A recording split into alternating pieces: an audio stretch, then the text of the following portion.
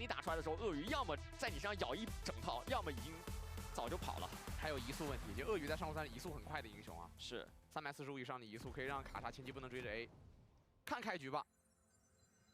当然这把以2个队伍碰撞上啊，这个简单玩的风格应该不会有换线，会简单兑现。哎，奎桑迪1级往下路来给了颗眼啊，给完这个眼就意味着已经是兑现了。对的。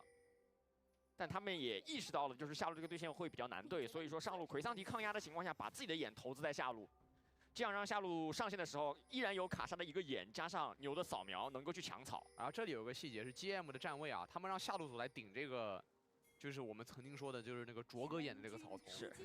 其实这2个草丛封死，加上上面 C 草被封死的话，JDG 是不好在对方野区里面给到眼的。只能说卓哥前瞻性这一块，哎。 这个草丛确实成为了后续野区攻防战的重点，现在很重要啊！哎，但这一次京东双人组是直接站在后草，然后中草有奎桑迪帮忙点了眼。现在是可以看到啊，这个开局京东是不好进野区了。其实卡莎第一波如果能打到一个单体 Q 的话，会比较痛哦。哦，看到牛了，开 A， 但牛走到脸上把人顶走。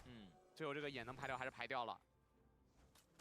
但靠着这个眼，卡莎能够先摸到线，而且打了一套对面的双人组。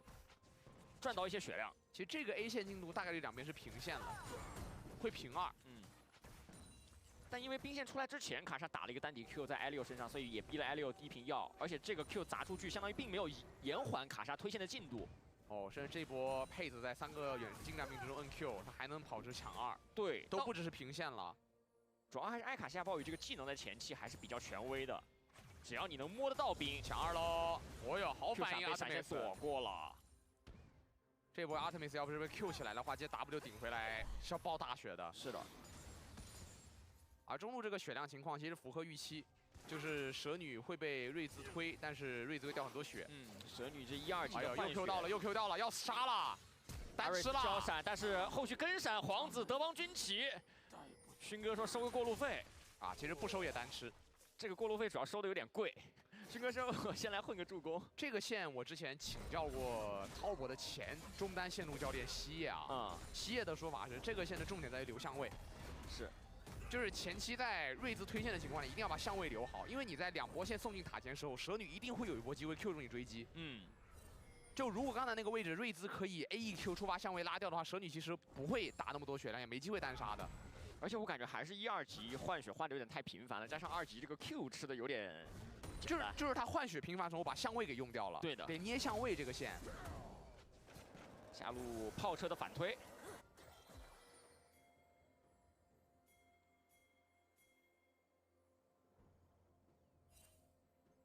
其他拿到4级，3级野区已经刷干了。勋哥的线路处理是很好，他选择先刷了蛤蟆跟那个蓝 buff， 最后刷3狼。 这样，哪怕自己的刷野进度稍微慢一点，礼拜进到野区也会发现能被反的野都已经消失了。没错，这个在打饭领域里面叫做先吃锅里的，再吃碗里的。总之是吃饱饱，哎，一点没漏。勋现在吃的是真挺饱的，上半夜核心也能吃，下面的话2个人血量保持的还可以，抬到了佩子，所有人一拥而上，佩子交出闪现，想尝试多换点小兵，但是最终在塔下牛头对飞机完成了一波单杀。 两边算是做了个置换，但是佩子小掉1点刀。对，这个线有点亏哦。哎，但这个线其实是好线。对，后续的第2波线如果卡在塔前的话是不错的，所以说里外要过来帮忙解一下。飞机已经回城了。那里外的回合稍慢一些，那这样是勋先出门的。从打野这一轮的干壳动向来讲，勋可以率先做到是。下路牛 W 技能借小兵位移。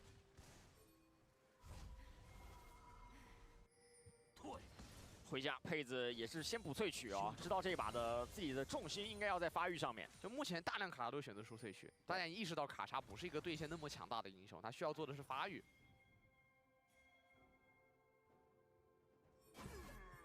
其实这一局对于京东来说，3条线都需要一些发育的时间。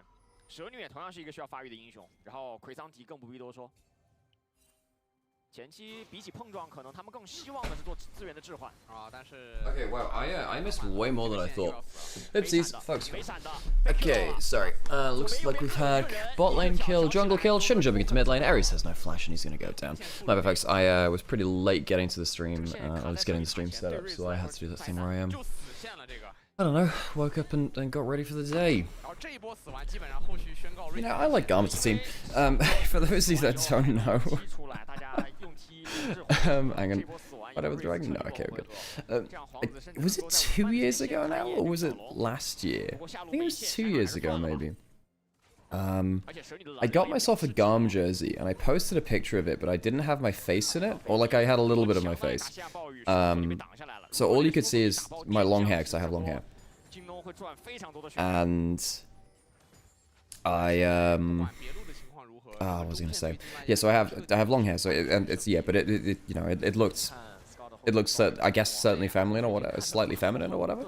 So the GAM CEO retweeted my tweet saying, "Wow, great jersey, hashtag GAM girls." So I just picked it up and ran with that. I'm like, oh, I'm not letting you get away with that. So I was like, okay, damn. And so then occasionally I would just tweet at the GAM CEO, just hashtag GAM girls. Like, it doesn't bother me. You know, I'm confident enough in my own body image. Fairly androgynous anyway, that's just the way that I look. That's not a problem, that's okay. But yeah, so I have a soft spot for GAM. I like VCS anyway, but I have a particular soft spot for GAM after that because of that one funny individual story. So yeah, hashtag GAM girls in chat. Scout doesn't have flash. Levi might be able to get the shove into the wall. Where's the miasma? Does he need it? Ooh, Waterblade just missing there. So no root. No root. TK is so funny. Oh no, he didn't mean any harm. He didn't mean he didn't mean any harm at all. GAM mid lane is bad.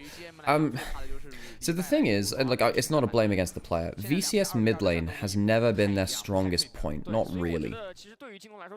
They've had a couple of them real mid lane talent. Oh, flash for the dunk. Ares doesn't have flash. He's stuck in the Cataclysm, and that means that it's very easy for the Snake to just DPS him down. The Cassiopeia is very good against Ryze if you can actually sit and auto-attack, and not auto-attack him, sit and DPS him. Hey, thanks to the stream streak, by the way, Elliot, and thanks to the follows. Oh, bloody hell, Pays! Doesn't have the barrier. That would have been one more auto and dead there. Close run stuff. See a bit of a CS lead for the Corki.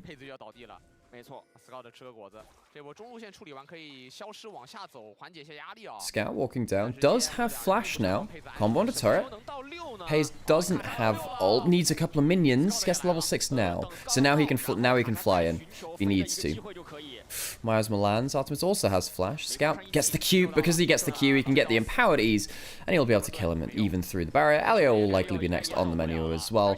A bird and a yordle on the dinner table for now. And 2 kills over to Scout. Great roam from the mid laner of JDG. And on the other side, that's not awful from Xiaoshu, but he'll die either way.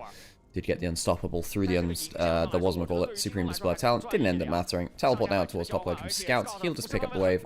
Unlikely he'll be able to kill Kiaya. Artemis timed the W well, but the Q was too good. Yeah. Cassiopeia, if she ever hits Q on you, you discover the meaning of fear. GAM just getting a little bit blasted in the early game. 4 kills for Scout. Why couldn't Scout play like this in LPL playoffs? Ah, Scout. I have a lot of love for the man. I've got a lot of love for our last mid lane world champion from the LPL. He's a real legend, as Scout, but he's not had a great year.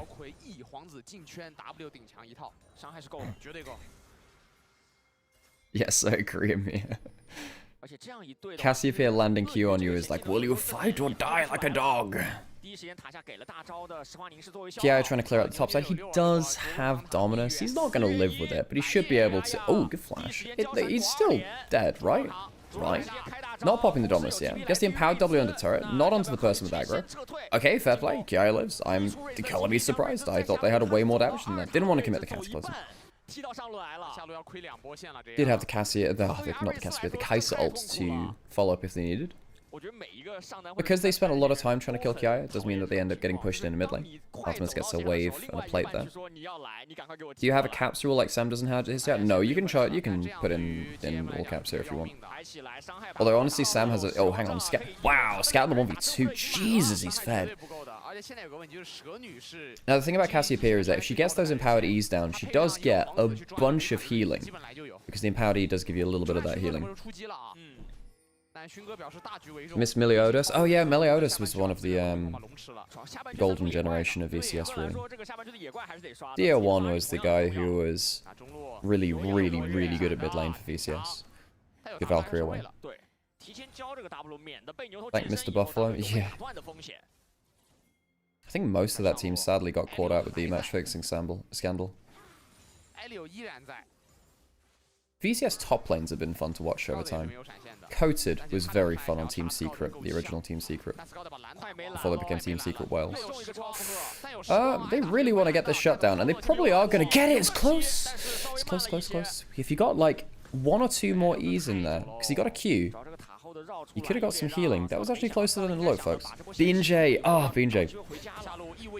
I have a funny story about BNJ. I have a funny story about him. Next time we have a not fight, I'll tell you about it. Elio's caught out, does have flash, does have ult as well. Draw is way more caught out, though. Don't know why I said it was Elio's caught out. It's Draw which one. And Draw will go down. So the funny story I have about BNJ is when Saigon Buffalo went to Worlds in, what was it, 23? Or was it 23 or 22? One of those years. The first time they went to Worlds. BNJ was the youngest player at the tournament, I believe, at about 17. But BNJ, and it is worth noting, the national average height of Vietnam is quite short. BNJ was very short, and also very thin. He didn't have a good diet at all. So when they were going to get their green card to play in the US, they had to go and do their paperwork again because US authorities thought that thought that Saigon Buffalo might be trafficking him into the country because he looked too young. Good ult from Scout. Ends up getting the empowered key. Wow! Super Ninja Splat sounds pretty good. I think Scout die anyway, though. Levi just about gets enough disengage there. Scout dies twice in that top lane. But honestly, it's so funny that obviously it was all completely legal, but just because he looked so young, because he was very short and very thin, they thought they were bringing a child into the country instead of an esports player. Poor bloke. Again, it ended up being completely fine. They just had to do the paperwork again and prove, you know, things were double-checked. Just got your ass kicked by Twitch verification. Is Twitch verification that bad anymore? I made a Twitch account years ago, so it's not really been a problem for me. That's some decent damage on Shashu. Does have flash, does have ults. I think Shashu's just dead here, no? Ooh, Elio's on the roam, gets the charm into him. He is just dead. Alright, it's another kill towards Levi. 2-0-3 for him. GAM is here as well. Yes, it's the 4th and 5th seeds from LCP. So it's GAM and Vikings, who are both the VCS teams. Yo, GAM have a lead? Yeah, it's a 2,000 gold lead. It's not looking bad, eh? How did JDG go from 1.5k up to 2k down in 3 minutes? 3 deaths in side lanes. Levi just kind of walked into side lanes with the Realm War for a good ult. And, someone died. How's it going, GAM girls? We actually just told that story again, Brock. So apparently Twitch verification is a little bit more complex now. It requires a phone number, but yours is in a throwaway account? Oh, okay, gotcha. Right. What's happening? Gamma skirmishing well early. I'll say skirmishing. They're ganking well early. Playing around the sidelines well. So who's got the gold lead now? Slight lead for the Renekton, slight lead for the Kiana. Kiana's quite strong at this point. Corky's 700 gold up as well, even with the Cull cashed in from Pays. Was that? I think it might have been Cull for Cull. Can't remember if Artemis got it, I'm not gonna lie. I think we might finish Ghost of Yotei either today or tomorrow. I'm not sure how much content we have left, but we've done most of the side content. I had a very cool YouTube clip out the other day, which was about Ghost of Yotei has like realistic explosion physics which affects leaves on the ground. Very cool. Have I done pick'ems? I haven't done pick'ems. Maybe we do that in the break. That's a point. Maybe we do pick'ems during one of these breaks.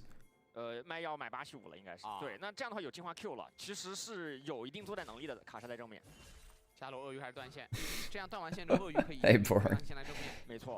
God, do you know that? Hang on, Zero has flash. He might need to flash out of the pit. How much do they want to fight this? They really want to. They're teleporting in with Renekton. Draw is still in the back of the pit. He has his, what's we call it now?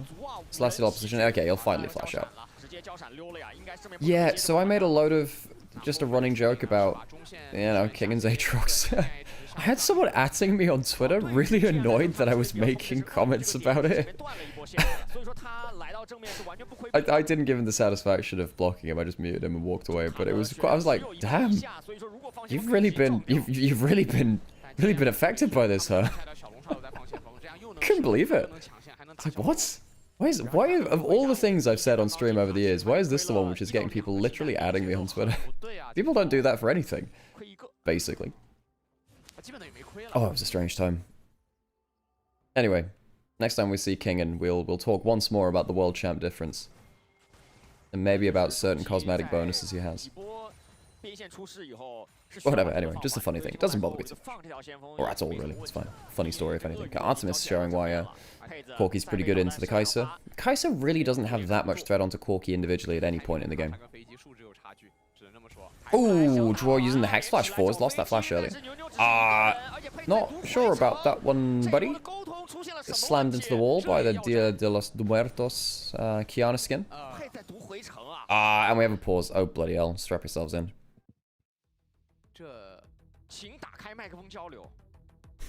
Oh, I misunderstood someone. Because I was talking about Mineski as well, and they're like, yo, the Mineski run was like so crap, so don't talk about it. Which is, yeah. That's whatever. I mean, honestly, I can't remember enough about the Mineski run to comment on that one now. I occasionally watch it as part of the, you know, the LoL World Championships screen?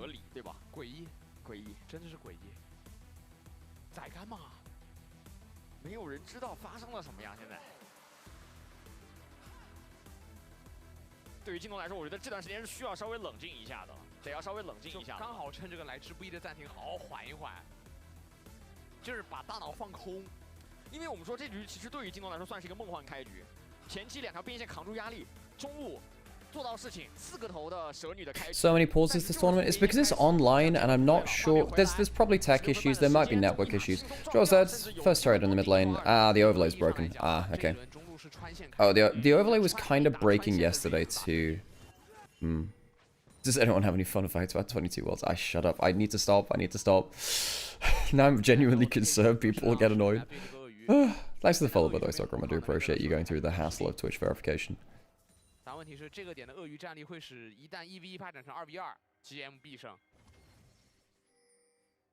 Fun fact for Shelly Egoist. Let me have a think.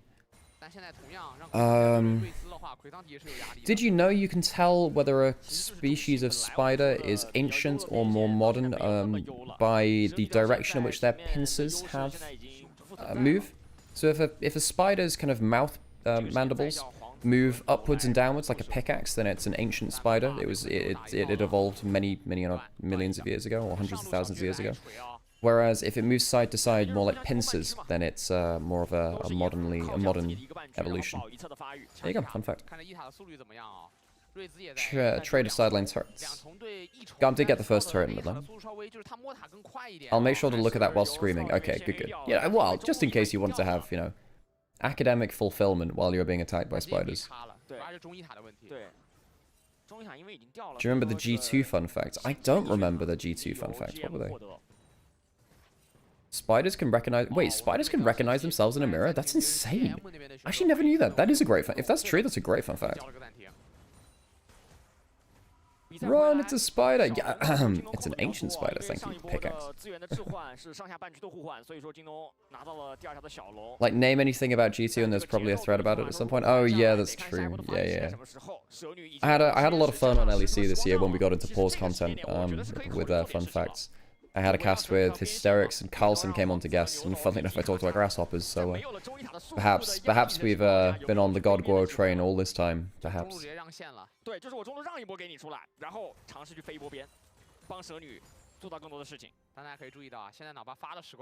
See, this spider thing is what I would mention to you on Twitter for.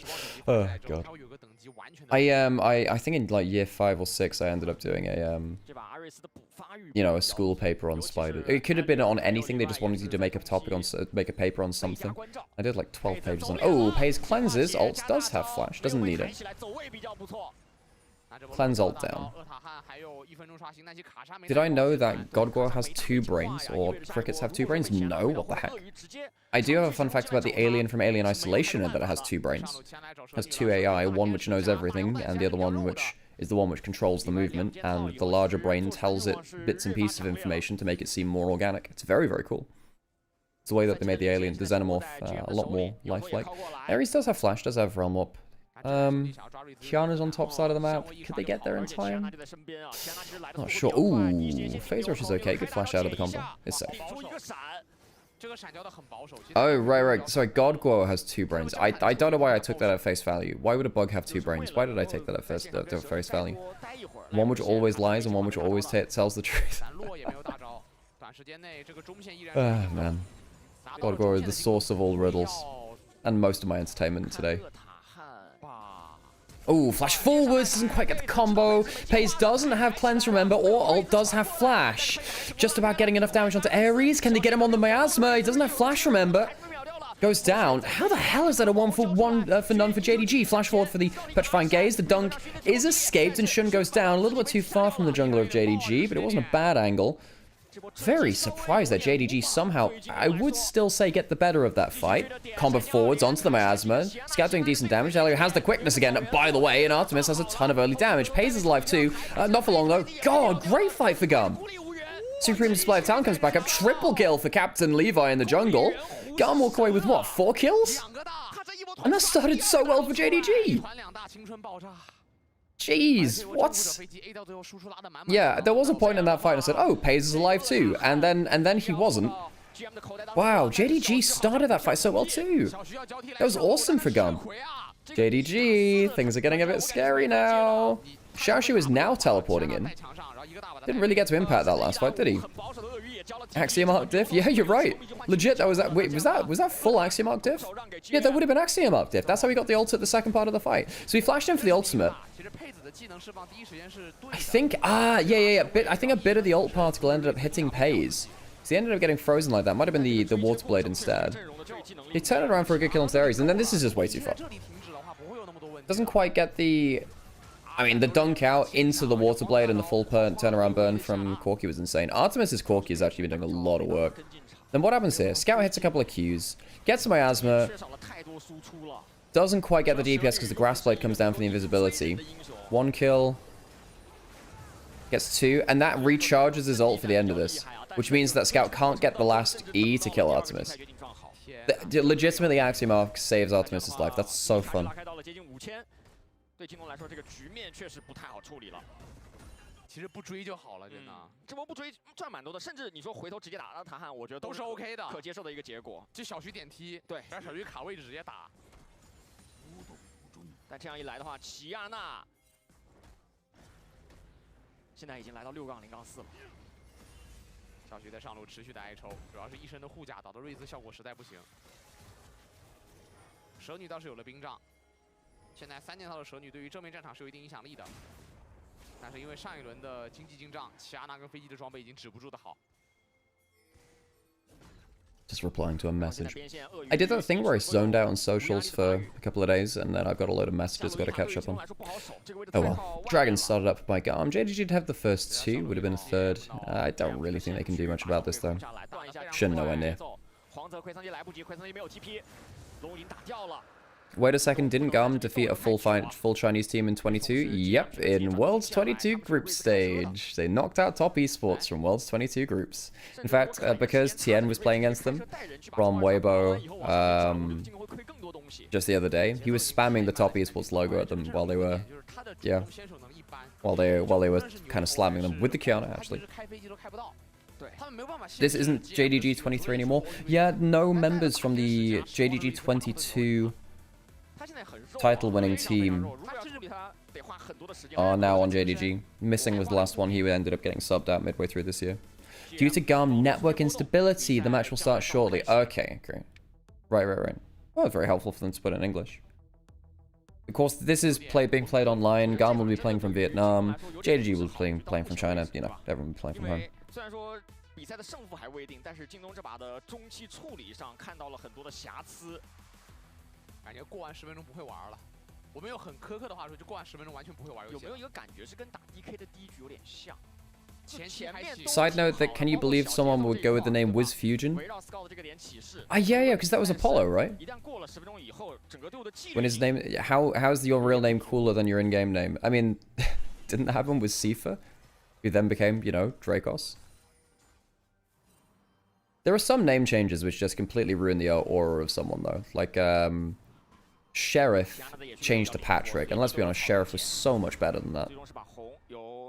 The English cast I didn't know I needed. Well, it's the one you've got. So I'm glad it's the one you need. I say that LPL English are doing their own thing too, and there are a couple of other streamers about. You know, go find yourself wherever's most comfortable for you. Vietnam's internet is not good. I don't know whether that's truth, because there are, I just don't know what it's like for this tournament, right? Wayless, God v Pain Evil. Oh God, Pain Evil. What an awful name change.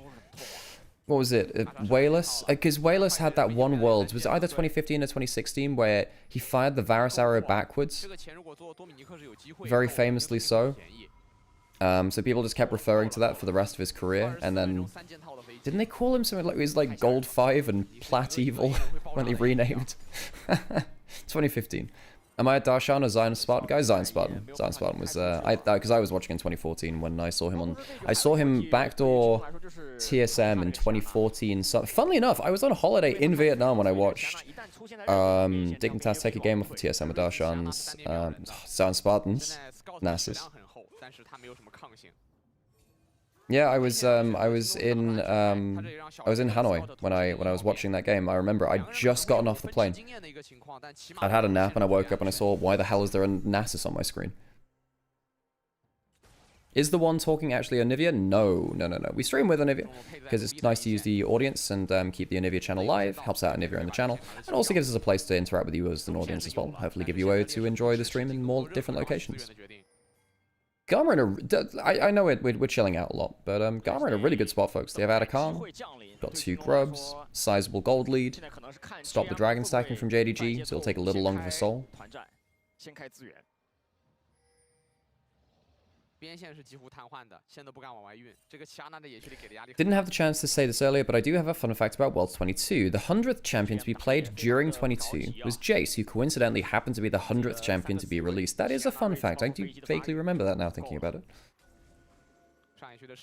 I had one of my best casting lines of this year was in LEC, was G2KC. I want to say it was game 2. Or game 4. It was the last game of the best of 5, where Sion killed Jace, and I think my line was, "The axe doesn't just cut down trees, it but people too. The man of tomorrow felled today." It was a great line. Oh, so poetic. It's one of my favorite ones. It was a good one. Alright, so Baron's available. Ares has ults. And if your cam reveal when, so you know when the highlight videos had the bloke reacting in the bottom left hand corner, you know when it had the loop of someone reacting, that is actually Onivia. That is actually Onivia. So we have actually had Onivia face reveal. For those of you who are Onivia highlight knowers, that's the man himself. Okay, pace is on vision. Okay, so what did JDG do? You're 1.5k down on AD carry, which is a rough problem because Artemis can actually one-shot Haze now. In random pixel help. Scout is still strong. It's just really hard to leverage Cassiopeia's power aggressively. Oh, Onivia, MES, sorry, Onivia. Yeah, we stream in 3 different locations. We used to stream in 4. We used to stream in TikTok as well, but TikTok often kind of randomly bans you.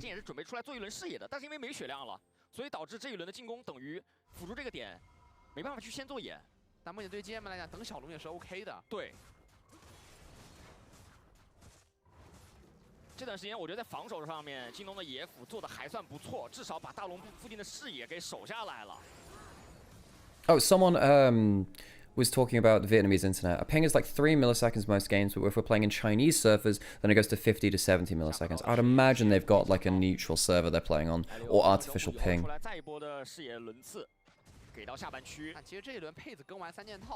I'm glad GAM is playing good games against decent teams like JDG, and that is impressive. I mean, the thing is, I mean, it's so impressive to see GAM playing like this, especially given the context of the stuff we were talking about earlier in the game in terms of, you know, about 40% of the players in VCS getting caught by match-fixing scandals, COVID denying them international competition for about 2 years. The fact that GAM is still, you know, a pretty damn good team internationally standing is kind of incredible. FaZe Shin's humanning the Baron. Renekton was on Dragon, is now peeling off of it. Ares is dealing with Scout. Scout is winning that pretty heavily, actually. The Rylai's and the move speed is doing a lot of work there. That's a lot of damage, and FaZe is dead. With FaZe dead, doesn't that mean that GAM win the fight? Who knows? Artemis has died as well. AD carries down. No more DPS. Levi doing bits and pieces. Kiara trying to save his longtime teammate, and Levi gets to pick up the pieces. Awesome. Means that the Axiom Arc keeps it rolling. He'll get himself even more cooldown off his ultimate. His ultimate's on already over a half cooldown down, by the way. GAM, a huge fight for them. What is that, 4 for 1? 4 for 1, yeah, Artemis dies. Ares managed to survive the play against Scout on the other side of it. Wait, Scout lost the 1v1? Huh? I actually missed the 1v1 with Scout. Wow. Jeez. Will you be back to Vietnam? I mean, I'd love to go back to Vietnam. I really enjoyed, because I went across the whole country. I went from north to south and enjoying different parts of the country, learning bits about the history. It's very, very cool. Really enjoyed it. Hey, Vestian, how's it going? I mean, Vestian, I mean, dude, if you want, do you want to come in and I don't know if you got plans or anything, but obviously you are the LCP bloke. do you want to come and chat, LCP? Honestly, feel free to say no. We're gonna be pretty chill. So this is the 1v1 we missed in picture-in-picture.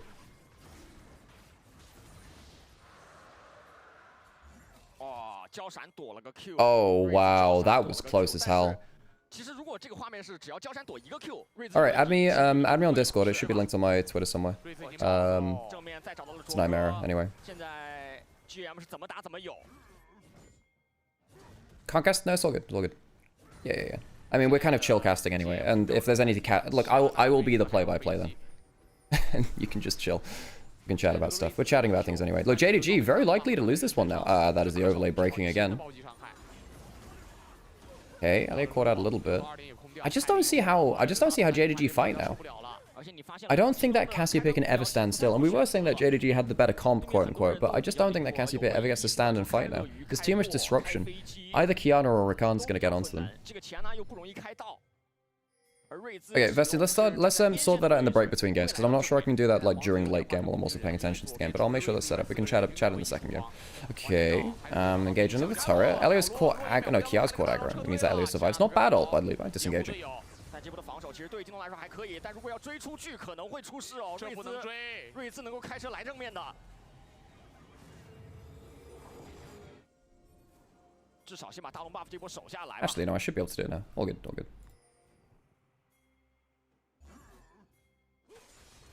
还行，这个大龙 buff 其实 GM 没有推太多塔，就推一个中2塔嘛，我觉得对于京东来说是完全能接受的。是的。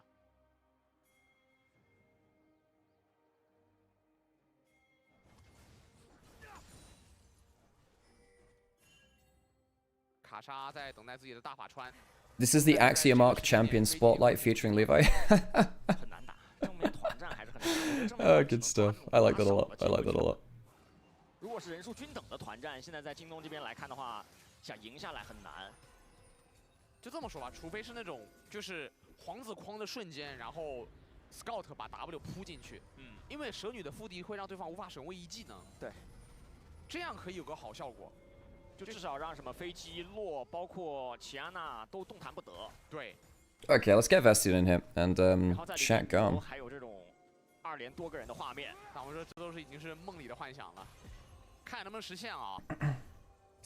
Howdy there, how's it going? So folks on stream, welcome Investian, who is current LCP caster. So I thought as we've got an LCP team in here, let's get your opinions on it and stuff. We're gonna be chilling. So hopefully this is going to be fine. I think this is the way that audio should work. And if you're in chat, let me know if audio is balanced or not, basically. But yeah, how's it going? How are you feeling about GAM? Currently decking JDG. Oh, yeah. Look, honestly, after their first series, I was a little worried, but I mean, they're playing, I guess, this one kind of how you'd expect. I think Levy is actually surpassing expectations at the moment, but we take those, that's for sure. Yeah. I mean, Kiana's a hell of a champion. I mean, I like Levi a lot. I like him a lot. He's he's one of those kind of international icons. I've told the story of Kiaya quite a lot on the stream because Kiaya's also got a very inspiring story. Because literally came out of poverty through GAM and through esports. He couldn't actually read before GAM taught him how to read, which is just, I don't know. There's something very inspiring about that. You don't get many stories about that. But also, kind of part of that story too, is that Kiaya and Levi have pretty much always been together too. So, yeah, I've always got a soft spot for them. So what I have to say, I haven't actually followed GAM's story this year. Anything particularly notable? Obviously, they missed Worlds in the here, but, you know, GAM is GAM. Yeah. I mean, yeah, it's like they've been playing like relatively well. I mean, it's been weird, right? Like they start the year and it's the same every year, where they look kind of rough and not that polished. But then as the series or the split rather progresses, they like look better and better and better, and eventually do pretty well. And like that's kind of how they got to MSI. Like it was pretty expected, I think, for PSG and the CFO to represent. Yeah, I remember that. Yeah.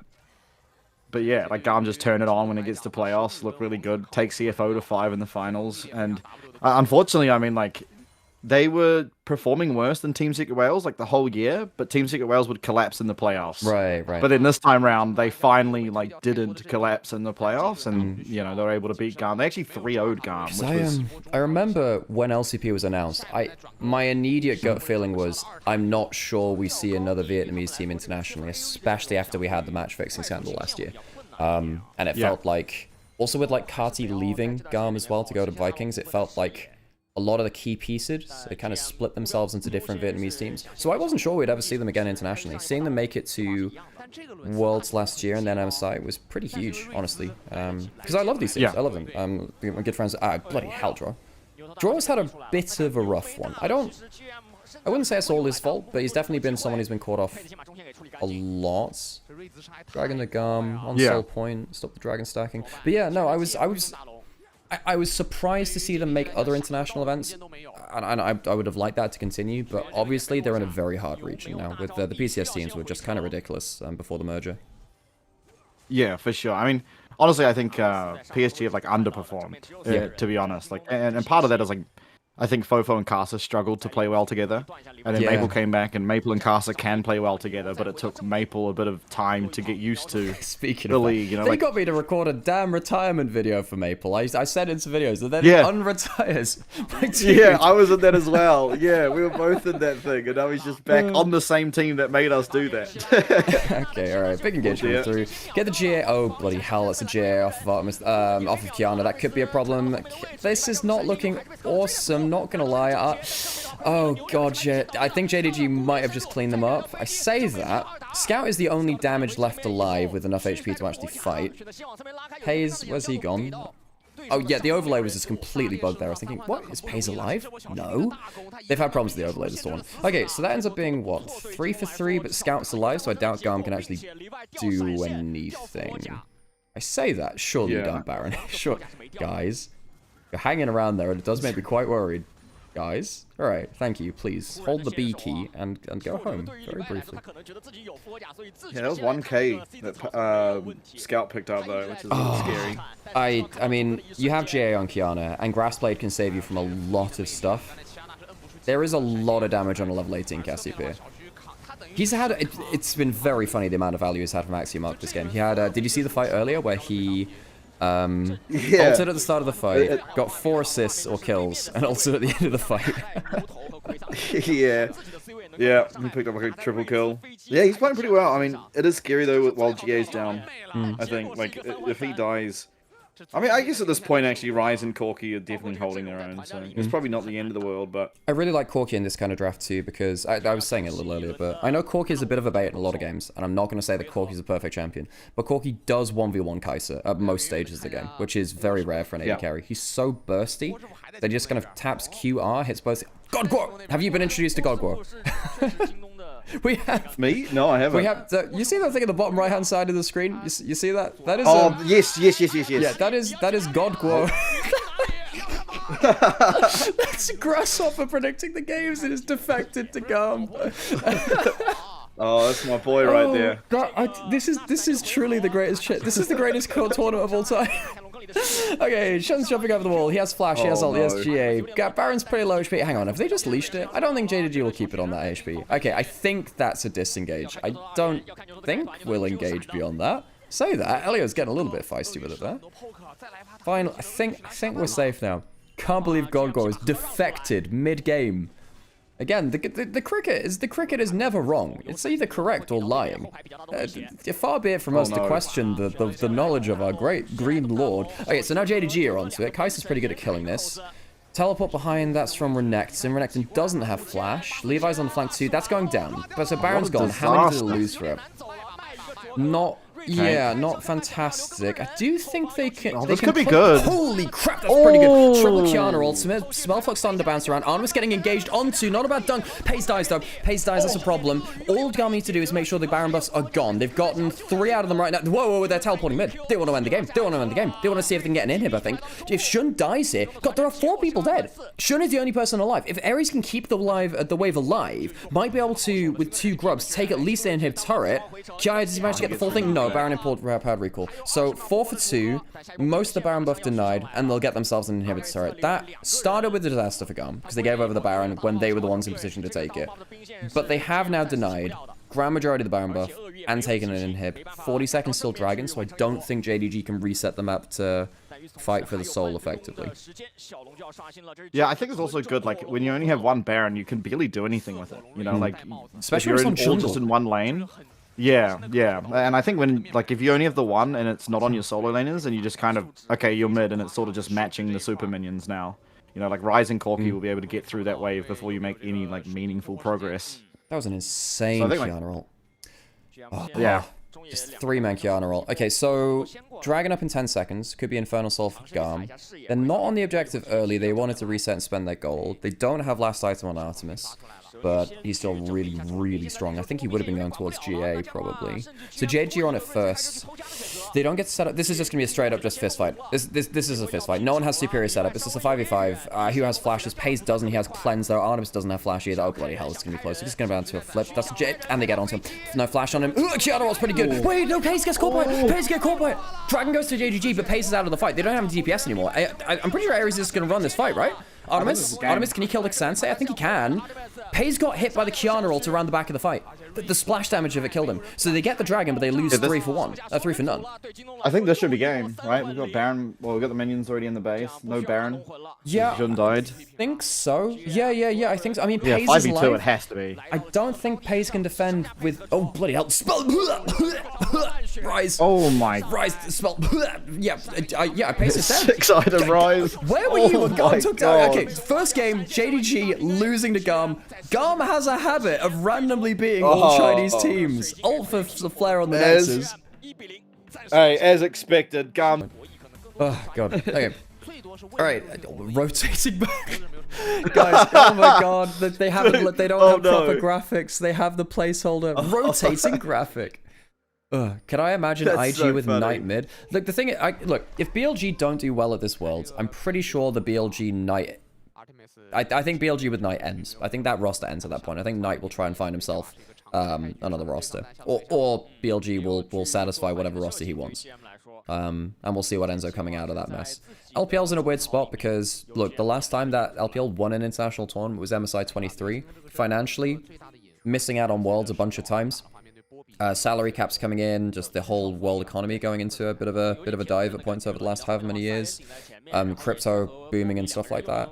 LPL really needs an international win. So yeah, if you want to see like big super teams coming out of LPL, they need like a huge win to boost the money so that a team can actually afford that roster. JDG's super team roster was one of the most expensive rosters of all time. No surprise, right? When you've got that many great players. Fine.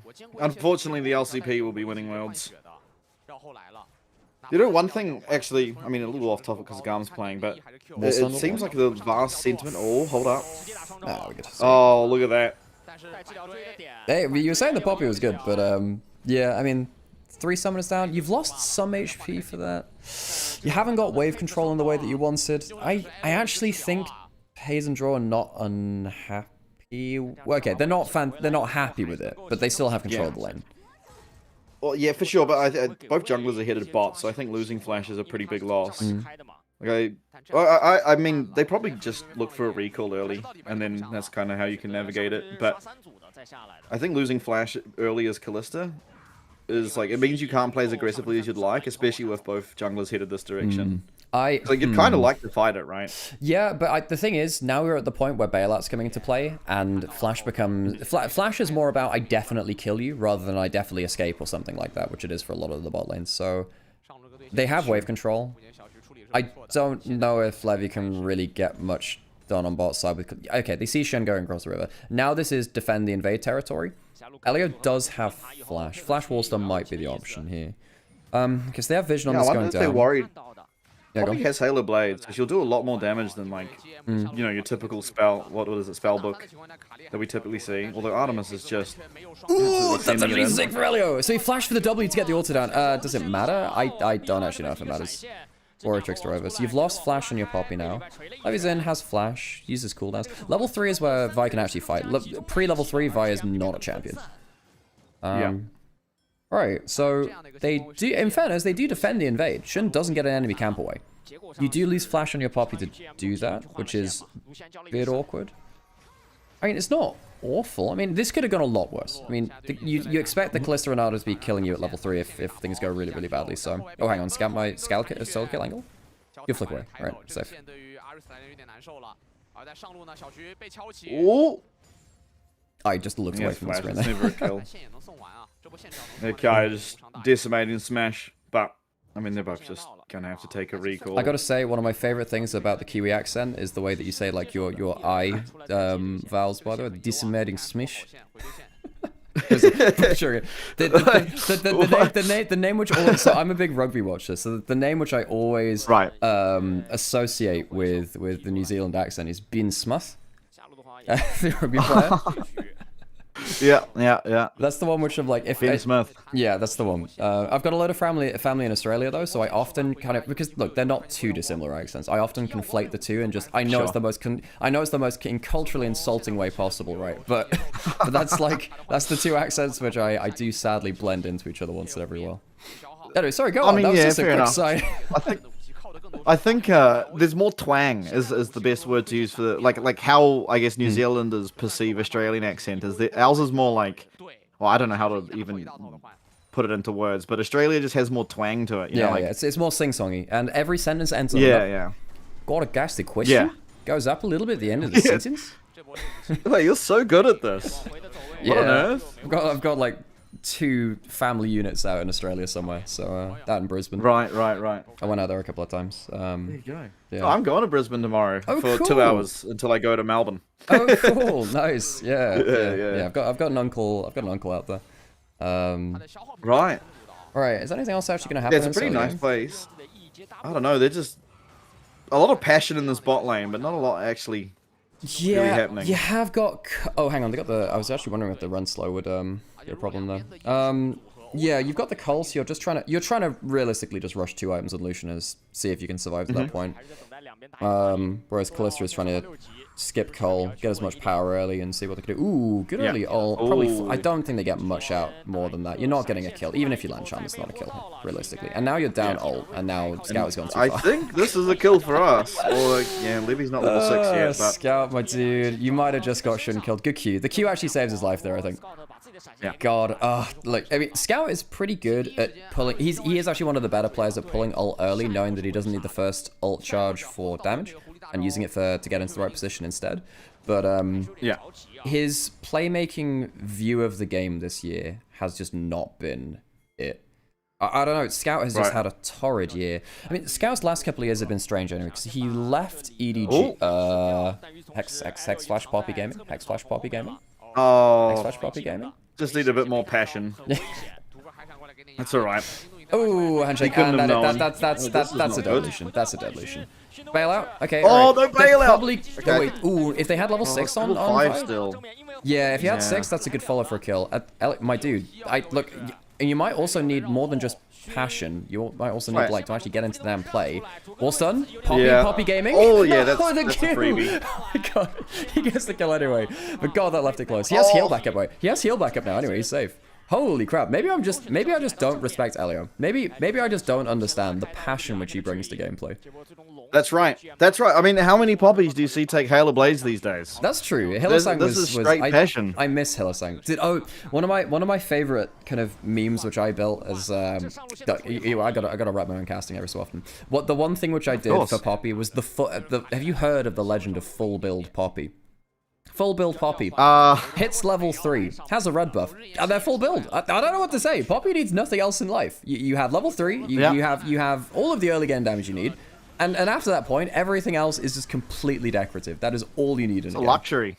Yeah, exactly. Yeah. I mean, the fact that he's doing it even without the red buff, he's not even a full build Poppy. I mean, my dude, he doesn't need that in life. That's right. No, I mean, it's a good flank. I actually wonder if he could have just, like, Hicks flashed over as well. I mean, I guess he probably doesn't find the Wukong. Maybe Callista stand and fights, and that becomes a problem. Maybe.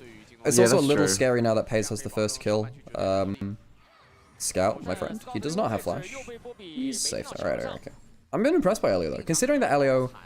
Look, Elio wasn't, like, top-tier VCS support. He was a guy which came in and I thought, look, he'll be fine, but realistically, he will be... placeholder. I've really enjoyed watching him play. Yeah, I think at least for Elio recently, as like pretty much the entire LCP, he's been like I mean I'd argue playing like the best of the Vietnamese supports. I think recently it was Taki. Wait, is B like, still around? Is B still around? He was in an actual VCS team, like playing in the second league. This is so they made it into the qualifications and burst. Okay, I was about to say this is Dekiaya. That's not in fact a Dekiaya bailout. Ooh, bailout not activated. Okay. Scout. Get out of there, Libby. Shun is dead. Wait, guys, JDG are losing the early game. Classic. Damn. All right, GAM got hands. Damn. JDG. Oh my god, JDG, you cannot come in as the highest LPL seed to this tournament and lose. Surely you can't lose to GAM. Surely you can't do that. They're the highest LCP seed in this tournament. They're just better. It's a 4th seed team versus a 5th seed team. Yeah, that's true. That is what it is. God. The numbers don't lie. Yeah, it's 4th seed. Exactly. Yeah. LCP truly sending their best. So Scout doesn't have ult now. That's right. Oh my god, this is actually looking like disaster for JDG. Oh, it's Elio's been everywhere. Holy crap. Yeah. That's like one of the benefits of Poppy. I swear, like the Callista Renata lane isn't like that scary when like especially a champ like Lucian can kind of deal with minion waves from afar. And I mean, Poppy's just been running around the map. Renata can't really answer it, right? Like, you really need to look for something on that side of the map. But when junglers are matched, it's very hard to. The thing which was a killer was the fact that... So, I think, actually, the flash being blown at level 1, that was fine because wave control was still there. Like, it's not good, but it's still not game over, right? You still got the game plan. The problem was, for me, that the flash is blown, the invade happens, and nothing gets one off of that. All you do is escape. And Levi still gets his camps. So typically, the golden rule of Callista / Callista Renata is you kill lane, or you control lane to the point where the enemy team can't react, they're locked under a turret, and then after that point, you either dive, or you take jungle camps. They did none of it. None of that. They didn't kill lane, they didn't steal jungle camps, and they didn't zone off of waves. So when all 3 of those things goes wrong, then you're like, okay, well, why are you picking Callista? And that's why most teams in the world have failed at picking Callista since MSI onwards. I think really the only lanes I can think about it is... God, is it? I'm trying to think if it's Viper on H-League that does it well. Not, oh, maybe Ruler, I don't know. There aren't that many people that have done it well. And then top esports play well, but that's kind of it. Yeah. Yeah, I think it's like... I don't know, like, it's so good when, especially with, like, control mages being often the mid laner, just to have a late game insurance AD carry. Like, there's no real loss in having that, I feel. Like, I think way too much stock is being put into, like, oh, I want a strong lane champ. Like, Corki is much the same, right? Jin, Israel, like, these champs, like, sure, they can be strong in lane. But if you don't get really far ahead... Which you put out every so often. Oh, I hate Jin. I hate Jin. I hate that champ with a passion. I think it is so useless. I think there are comps that it works. Like if you have, like, Zyra or, like, something like... Go on. Yeah, I think Jin requires like a team composition that does a lot of damage, where he can play utility, and it also requires the enemy team not to be awfully tanky. But like, at least in the LCP, every time I see Jin, it's like, what are we picking Jin here for?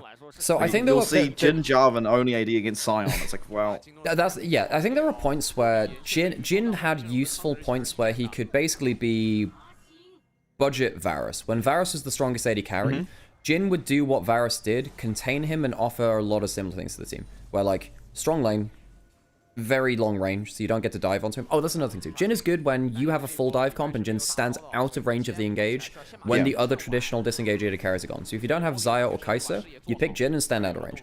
So that's when you can get some really good kind of use out of him. And I will say, like, if you get ahead of the game and you're a very good Jin player, so say if you're... I mean, Elk is the guy which I've seen do it best. Gumayushi's very good too, but Elk has been insane on it too. At that point, it's like, okay, this guy is actually one-shotting with just a regular random ability. That's when it kind of gets kind of crazy. Yeah, I just like almost every single time I see Jin. Dude, what is happening with JDG on sidelines, by the way? GAM has been slaughtering in both games on sidelines. I mean, last game, JDG were about 1.5k ahead. Shashu actually will make it out of this alive, I think. Oh god, I think so, just about. But last game, JDG were ahead about 1.5k, and then they died 3 times in sidelines back to back, and then were down like, okay. GAM have been way better at picking off people in sidelines than JDG have been respecting them for. It's good. I mean, we got a good team comp. Well, I guess both team comps have pretty good side lane pressure. But I guess the Poppy does somewhat tilt it. You know, like Talia can answer sides as about the best as Ari can, but it's a lot harder to pick off a Sion in the side, in fairness, than it is. Yeah. But then at that point, it's like, how are you moving around the map to mitigate the threat? Because the side lane things are a thing, but I think the biggest concern I have had for LPL teams this year, and this is typically compared to LCK teams, right? Because that's the region which they're compared to most, is LPL I think is behind LCK teams because their jungle supports don't move around the map as effectively as LCK teams. I think we've even seen that in this tournament with like even like Nongshim and BFX. They've looked like they are just, okay, but there's a load of network issues apparently, so it will have occasional pauses. But yeah, I think jungle support from LPL has not necessarily played around side lanes consistently as well. Across the whole cohort of LPL teams anyway. There are 1 or 2 which play very well. You know, I think BLG around side lanes have been... Have they been better than most? I suppose so, but even then, Knight will randomly die in side lanes a fair amount. Ben has had to 1v2 at points too. Sometimes they just outplay, that's a separate thing too. I think probably top esports are the team right now which are playing the best around that. Anyone's Legend were better earlier in the year around moving jungle support as a unit to support weaker side lanes. Right. Okay. I mean, in the LCP, it's like pretty much just CFO, like that have clear strengths when it comes to the side lanes, I think. I mean, no, actually it is very much the case. Like PSG pretty much play mid jungle the whole time, you know, like that is their pairing. They always did as well. They always did, even before this recent era. They always did. Yeah, and I think you could see that kind of in the start of the year for CFO too, right? Like, because Junja just spent the last 2 years doing that. The start of this year, he was just living in Hongkyu's lane, which is a big part of why Hongkyu looked so amazing, is because he just had the best player of our region in his lane or around his lane the whole time. Because if you've got a player that good, you want to do that. But then when you do that, it's like, well, he's only doing that because he's got someone in his lane. It's both things, one begets the other, I suppose, right? True. I think at the start of the year, though, Hongkyu was very inconsistent. And that's not to, like, discredit him as... Ooh. That's a lot of damage. This is not good. Oh, bloody hell! Flash to make sure that the flash away didn't work. I mean, Shun is now flashed. I mean, Levi's still got a pretty good angle over the wall. Okay, good dash away from that. Very good dash away from that. Wait, they didn't know he was there. They didn't know Levi was there. Okay, right, so they managed to get the kill onto... okay, this is now falling apart. Oh my god, wait, I say that. Hang on, whoa, they just destroyed Scout, though. This is all on pace. He gets hit by the Q. Oh my god! I mean, Artemis is just the goat. Oh my god. Artemis is just the goat. Oh, he messed up his rend. Yeah, he didn't get the red set. And also, in his last auto, he got hit by the VIQ mid-auto, I think, so I don't think the auto attack came out as well. God damn. So Scout got blasted in a turret. Lucian. I'm pretty sure Scout ended up tanking one or both of the mid lane turrets there. I don't know if he dashed between them. And then, key part of that fight, pretty sure that Levi, I will change my pronunciation, I will. Levi, he was so patient on this angle. Sure, I think the JDG mindset was, if he was there, he would have engaged by now. But because he was so patient, they just didn't think he was there. Where do they think he was, though? Guys, you haven't seen Vi for like 15 seconds at this point. He is going to be somewhere near.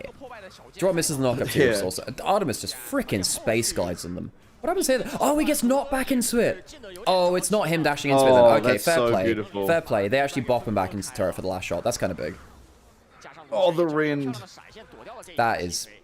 It's just a Levi. It's just a Levy diff. It's just a Levy diff. And now Artemis is just loaded. Oh, Jesus. This is going to be the LCP after we win Worlds. I mean, this... yeah, CFO World Champions, let's go. I mean, yeah, this is the point now where playing a Kalista comp from this far behind is doomed. Yeah. I think, look, a lot of LPL teams have basically said, look, we'll win lanes so hard, and LPL teams are typically very good at playing through winning bot lanes. It's just a style which LPL has been very comfortable with at the point. Multiple teams have been. But I think at this point, you just don't have the damage to fight now. Shun is also not ahead on the Wukong. God, JDG, what has happened? I say what has happened to this team. This team has done it to themselves. They are a team which is somehow worse than the sum of their parts, which is so sad to see. And I think earlier in the year, Pays would be just popping off. And then I think in summer, Xiaoxu was pushing off. I think that Shun and Scout have traded good games, but have never synced up together. Oh, no. Artemis is dead. That's a good shutdown. Okay, that's a really good shutdown. That was extremely greedy. Yeah, and now they might just lose an inner turret. Leo? Oh, Jesus Christ. Oh, God. So now they've given over 2 kills and 2 towers. They've taken 2 towers in top lane, so it isn't even turret trade, I think. But... oh, this is so classic GAM. Oh my God, why is it classic GAM? What do they do? No, man, they just time and time again. It happens in the LCP too. And like the reason they got 3-0'd is they'll be in like winning game states, and then just randomly they'll like... oh, they could walk around the wall, or they could walk into 3 people and die, and they're just like, oh, we'll just walk into 3 people and die. Elio, like, I see the vision, don't worry. I'm sorry, by vision, do you mean like vision from God? This is not a vision which is like seen through your eyes. This is a vision seen through the divine or the unholy, one of the two. That is not vision through your eyes. Dude, he's got the hell, but maybe he thought he went for the what is that item? The ward clearing item? Maybe he thought he had that first item and had the damage to kill the Jack. Glaive? Yeah, that's it. I always forget the name of that. Yeah, Umbral Glaive. Maybe he thought he had the lethality. That was so broken for a little while. Anyway, so now we're back into a much more even game. Even with that, you still have a Lucian who is so much more useful than the Kalista now. Pays is a very good player, and I think he has been playing very well across this year comparative to the level of his team. So maybe you can pull out something with a flash, cleanse, and ult, but I don't know. I just feel like I play Kalista, and I can't imagine a more miserable game to be playing Kalista. And he like opted into it late into the draft too. Like, I would just hate to be a Kalista against Vi, Taliyah, Poppy. Even Sion, you know, like sure you can kill him eventually, but boy oh boy do you have to put some stacks into that guy. Yeah, if you... yeah, so I do agree. I think if it comes into like a straight 5v5 where the battle lines are as you want them to be for the Poppy Taliyah, that's very true. However, I think what LPL does very well is hang on, Pays is just dead here. Surely he's just dead here, right? Flashing out. Do they go for the I think he's still dead. I think Levy, He's not in range for the bailout. He's not in range for the bailout. Okay, right. Alright, just push. I don't know why he's pushed up that far. You should never push up that far in mid lane. That is rough. Reminder that Pays dropped a 28 kill nuke in MSI finals last year on lethality Kalista. Yeah, against BLG. That was kind of nuts for sure. Kalista has been one of his better players. Okay, so now we're at Intercom. This is where games go to die. That being said, this is pretty hard terrain to fight it from. Shun said, so that's it. That's objective gone. Okay. Xiaoxu doesn't want to join. He's going to be teleporting, so that's going to be a kill and Adacon for inner turret. It's not bad damage for the Jags. So now, I mean, a JDG just saying all in on Xiaoxu doing some mad stuff with a flash. Counter-Strike late game. Hey, that's got to be it, right? I don't think Shun is powerful enough to decide a game on his own, which is a big problem, by the way. Shun is a player which really wants to play from ahead. Just as a jungler, just as a player, he's a guy which is very good at playing from a lead, but less good at playing from behind. I mean, most people are, but particularly with him, he is if he is ahead of the game, I know Shun can make game-winning plays from almost any spot. But when he's behind a game, he will still sometimes, like we saw in that Raptor invade, right? Go for that play, but then drag his team into losing situations. Because I don't think Shun is as coordinated with his team as he has been with previous rosters he's been on. Right, okay. Yeah, I mean, Livy in many ways is too, right? Like, it clearly plays a lot better from ahead. Like, I mean, I guess it's just the nature of players that play a little bit more aggressively. You know, like, it's kind of live by the sword, die by the sword. Yeah. Team Secret Wales, by the way, is just entirely that. I'm actually so excited for people to bear witness to that roster. Dude, those guys are calamity. What's their roster right now? Hero, who's it? Hero, Histo, Dyer, Eddie, and Taki. Right, Eddie and Taki, I know them. Because I remember Team Secret before they were Team Secret Worlds, because they had a guy called Coated in top lane who was really fun to cast. He was an awesome Jax Wukong top player. He was the kind of guy where he would take any kind of top laner that would fight level 1, like Wukong E-start, just run at you with attack speed, and just run at you. Same with Jack's passive. He'd be like, I'm going to flash Counter-Strike. Like, I'm coming. I got flash Counter-Strike. I miss that guy. I do miss that guy. But, yeah, that was a while ago, Team Secret. That was also, again, Team Secret was one of those teams for a while which probably could have gone international, but because of COVID and a bunch of other things, never really got the chance to make it through that.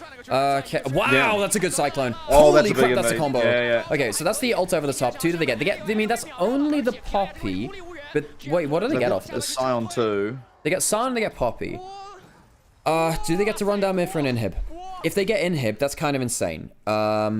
God damn. Well, we were saying that Shun is the kind of guy that goes for, like, the big game-winning plays. He is a playmaking jungler. I've always preferred him on 80 fighters. Like, that was an insane Cyclone.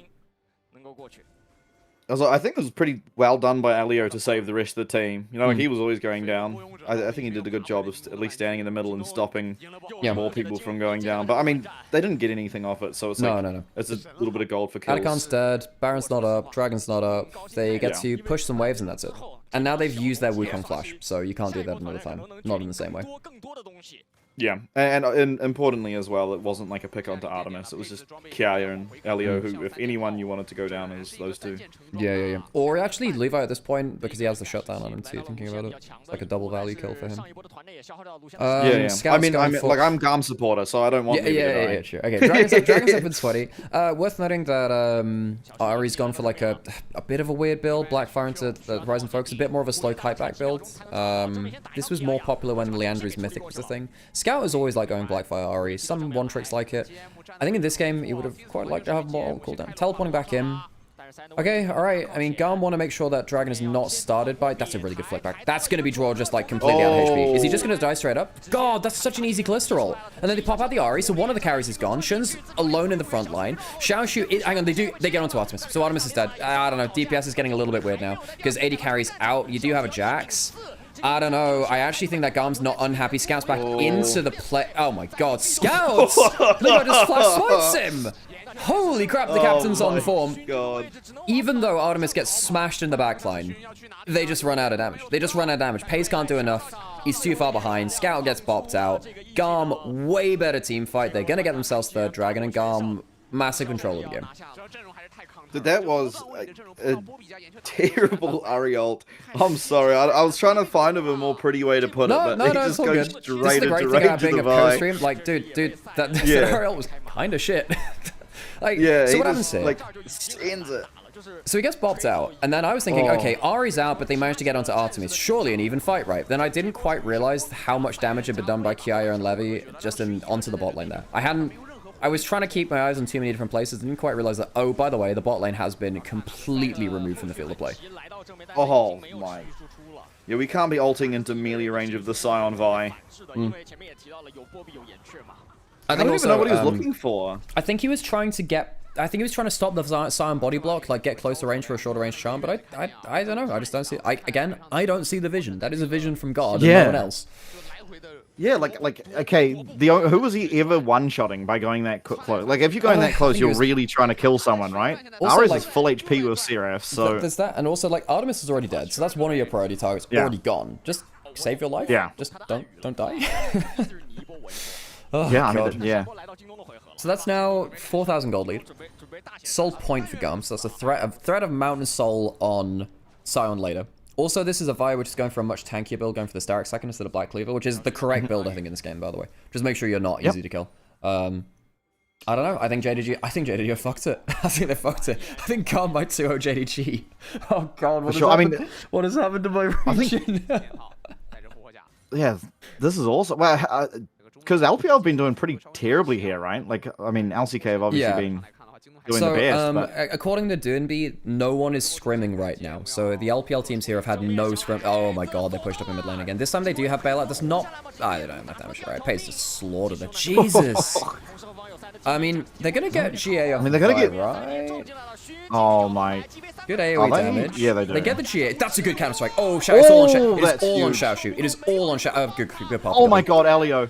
Okay, so Elio's turns the out, goat, man. Had the ult still. Turns out, it's not just the Kalista which sucks into Poppy at points. It's also trying to leap strike through a Poppy is also very, very hard.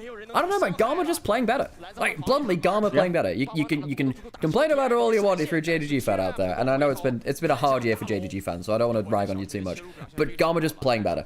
And yeah, I mean, there have been... So Doonby was saying on stream and Chinese guys saying it, basically that the Chinese teams have not had scrim partners. But still, like, I know that the Chinese community are like, look, if you guys lose, we are not letting you forget this. So while the teams may have had a bit of, oh, well, you know, it's not Worlds, and what are we really playing for? The Chinese fans will remember this, so they better clean their act up.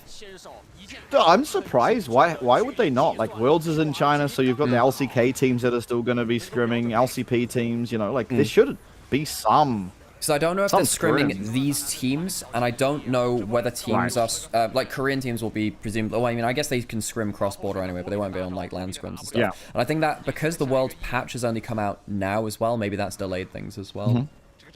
Yeah, possibly. I think it was, I don't know, Gamma looking good. Yeah, because I know that there's like an LPL kind of off-season scrim team which is being built up, which includes so Lee from NIP will be part of that, so we've heard a little bit from Doonby, and 1xN and Feather. I think Angel's part of that too, but they're not scrimming until I believe the 14th to the 15th, so when Worlds actually starts. Right. Okay. Oh, what a great game out of Elio too. He's been awesome. Like, awesome. Right away from Elio's been pretty hit or miss, and at times. Like, I think in general he's been very good, but like, you know, he's been prone to having some rough games. But this has been a really good performance. Oh, that's the elixir. Is that elixir of sorcery from Ares there? Because he's got the extra part of. Wow, he really wants to kill towers there. They really want to get a lot out of the Siren buff. So they're doing double ults, globals away. So Sion and Celia both running away there. Artemis jumping into bot side. I mean, it's not like JDG have any good flank angles right now. They can't go deep down the lane. Yeah, I think that was the right call to charge at the Poppy ult there. You've just used your double globals, so don't lose yourself in the 3-man group there. Because Wukong Flash Cyclone is back up. Yeah, no barrier at the moment, but we have all flashes bar Kaya, which, I mean, the Scion flashes, whatever. Kind of insane that Levy is deathless this game, actually. Because this is a pretty brawl-heavy game. Just in terms of the comps. I would have expected Vi to jump in and get just nuked by Kalista Jax or something like that at some point. It's just not happened. Just not happened. Yeah, well, I think that's very typically this year, actually, Levy's been going Triforce first on Vi. Okay, obviously, it will do more damage, less tanky or less survivability in fights, but I really like this. Like, Ari kind of wants to burst you down, right? So does Kalista in many ways, you know, through the rend. So I think going Sundered gives you that sticking power in the fights, and then the Styrax second as well. Even when you see really Sundered on other builds, it's often Sundered into Black Cleaver. Sundered Styrax is just, I'm not dying, I'm going to be really disruptive, I have a ton of HP, but you're not killing me. It's alright, so this is for Soul. GAM would get Mount of Soul off this. I mean, he's not going to be able to double over the wall. He can't double over the wall. Yeah, he's nice. With a Bobby W.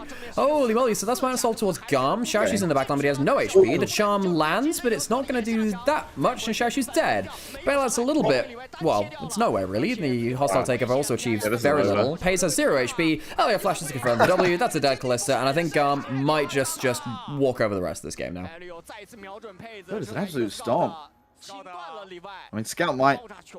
I mean, he's not making it anywhere. He doesn't have ult. He's flashing away. Can he teleport away? He's going to try. He might actually get away with this. Yeah, he will do. Alright, Scout will live, but can he wave clear enough? There's no Baron buff. Scout doesn't have Malignance for really low ult cooldown. He needs to back, get himself some extra mana. Of course. Well, that is the vision. That is the vision from God. Our grasshopper God. He's gone up the top. He has, but he is firmly on GAM's side, might I add. Alright, so that's one Nexus turret down. They're not going to stick for the other one. They do have Mountain Souls. They're a lot stronger than they were. Charm onto the Scion. Flick back onto shit. Oh my god, the flick back is insane. Shern still has flash safe for now. Xiaoshu, I'm not sure you can get much out of that. I mean, you're not killing the Scion. You don't have a Leandries. The Glista is also not killing this guy. What is this guy on? Oh my Throw god. another rock! I'm flashing in! Godimus is going into melee range as well. Melee range Lucian as God intended. GAM predicted by Guo. Shall be your victors today. JDG will be felled by GAM. GAM felled the 5 Chinese team of top esports at World's Group Stage 22. And here at the far more prestigious tournament of the Asian Invitational 25, will take down JDG 2-0 in the group stage. JDG stabbed in the heart by GAM. What the? That was so good out of them. Like, actually, just the Vietnamese teams as they just fight. You know, and if they get ahead from their fighting, then we're good. But I don't think their team comp is inspiring a whole lot of faith. They got a good amount of, like, individual pieces, but not really a comp. LPL English Twitter account has been shadow banned again. What is happening with that? Oh, I feel really bad for them because, like, it would be actually kind of nice to have people with LPL social and stuff being able to build up a bit of a Western community. Whatever. It's fine. How come it's... Yeah. I don't know why it's shadow banned. I have no idea. It's just like you can't see the tweets on it right now. It's so weird. So strange. I don't know whether it's because it shares a name with LPL English, but they're not even... There is no LPL English anymore. The brand is gone, so... Yeah. They do post TikToks, though, and they are very good TikToks, so, yeah. Whatever. All good. Anything else about this? I mean...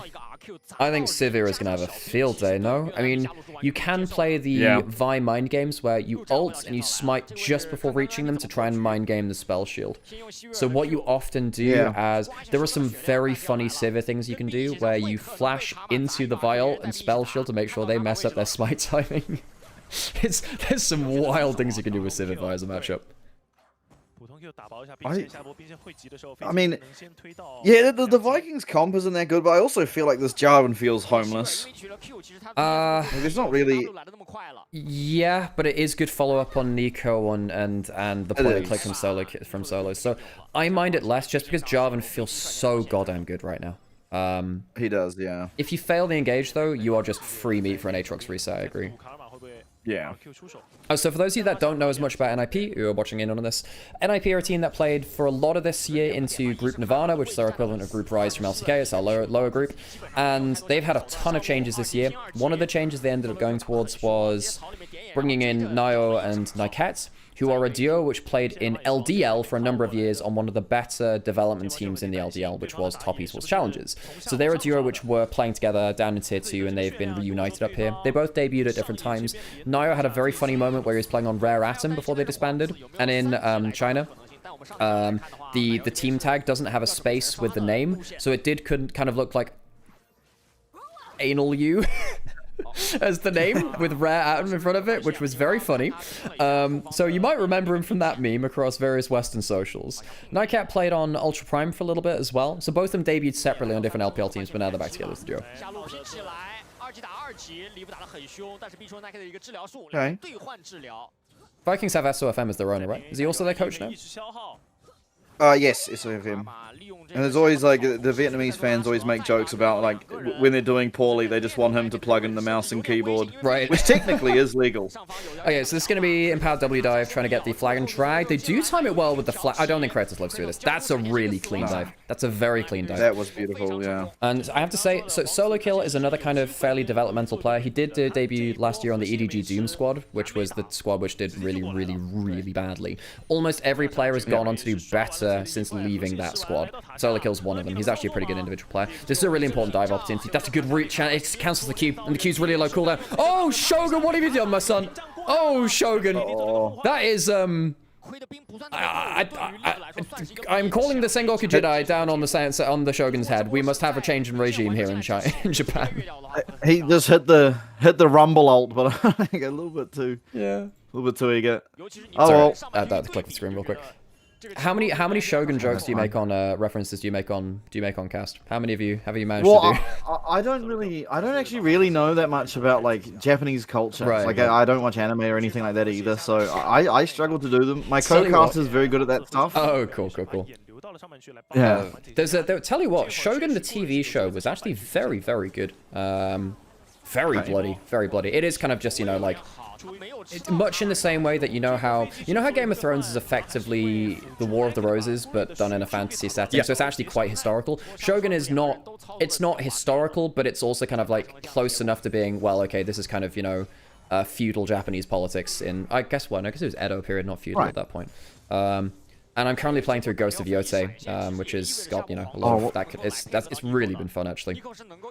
That game looks so beautiful. Yeah. I found something the other day, so I was playing this yesterday. If you throw an explosive on the ground, all of the leaf litter will explode in a circle around it. So they have, like, realistic leaf explosion physics. Like, who takes the time to code that into a game? Psychopathic attention to detail. Very fun. Yeah, no, I mean, it does look so beautiful. I've seen, like, you know, clips and pictures and stuff of it and watched some streams of it too, but I mean, I was also like, I find the artistic style, and I think maybe not to the same level, but Black Myth Wukong was very much the same. Oh, that's passion. I mean, that's karma laning. Hang on a second, they're turning it around pretty well. Leaf doesn't have summoners. Shogun's pretty low HP. Next Q kills, right? Trying to body block. They're trying to get some space behind it. Guri has flash. Might be a flash. That's an awesome Q flash. Flash beyond the body block. First kill down there in the bot lane. Not first kill. Oh no, not again.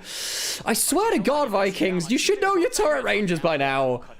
This is a disaster.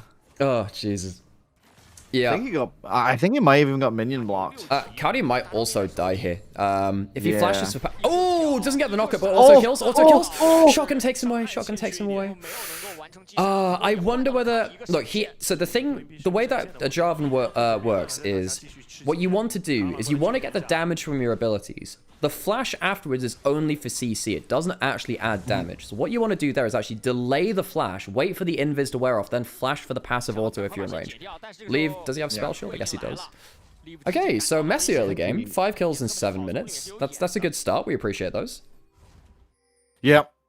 This is the Vikings will never go out quietly.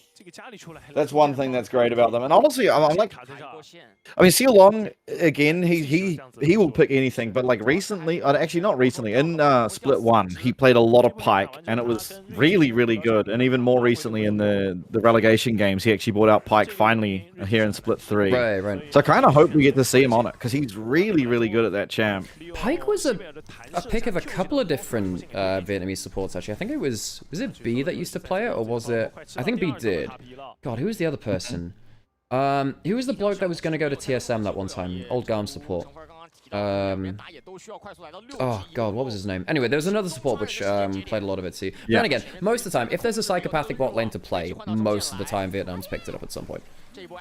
Yeah, no, it's like I'm glad they're picking like a strong laning champs against the Civet and Nico, but you know, there is a part of me that wishes we could see something a bit more explosive, because I think this team are just so good at, I mean, it's just Vietnamese teams in general. I actually think, except for GAM, but they just saw that, Kasi.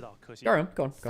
But yeah, I think it's like hands diff. It's like honestly their best way of winning a lot of the time. Like Team Secret Wales are the absolute epitome of it, but Vikings are like a Team Secret Wales junior in the sense that, like, if they're not performing mechanically better, they typically lose.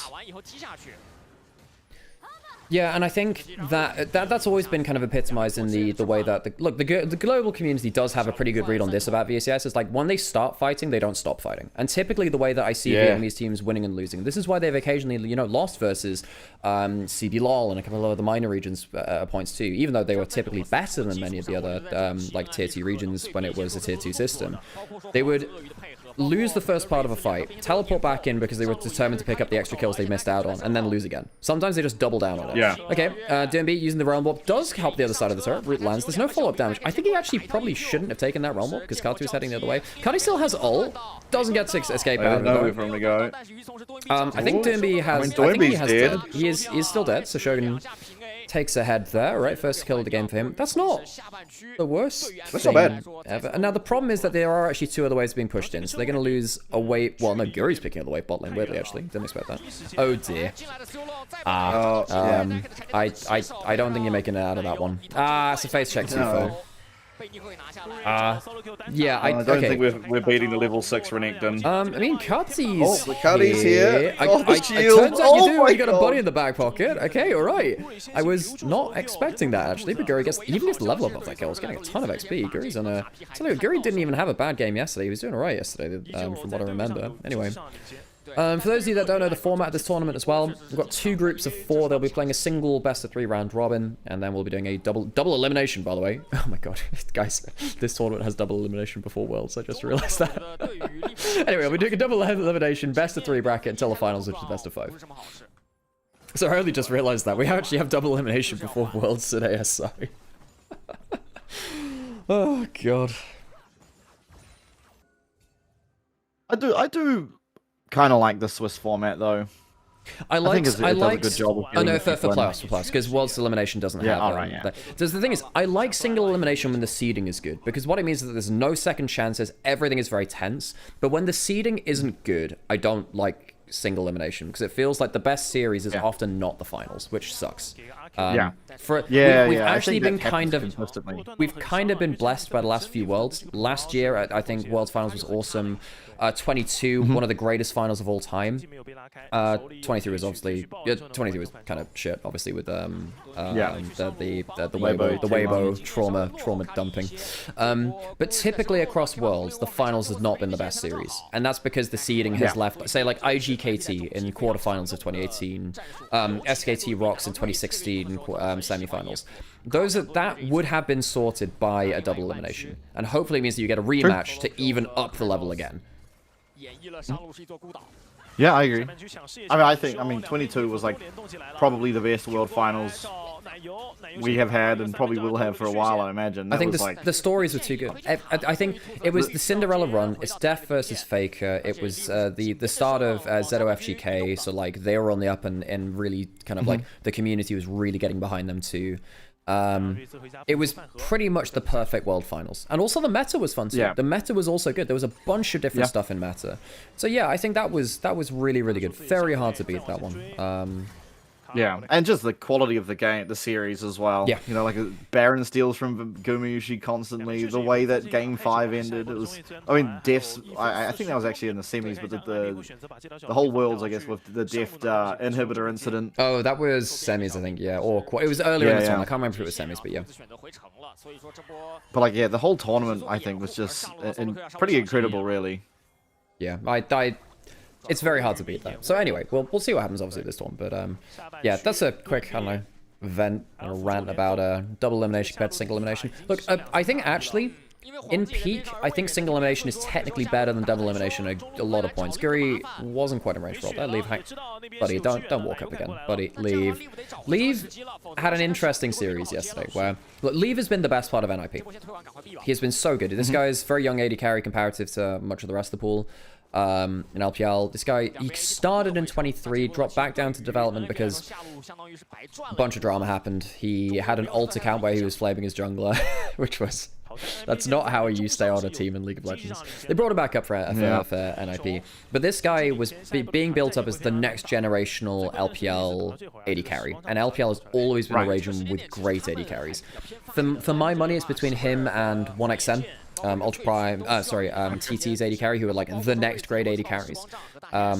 I think they've actually been quite close this year. I think both of them had some awesome moments. Hey, hello, by the way, NB, by the way. Appreciate you.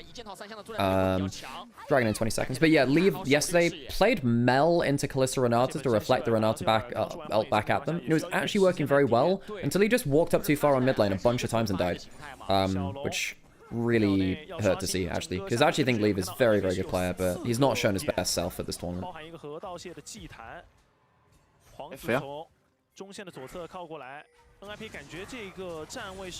a weird game this has been so far. Very scrappy. Very, very scrappy. But I think with having Renekton being so strong individually in a side lane and Ryze being able to move elsewhere, NIP have had a little bit better ease of access to where they want to be on the map.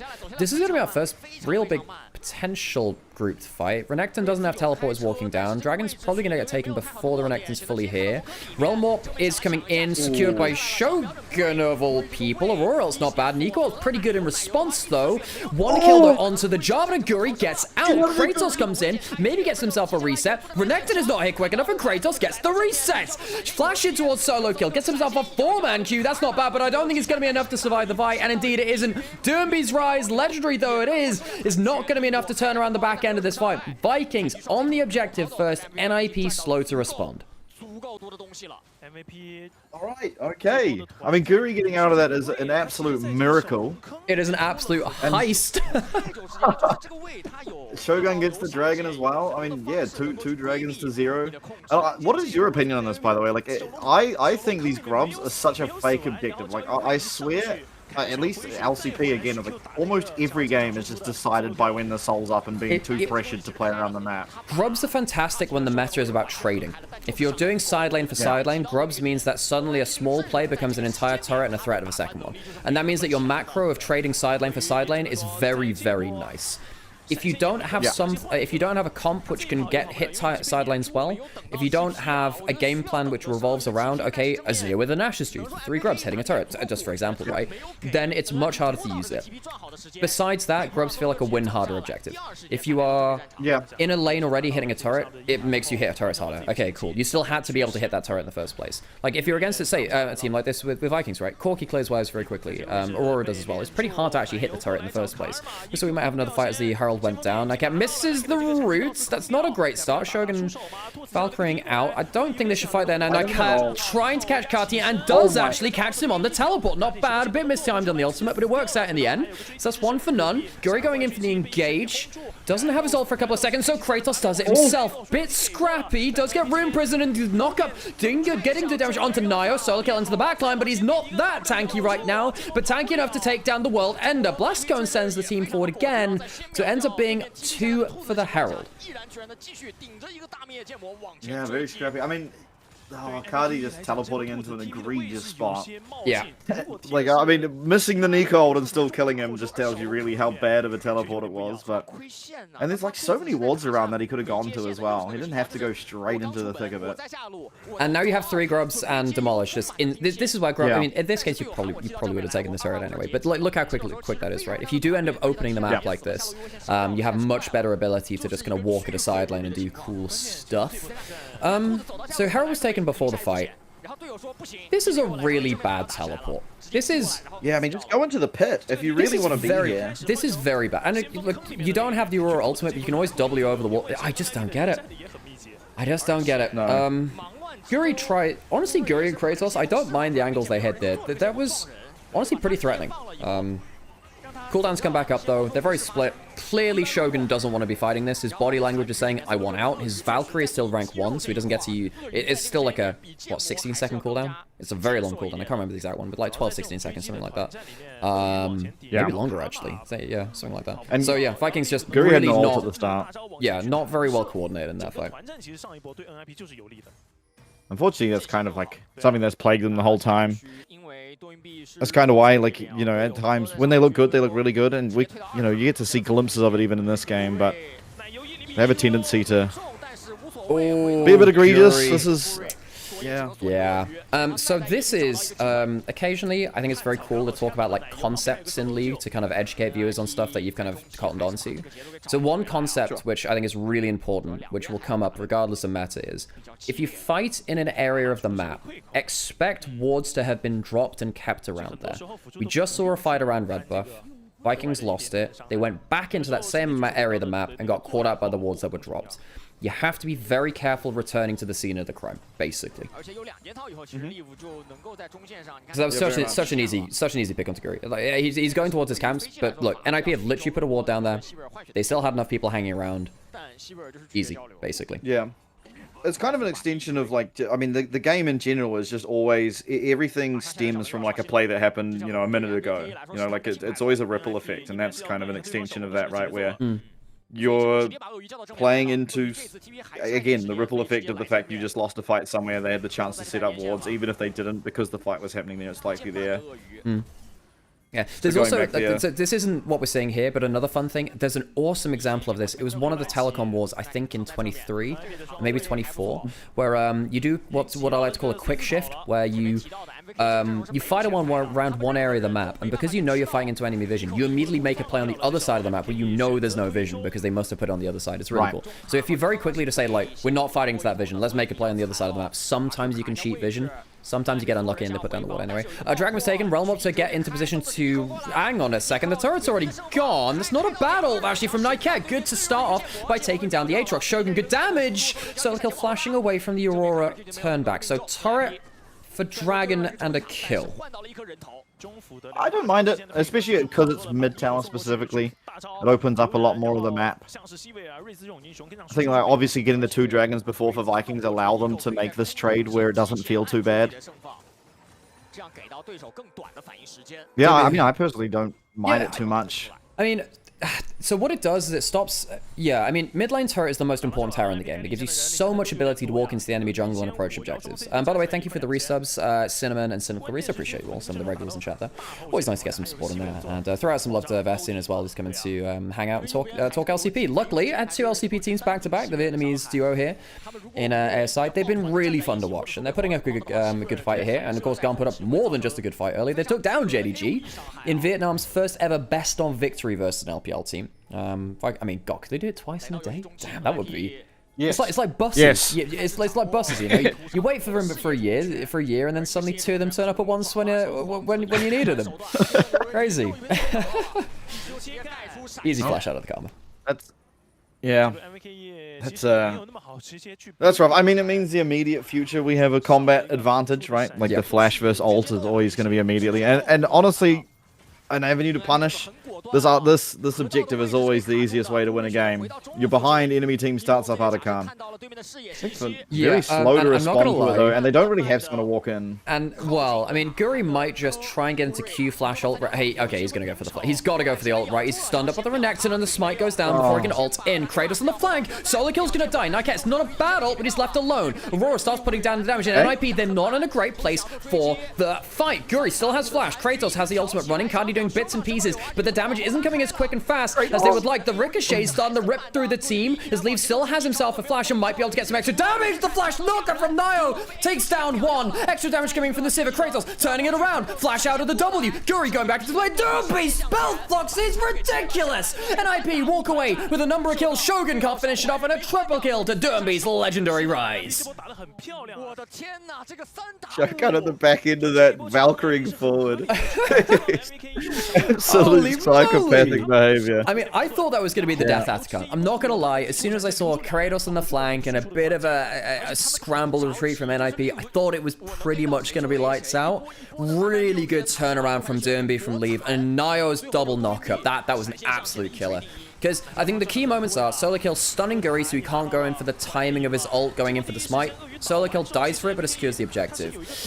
It's a little bit miscoordinated from NIP, as it feels like both Solo kill and Nymaera try and go and delay without really getting the most in there. First flag and drag lands though, Shogun's put into a lot of danger. Nio waits around as any good Jarvan player does, and then waits for that second flag and drag coming through. This is just spectacular. Oh, Nio. And again, this guy is not like some super experienced jungler coming out of the LPL. He's a guy that was playing a long time in the LDL, ran around some of the bottom tier teams in LPL for a while. That was an awesome fight from him. I do hope to see more performances like that. Yeah, that was insane. I mean, I think both teams playing there pretty well, but yeah. I mean, Nio just completely shut it down with the flash. Okay, now minutes till next dragon. Any big items? 2 items spike on Corki, but you got 3 items on the Sivir now, so I don't know how you deal with the Sivir and the Rise. You can only vial one of the carries. That's going to be a big problem. You're going to have to somehow deal with both of the carries from NIP, and I don't know if Vikings have the damage to do that. Well, you kind of just have to ult the Sivir, right? Because well, at least for the next fight, there's going to be the Zhonya's there, or the Seekers, I guess. Guo has chosen NIP. He's really up there. Oh! We've had a fall. Had a fall, but it's still on the correct side for now, right? Right? Also, Yotis redeemed a roast. I guess my roast was just completely ignoring you. I mean, you can't wait more than 3 minutes I think that says a lot about your character. You can't wait more than 3 minutes for a roast. Impatience, friend. Impatience. Oh, the Vikings, man.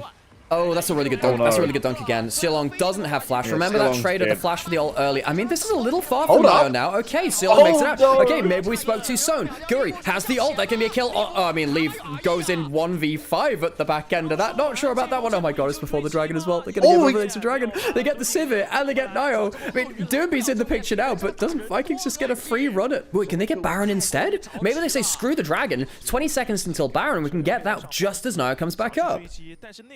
They have to get the resets off, like Shogun desperately needs to. I mean, it's defended for now. I don't actually know what the Vikings get. It might be a little bit too hard for them, but used absolutely everything. Like, Renekton ult's probably enough to just shut it down. Nico ult's also up with Flash, so... I think the problem was there. Vikings used so much in the fight, and they did lose a decent amount of HP, that if they took Dragon, they would probably lose Baron afterwards. So I understand the hesitance to say, actually, let's not go for a big objective. Let's use the fight to get a clean reset. We'll get a better fight again. Little bit risky, given that they're behind a lot of gold. Not really sure how many opportunities we'll get like that. Leave doesn't have flash for now, but the next time you fight, he might do. And that could be a big changer. They're also just quietly down so much XP. Like, Guri's down 2 levels. Kratos is down 2 levels. Cardi's down 2 levels. Like, across the rift, they're just all... Except Seolong. Oh my, I mean, Jesus. I mean, a lot of it's from the Atacon, right? 40 battles with the Atacon, giving an extra 25%. As far as I'm aware, 10 petals is about 1,000 gold. So when you have an extra 25% value on it, and you're 30 ahead, it's actually more like, you know, 4,000 gold ahead.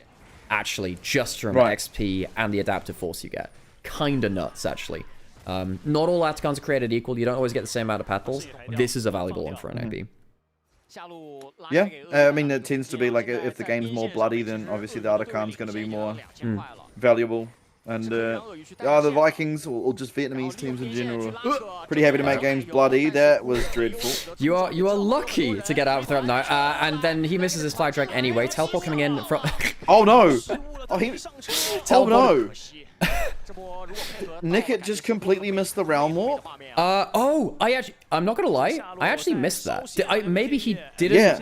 Maybe he didn't. No, he altered to try and be in the Realm Warp and just missed it. I was seeing I was tracking the teleport on the flag from Solar Kill, so I actually completely missed Nymaera missing the pop. Oh, by the way, the pronunciation is Nymaera, by the way. We've heard it's all good. I mean, we were actually calling him Nymaera first, but it's Nymaera from what the hosts say when they introduce him on stage, so we'll go with that for now, really. So, I guess he just missed the ult. Look, the thing about Nymaera is that he is a really good creative playmaker, but there is a significant chance that he does completely flub it as well. Now, it's very fun to watch, but there's occasional chance of faceplant. Very entertaining player. I really like watching him on stuff like the Nico, Leona, Rel, stuff like that, because he can get the huge engages.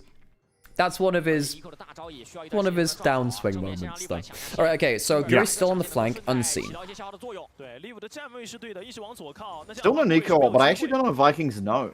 Because, like, he was well off the screen. Yeah, maybe they don't know the Nico ult's up. That's a great point. Yeah. Okay, it's coming up in 5 seconds. So what has ended up being is, like, one awkward moment. It's not like it was a flash. So, no. It's okay for now. It's okay for now. Yeah, we're just back now. It's like it didn't happen. Alright, okay, so NIP is still significant gold lead. A lot of that's on the Renekton, which... I mean, this is the kind of game where Renekton can actually clean up thinking about it. It's not like... I mean, the range is a bit of an issue, but if he gets into melee range, it's still Renekton with Stridebreaker, Shojin, kind of wailing on a lot of squishy members.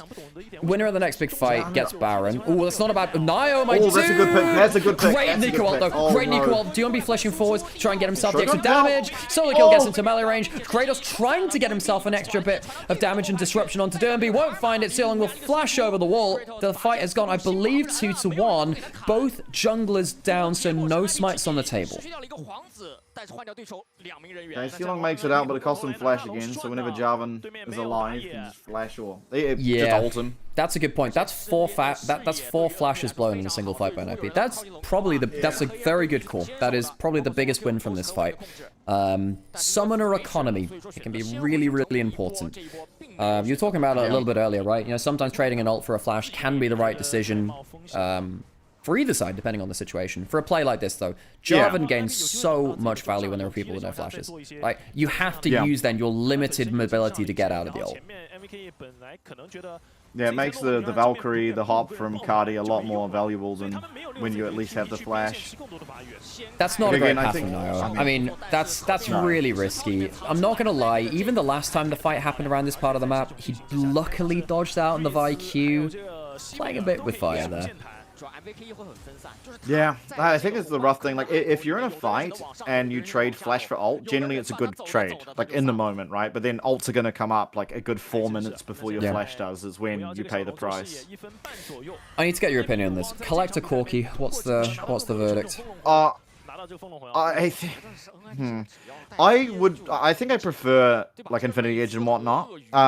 In a game like this, I suppose where you have like no CC, you kind of just need to kill someone. Like, it's the classic like death is the CC, and really who you need to kill is Leave or Doinby, right? So I guess it's fine, particularly against Leave, but against Doinby, because he has the Zhonyas, I think you're actually going to get more out of having Infinity Edge. Honestly, Collector falls off later game anyway. Just get a Lord Doms. Just get a Lord Doms, you know. It's better even against base armor. By the way, hello, TVC Gaming, and thanks for redeeming the line, and thanks for following. Hope you're having a good day and enjoying whatever the hell this tournament is. But you know what it is? It is entertaining, regardless of anything else. Dragon up in 30 seconds, 2 dragons apiece. Yeah, those flashes being down, probably the biggest thing for Vikings. Do they give this up? Try and cross map, maybe? They might just try and get Baron vision. Could push out lanes. They don't have that top lane outer turret, which is a bit annoying for Baron's setup. It does make it hard. Dragon is spawning, but maybe Doinby's just going to solo it. I mean, he'd be pretty free to do so, you'd think. Yeah, you could also send solo. Either solo lane can do it, right? Because they're both 3-4 items. Oh, the 10-stack Magi's on the rise is so annoying thinking about it. Because we've already talked quite a lot about Vikings' lack of CC. You have a bit from Aatrox, but it's mainly just the Vi. The extra move speed from Rise with passive and phase rush and Magi's beyond 10 stacks, that's really hard to shut down. All right, Baron started. I think the Magi's thing is 15 stacks, right? 10 stacks.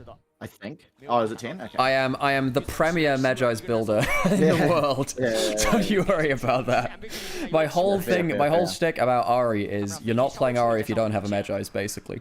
But yeah, when you're on someone like this champion, which can just kind of run you, and then also if you get Cloud Soul as well, like there's gonna be a blue bullet being fired out of the Doomby gun.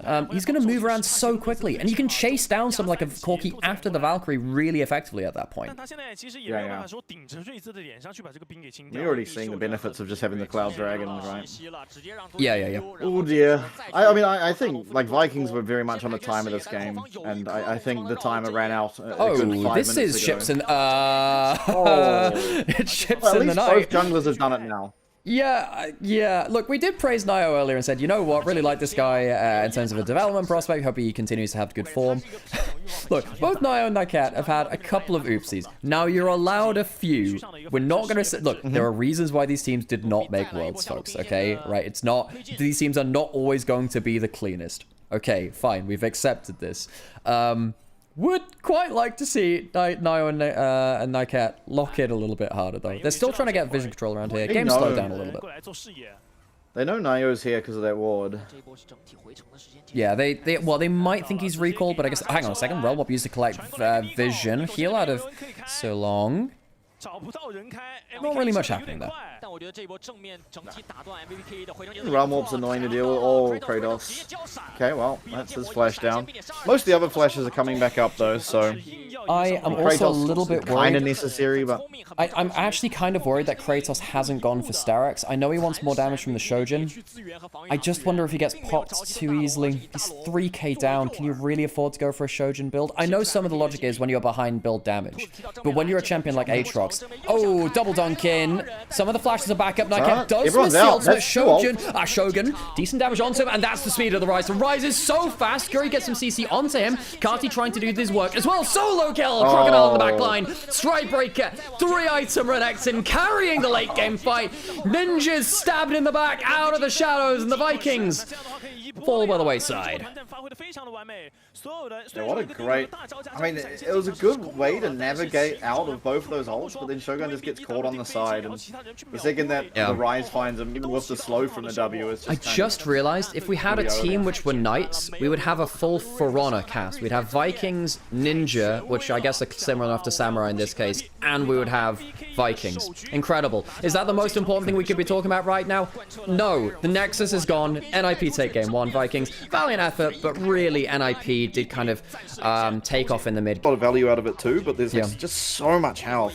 Oh, also, for the people who are not familiar with Vestian, Vestian's come and say hi, because Vestian's on the LCP English broadcast, so is an expert on both these teams, so we thought bring him in, say hi. Look, turns out you were ready with a mic, and so yeah, so shout out to Vestian, let's show some love. Title's in the, name's in the title of the stream, so yeah, been enjoying this, it's been fun. Yeah, it has been, yeah, thank you as well, like, it's... You know, it's good to get LCP games in. Oh, hey, someone's got to respect the LCP now one of these days, you know. That's right. So I'm so sick of seeing people still refer to them as a like a minor region. Oh, especially after first stand, man. After we just absolutely decimated everyone. So one of my biggest points, even last year, was it was announced that LCP was going and the like the whole format was changing or whatever. But like, so we were going to have no minor regions anymore. That was the announcement. No one is a minor region anymore, folks. Even last Worlds are like, well, okay. At that point, it's like, well, they're a major region now. They need to have major late region level results. They didn't really have that last Worlds. They kind of bombed out a little bit compared to, say, MSI when PSG knocked out FlyQuest. It was a very good year for them, I think, on the whole. First stand, though, you're completely right. 5 against BLG. Guri just messed up by missing a Raptor there. He does get level 2 off of that, but that's a bit of a miss there from Guri. He really wants a quick clear. Yeah, I mean, the good thing is he will still get, like, all of his XP, essentially. Like, you know, he'll get level 4 off the full camp, full clear, rather. But yeah, I mean, he's not as good as Junja. Like, Junja, you can see it in this game. If Junja plays Zyra, it's like a 2-minute 52, 2-minute 53 clear, like, minimum. Powered still. Oh, that's close! Holy crap, that's close! So, that's the threat of the Pantheon into the Scion. Pantheon is really, really scary. And if you trust anyone to pull out some random mid laner and do well on it, typically it is Doobie. He did play this a couple of times in Winter. He hasn't really played it since. I'm trying to remember his full build. I think it was Stridebreaker Pantheon he was going for there. In this game, I reckon he goes like... I think it was Sundered Sky and Stridebreaker is what he was going for. In this game, you might have to go towards Black Cleaver, though. Yeah, typical, right? You're against, like, Scion champions, you typically go Black Cleaver first. I love that this is your, hang on, that's a very quick play down towards bot side, understandably so. Nice down towards bot side. Karth is obviously already a quick clear as well. Ooh, heal to make sure the moving speed was there to get out of the route. They were lower HP anyway, so the heal does get full value. All camps down from both sides. This is a fight over Scuttle. You're not going to get double Scuttle, it's just a choice of which side of the map you want Scuttle on, which I suppose is going to be, with bot lane pushing in, Guri will get bot Scuttle, Niall will get top Scuttle. Oh, I also think the Zyra is really good into Karthus because of the limitation, like the zoning, right? Like, eventually you get Rylai's, it's really hard for Karthus to maneuver. Like, already pretty slow as a champion. Karthus individually is not great into Zyra. Karthus with a combo is good into Zyra because your ult adds in the extra damage which Zyra hates playing against. So, but then the problem is, well, how likely is it? Hang on, no, did take Scott. Kratos, my dude, you knew that top Scuttle was going down. This is a really bad time to be pushing. This is gonna be a very easy kill. He shouldn't even blow the flash. It's a question of how long it will take for him to die. I think it's a kill off. Oh. What was he looking to do? What was he looking to do? I don't know. Look, I'm so sorry. That is like, normally I'd agree with the view there, but getting a Q, which is at rank 2 for a heal, is not saving his life there, even with the flash. That is optimistic, friend. No, you gotta have belief. This Yorick champ's I've actually never liked the Yorick champ that often, but with Grasp and Q later in, it goes wild in fairness. Yeah. Okay, so first blood after NIP. Guri did get himself bot Scuttle, and he did get himself clean first back. The problem is Nio gets himself the first blood, which means not only... I mean, they're both getting back with basically the same amount of gold, because Guri managed to get back for an extra, half a clear, effectively. They're both back with Fated Ashes, and this is where, effectively, you never ever get to interact with these junglers again. They will just constantly clear camps. Both of them are just going to instantly hoover through things. One of the most important things to track from this point is when a play happens and someone moves to a side of the map, are there camps up on the other side of the map? Because they're instantly going to get deleted by the jungler. Yep. Yeah, it makes like dragon timings and something like things like that a lot more precise. You know, you have to be a lot more sure of your tempo around them, otherwise you do just lose your entire side of the jungle. That's a very good point. Someone just asked, what the heck is Solo Kill building? He does have a Vamp Scepter first, which I've just noticed. I don't know much about that. EUs. He doesn't have flash, remember? Great no flash! Kill for Guri in the mid lane. Hey, responded to now. Both of the junglers have equaled themselves in kills. Damn, Doomby used that flash to try and get the first blood. Didn't get it. Got some control of the lane, but Doomby... Yeah, he's gone for the tier. Oh, he might be going for Thimblewinter on Pantheon. That was a build which was very powerful earlier in the year. Surely he can't be going for full tank Pantheon. Surely, that can't be good nowadays, right? Getting a little bit worried on Maybe he might just sit on the tier. Because, like, what else can you get for mana? And, like, he's gated his ability to kill Sion, which I don't think is going to happen anyway, but is going to be gated by mana. Yeah. But, I mean, I want to say in that gank as well, very, very quick timing on Sion Q to... Because I think if the stun comes through from Pantheon, maybe he can live. Maybe not, I can't remember the health exactly. I think because the E plants are there for the slow lingering after. Oh, level 6 on the Pantheon. That's a very good cage. Nio's up here. Guri lands the E. Guri doesn't have 6. Very good pathing by Kratos and a good cage to make sure he gets out safe. Yeah, a lot used. Both ultimates out of the solo laners. It's not really going to be punished, you don't think? Like, I'd be surprised if Cardi uses his ult aggressively. Yeah, I mean, typically, one of the reasons why Sion mid was always kind of a thing. So when Chovy rose to dominance, say, 2018, 2019, when we first saw... Well, was it 2018 or 2019 was Griffin when they first went to us, but 2018 summer was when they first came. Ooh, you said not using it aggressively. You can always use it to make plays and get to areas of the map. Nio will die. The question is, if there's going to be an ult afterwards, do they go into Guri over the wall? Doomy's choosing the fight this. Right, Guri, low HP, does get the level 6. You're absolutely right. The Stranglebomb's good. Extra CC and the pledge bring him down. Guri and Karthi mid-jungle beating out their opposing number. 2 kills in the fight. Kartha's using the ultimate, does have the Dark Harvest, doesn't kill, and is sent another kill. Solo kill flashes and misses the kill angle. Nightcat has joined in for reasons beyond myself. Flashing over the wall, into the roots, double slow plants from the E, doesn't get the head pulverized after the headbutt and has to use the heal. It is a clown car. Guri will make it out alive after getting 3 kills in the enemy jungle. Look, you have to explain to me what happened there, because I don't understand the goddamn thing which happened in the last minute. I don't really, I mean, like, obviously, Doinby using the ultimate means he can't respond. The wave was pushed in from Cardi, so he's able to just move straight into the jungle. So Nyu with no flash available just gets caught out by Guri. There's no response that could possibly come through from Doinby. I love the caster curse you did as well. Or maybe cast a blessing saying, oh, I don't think we'll see Karti use his ult aggressively. Looks pretty aggressive to me. I'm wrong. And then, I mean, NIP just lose their mind. Especially, I think especially solo kill. Like, it is just like... What's he doing? I mean, he doesn't have the ultimate. He's only level 6. He doesn't have 2 items. And he doesn't quite get out. He doesn't quite get out of the slow plants as well. The entire fight for solo kill is getting 60% slowed by the slow plants from Zyra. It is really... So sometimes when Zyra falls out of meta, you forget that it's not just the Rylai's which gives the slow when you build it up eventually.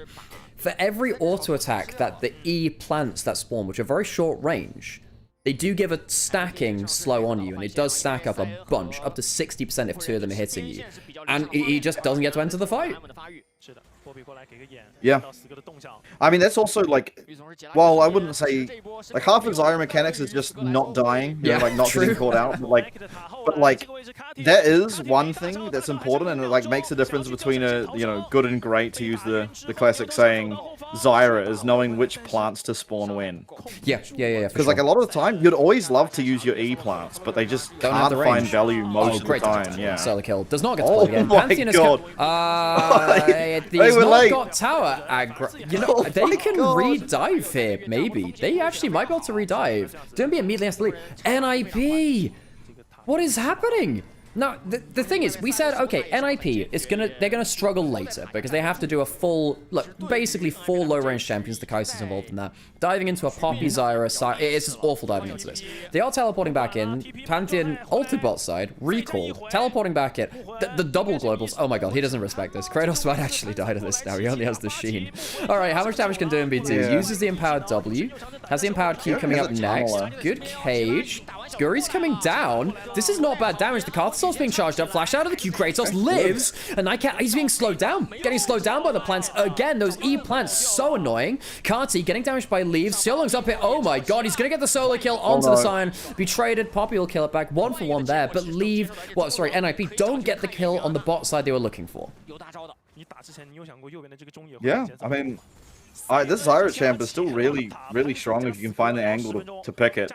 I think as well, like, I mean, there's just not really that much threat onto the Zyra this game, right? Like, there is the Ambassador, but even then, like, it's very telegraphed when the Ambassador's coming. Like, typically, the best champ in the game, and like, what was pretty much permabanned last year was just Leona. Like, champs like Leona that can engage on you without having to fully commit are really good. But NIP are just all in or nothing. You know, even to the Kaiser, right? Like, how she finds value is just all in on people generally. Sure, there's poke for the W, but like, you've got Pantheon, you've got Ambassador. They have to be melee range. They have to dive on you. And even if you find the Zyra, you're going to take a lot of damage to kill her. Which is why it gave me a lot of questions when they locked the Pantheon, when they were hovering the Jace. The Jace was so much better for this comp. It was so much better because actually on the other side, Vikings don't actually start fights massively well. You know, they don't have like a Vi this time either, right?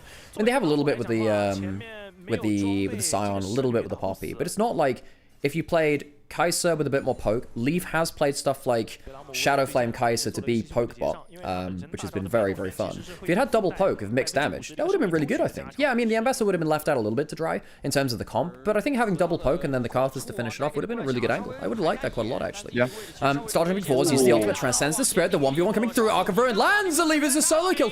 Wow. Doesn't use the barrier, doesn't have the ult, style solo killing Leave. Yeah, beautiful. And landing the W, not easy to do on the Kaiser, but without the ultimate, not willing to commit sums, it's just a free kill. I think greedy not to have used either of the sums. I think it's always better if you can live to live. But 1v1 being 2x KO. I don't play fighting games. I'm sorry. I played a little bit of Soul Cal 4, but I'm not a good fighting game player. And I'm not gonna lie, I don't want to embarrass myself like that. Well, Cardi's not dying, guys. Yeah, he does have a Sunfire. Nymaera, he does have... They could dive with the... Poppy's here. Poppy's here. You have Scion ult. I don't... He's... Worst case scenario, I think just ults out, right? Interrupts a little bit of the combat. Oh, that's not bad! Well, I think he's... To kill him anyway. Oh. Okay, the Alistair ult used to tank the tower, so the Alistair gets out safe there. Leave... Oh, Leave's in trouble. Oh my he used his ult looking for something. Great ult from Zyra. The burn's on with that. Extra ult is coming through. The E and the Q. Landed Guri with a little bit of help from Style. Takes down Leave again. Leave has been dying on cooldown in mid lane at this tournament. That's, honestly, not been looking great from him. He's been caught out a lot in that area of the map. I want to see how he ended up where he was. Yeah, me too. I hope we get a replay, because he was just like, I mean, we panned down there, nothing had really seemingly occurred between the two AD carries. Well, he had, his ult was on cooldown. His ult was on cooldown. Yeah, right. So I presume he used that some point to jump forwards in mid lane. I don't know if, obviously didn't achieve that much. That's what I assumed, but Leave just not threading the needle well there at all, and Guri is picking up a ton of... He's 1,000 gold ahead of Karthus now. Like, Guri is a huge problem. He was before, but he's a huge problem now. Yeah, and he's massively far ahead in terms of the jungle item too. Yeah, that's true. Yeah, an extra 5 camps ahead. There's like 1 or 2 camps up for Karthus, so he'll be able to get a little bit. But yeah, you're absolutely right. Even though the farm is somewhat even in terms of the score, I guess. Nio's picked up some extra farm. Yeah, he's been cheating by taking lane. Yeah, fairness, that's cheating. Any good jungler on a carry knows you have to do that every so often. It's for the good. It's for the greater good, of course. The greater good. Yeah, I mean, especially solo AP, right? Although, I mean, I guess Leave will probably be going AP build with Kraken first, but... Yeah, you probably go Kraken, AP on hit. Kraken, Rageblade, and Ashes tends to be the build. Although, yeah, you kind of have to do that in this game. God, why didn't they just pick the damn Jace? Yeah, I don't know. And like, I think the problem as well is like you've picked this Karthus, but you need to be able to kill tanks, and AD Kaiser doesn't really kill tanks, so you have to go AP, which makes it easier for these tanks to itemize into. I think there's a few problems here with sort of the draft NIP picked up. And it's like, the draft, you can forgive the draft if they use their early game rotations well, they played well in lane, and the first Pantheon cast assault worked. That didn't work, so it makes it look even worse. Yeah. So then the question is, okay, so you didn't win the early game, you haven't used the Pantheon to get huge amount of... Bloody hell! Oh my god! Okay, you're blowing the ult out of lead. Does it matter? Holy crap, that's a lot of damage. WB coming in towards the mid lane. They do have the card assault if people get low. Remember that. Nymaera walking forwards. Oh, Flashwell doesn't get the kill, and the Poppy ult ejects them from the scene of the crime. Spare the blushes. Kratos left in top side, doesn't need grubs. He is a Yorick, has a Triforce, and that's the second turret for them in the game. You know, seeing that made me wish that I could see that exact thing, but before the Poppy ults and there's just a zillion bomb on someone. He's changed. Oh, he's found it again. My man. My bug. My bug. Oh, I love this guy. Love this guy. Not last game though. God. Yeah. What? Whoa. I mean, love him or hate him, he was right. That is true. Oh my I think god. your tweet summed it up. He's either right or lying. Exactly. Well You understand now. He is never wrong. Yeah. Only correct or lying. God. Where is your cricket god now? Okay. So they need to bring this guy to Worlds. Exactly. I hope that, I really hope that Worlds is watching this broadcast. I really hope. And you know what? Maybe we try and convince some of the co-streamers to have like their own bug graphics for predictions. Can we, you know what? I don't know how the Chinese community is reacting to this, because obviously Worlds is in China. Can they? Yeah. Can they bring him to the event? I just gotta know. Yeah, true. They even have the option of getting the same guy. Oh my lord, that's a lot of damage. I don't know about that. I mean, Alistair just went face first into a Poppy W and died to Zyra. I don't know what you thought was gonna happen there. I don't know. Yeah, this is beautiful. This is what we like to see. Oh, okay, Silong heading over the wall. Has Hex Flash. I think his ult's just off cooldown. He could use that to force them away from the turret. Doomby is going to find him out. Doesn't spot the Poppy that time. Solo kill does get onto Style in the backline. It's not bad. Guri, how much disengage you do? Bloody hell, the Zyra burst! Completely one-shots the Karthus! Karthus coming in. Leave has himself into the backline. Kratos Karti going back onto him though, and I don't think Liam is leaving that baby cage alive. Put into jail, saving a turn for murdering the backline. It is a 2-for-3 fight in favor of Vikings. Yeah, another, like, Kratos' cages have been kind of insane. Also, Leaf just, I don't know if it's a bug, but I think he has both of his sums up and just chose not to use them again, and I don't think it would have mattered. HP. I'm not gonna lie, I don't think it would have mattered. Solo kill, good ult into the backline, applies the plasma onto Style, but Nio, I mean, he was on half HP, so it's not a one-shot, not technically, but Guri just, he lands the E in the ult. Nice. Yeah. One of the big things which brought Zyra a little bit back into meta last year was the fact that Axiom Arcanist was really big too. So if you went Electrocute and Axiom Arcanist, you would one-shot some people at points. If you got very, very fair, you went towards Shadowflame second when that was kind of built at the point, you could genuinely one-shot people with an Electrocute burst. He's going towards Zonya's second, makes a lot of sense in this game, but Guri with the Electrocute, like, you have to pay attention to him. Zyra got a lot of changes to make sure base damages were down, because it was really annoying playing against Zyra with Leandri's just taking 1,000,000 parts of your HP. But then the AP ratios went up. You have Electrocute on top of that too. The burst is genuinely exceptional. Yeah, I mean, he's playing pretty well. I'm surprised that Style went for Phantom Dance to this game, considering just how low range the NIP comp is. Like, Runaan's obviously an item that gets better the closer range the enemy comp is, just because you apply it on more consistently. The move speed is nice. I mean, I think at this point in the game, I think you're snowballing so hard, you don't need the wave clear of Hurricane. This is better single target damage. And I mean, he's already been dueling the Kai'Sa. Maybe it's just the thought that it's better 1v1 because you're already ahead of the 80 carry matchup.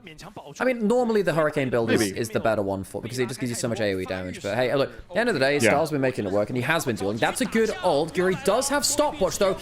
And uses it onto the beautiful Doomby stopwatch. Pantheon. And Doomby is now alone. Alice has been killed. NIP are finding out what it means to be a dive comp into Zyra and Poppy and double beefy solo laners. Yeah. I mean, the only way it could ever work is like, okay, Doinby does that, but then solo kills ready for when the Zhonya's ends. But even then, there's just so many plants down, and like, you kill Zyra, congrats, you've got so much more to deal with. Leave. Oh. Style, but yeah, leave. I mean, Kratos, just one more bunker. The hammer should do it. Flash over, flash follow, and Bess has died on the other side too. and that's a getaway car and nothing else, my friend. Nio will use it to escape. Will he actually use it to escape? I don't know. There's a flash on Poppy. He can maybe get a wall stun here. Baron and Atakan. Well, Baron's not up. Atakan is. If Nio sticks around, he's still under a lot of threat. This is going to 3. NIP are not even close in this game. Vikings are slaughtering them in the fights.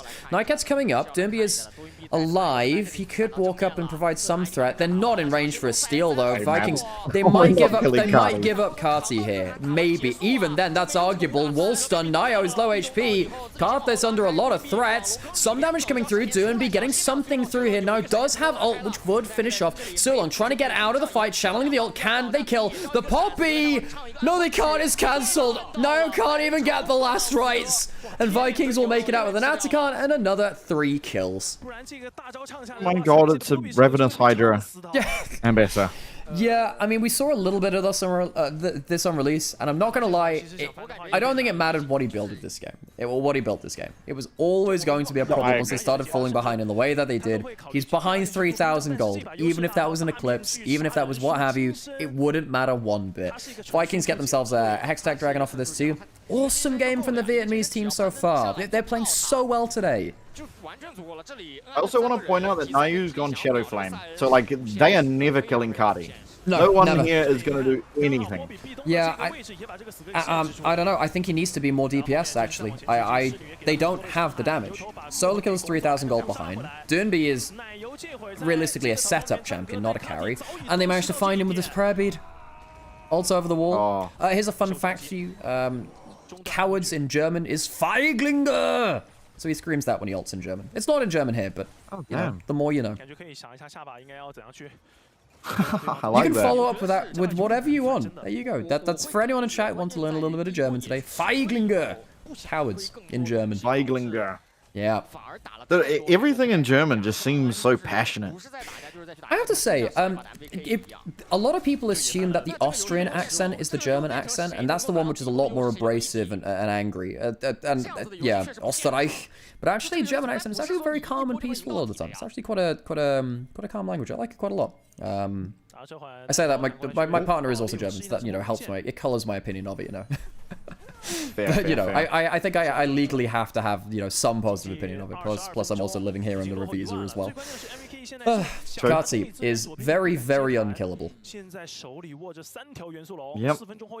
I mean, this is a good thing. Like, again, I mean, Doinby almost solo killed him, and honestly, if that happened, maybe the game looks a little different. But it always gets to a point where, okay, Leave is the only person that could ever hope to get through Sion, and even that's going to take a very long time.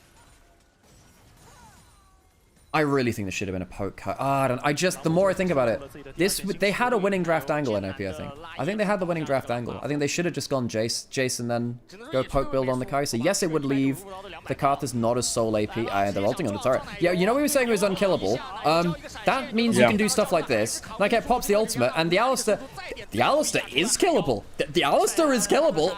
Not nearly as tanky on the other side. Rolling forwards with the Nymaera with the Q active. Instant kill there. 2 kills, tower. Vikings, really clean playmaking. They've not slowed down for anything because they don't have to. That's right. Well, the VCS team know no direction but forward, and that's why they're so fun to watch. Oh, God. You know, funnily enough, this is, I guess, a fun fact which kind of relates back to New Zealand, actually, because it's about the Lord of the Rings movies. Okay. So when the studio was making the Lord of the Rings films back in the early 2000s, or I guess it would be the late 90s, I guess, when they were filming it, they had the 3rd largest forge in New Zealand for the production of that movie because they had to make so much armor. Because they couldn't fake the armor, really. So they had to, so what that meant is they could put a lot of thought into the armor. So the Urukai in Lord of the Rings, they added a detail to them, which I think is really good. Uruk-hai have no armor on their backs. They only have their front armored because they're never meant to retreat. They're only meant to go forwards. And I think that's a really nice detail. Wouldn't always tell it in the movie, but I think it's a nice little detail. Adds a lot of character. Well, when I see them walking around, I'll check it out. I never really noticed that. Yeah. We pay a bit more attention towards the protected species here, which of course again, are the they go forwards. They go forwards. Yeah. Who needs a backplate on the armor? Kati slams into leave. Nio, I don't think he's long for this world either. He'll be left as an eye on top of the tower. The Necromancer is dead. Sauron will have to try again. I don't think, well, they'll have to forge another ring in the next game. These rings of power are not exactly working for them now. He's actually living for now. All right. We're still stuck on the prequels to Lord of the Rings. All right. Baron's free, though. I mean, Vikings will easily the whole game.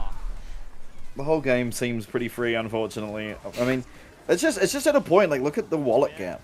Yeah, you know, the entire team is up 2K. The only person who's not up at least 2K is support. Because sometimes, if it's a bad game, your carry is fed enough they have the damage to play. This is not the case. Also, it's very funny that someone in Twitch chat, they are literally sat on the border. What do you mean? What does this mean, Guo? No. God, Guo, what are you telling us? What are you telling us? Anyway, there is a person literally called Lurtz in Twitch chat right now, so welcome to... Yeah, maybe they can give us a first-hand example of, you know, Uruk-hai culture and the armor they wear. True. I lived very close to Warhammer World growing up, and they have like a 7-foot tall statue of Lurtz in Warhammer World. Very, very cool. Oh, really? Yeah, that is super cool. But my favorite thing about Lord of the Rings is everyone in New Zealand knows someone that was in Lord of the Rings. That is, that makes even a lot of sense. Even if they were just like riding a horse or 3,000 people. Doomby's trying to get a kill onto Guri. He doesn't. He doesn't. God. He gets exploded. Guri lives. 14 stacks on the Magi's. Katsi is in a 1v3 on top side. I think he might finally die. It doesn't really feel like it's a fair fight. Oh my god, he takes so long to die. But who cares, really? They're winning on the bot side of the map. They'll take an inhib in mid lane. They'll take an inhib in bot lane. They'll do both of them. NIP. They're down 2 members, and they'll have to be thinking about the next game. Solakil has ult, so Guri does have to be careful without Zhonya's, but I think... Even if he goes down, it's probably over. I'm not going to lie, I think it's bait. He might kill the Zyra, but he dies for it. I think Guri knew what he was doing there. He gives up the Magi stacks. Who gives a damn? Solo kills dead for his first kill of the game. Ain't that charitable? Going to 3. Vietnam takes another game off of LPL today. Dude, what a dismay. Yeah, that's surprising. He's weird. Damn, he must have been famous or something. Yeah. I was in Korea. I was living in Korea when the Queen movie came out, and I mean, I don't know about in Europe. Yeah, I don't know about in Europe, but like comparative to New Zealand cinemas, the Korean cinemas are so much better, man. I was so happy I was there watching it instead of here. Yeah. Oh, just everything. It was a real eye-opening experience. So way back in the early 2000s, I went out to my uncle's wedding in Australia. Went up to a gold class cinema, which we didn't have in the UK at that point, where you get food brought to you midway through the movie. So you can, I was like, oh yeah, I'll have some like chicken satay skewers brought to me half an hour in. Hell yeah. It was so bougie. I love that. It was awesome. I think, in fact, you know what? I can't remember. No, it was one of 2 movies. It was either, I think it was the first Avatar movie, maybe? Or it might either that, or was it Revenge of the Sith? I think it was the Avatar movie. Sam will have to, maybe Sam remembers. Who knows? Maybe you remember, like, did you have those red and blue glasses? You know, the old 3D movies? Not in that one, but I mean, the old ones, yeah. I mean, that was everywhere, though. Yeah. That was so classic, man. Now they just do 3D without the glasses. Yeah. Damn. What happened? Oh, man. Technology, friend. Technology. Remember when every movie tried to be 3D and they'd have like that punch which would go through the screen or like a spring effect? Yeah. Oh, that was a time to be alive. We really have abandoned whimsy in our everyday life. We have. I actually can't believe everyone just rocking around in the blue-red glasses. Yeah. That was like some people...